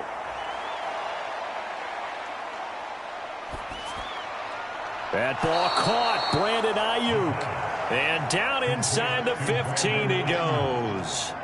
17 more yards on that one as they keep the drive rolling.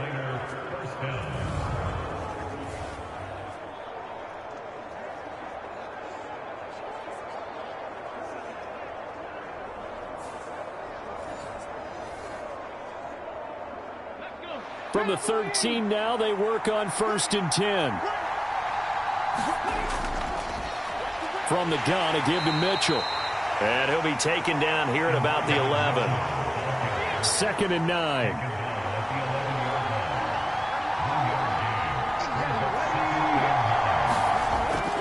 Looking to throw.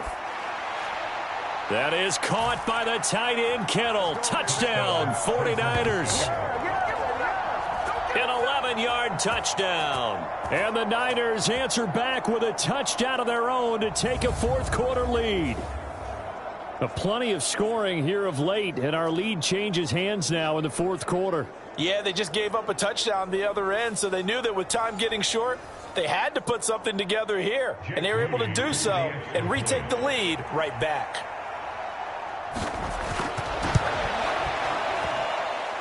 Moody good with the extra point. And that will make this a 4-point game. So that drive goes 8 plays. And it all ends with a George Kittle touchdown.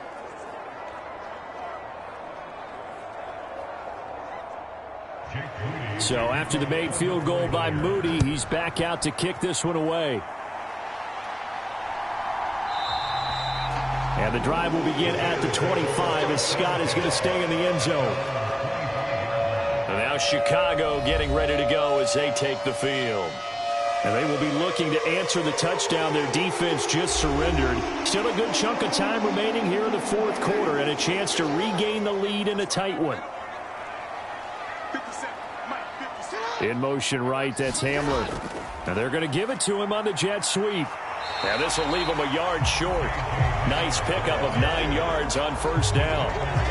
Now that's a run that warms a play caller's heart because you're actually set up to do whatever you want on offense. You can come right back and run essentially the same play because you have momentum, or you can fake that running play and throw something deep over the top, or you now feel like you have an extra down to play with because if you go ahead and just throw it and you don't get it, come back and try and pick it up on third down. A gain of 5, good enough for the first down.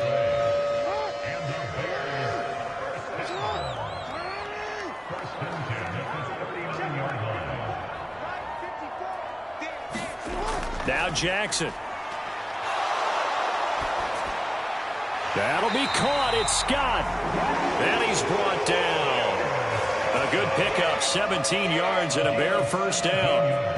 Had to put that ball in there with a little extra zip, but he put it right where it needed to be. Yeah, that little extra pace that he had on the pass, that required a little extra concentration for him, didn't it? Ball can get on you pretty quick in that manner, and he handled it well and picked up the first down.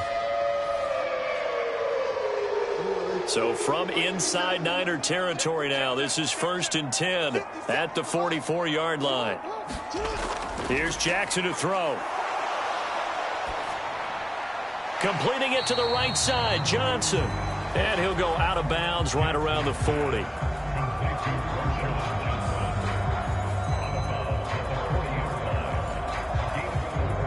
Second and 6 coming up.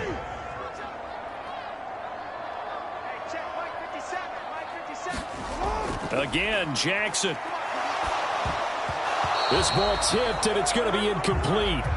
Fortunate maybe to get that back. It's third down. Really nice play by the guys on the defensive side of the ball, but for the guys on the offensive line, they're doing a nice job of trying to protect their passer. But when a guy hops in the air and goes airborne to try and knock one away, it's difficult. On a bad time late for a poor throw. It's intercepted. Picked up by Talanoa Hufanga. And into the end zone. A pick 6 for the 49er D as they score the touchdown. Well, it certainly looked to me like he tapped into the quarterback's thought process there. And what I'm hearing more and more when I go around the league, defenders sitting in on quarterback meetings trying to learn more about how they think so they can be in the right position to be in the right spot, as he was there to pick that one off and take it all the way back for a touchdown. Now Moody for the PAT. And he's been a busy man, 5 for 5 now as he knocks another one through to extend the lead. A heck of a play there defensively, getting the interception, navigating his way into the end zone for the touchdown. So they'll get another shot on offense following that pick six, and now the kick is away. Scott on the return out of the end zone. And he's up past the 20 to the 22-yard line.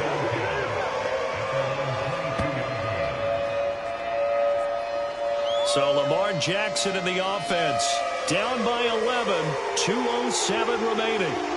They'll have one play, maybe two, before the 2-minute warning as they've got a first down.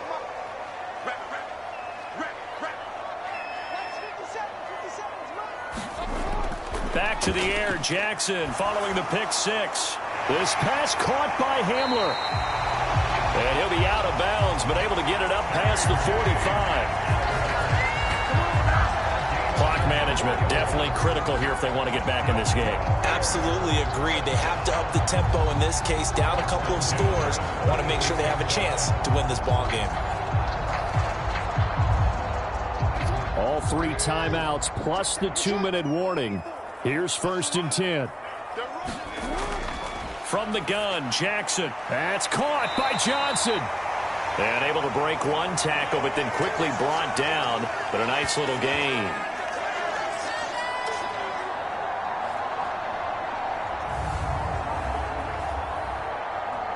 So the Bears with the football here as we welcome you back. Now 2nd down and a few inches. Here's Jackson. And that'll be incomplete. Took a pretty good shot as he tried to pull that one in. Couldn't hang on, 3rd down. Jackson. That is caught. And he gets it inside the 35 and just shy of the 30. Here's 1st and 10. Throwing, Jackson. The throw to the left side, caught by Coleman. Here's 1st down. Now Jackson. Forced out to his left. And brought down, but not before they get it inside the 10 to the 7. Here we go, 1st and goal. Now here's a look for the end zone, but that one's going to wind up incomplete. That's certainly not the worst thing. It stops the clock and lets your offense catch its breath and lets us exhale a little bit. Now I expect them to call a couple plays in the huddle, so they're ready if a tackle happens inbounds. Jackson. And he's left with no option here but to throw it away. 3rd and goal. And keep in mind, very possibly 4-down territory. Jackson to throw. And this is intercepted, and that should do it. Picked up by Denzel Ward. And the 49ers are going to have it here just past the 25. So a good drive with a bad ending, Charles. They move it down the field well. Cannot finish it off, though, as it's intercepted in the end zone. Deflating, that has got to be the word here because they were sharp in moving it down the field. But sometimes you start thinking like a touchdown is a given. And it doesn't always work out that way as we saw there. Ready, set.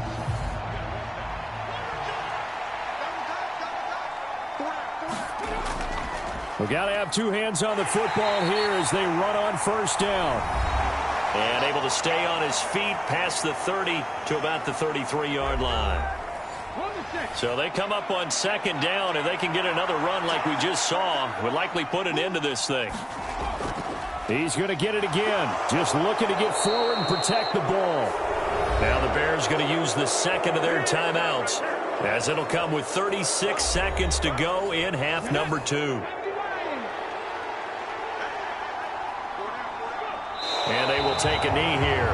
Now the Bears will use their 3rd and final timeout And as the two teams talk it over on their respective sidelines, we take a break.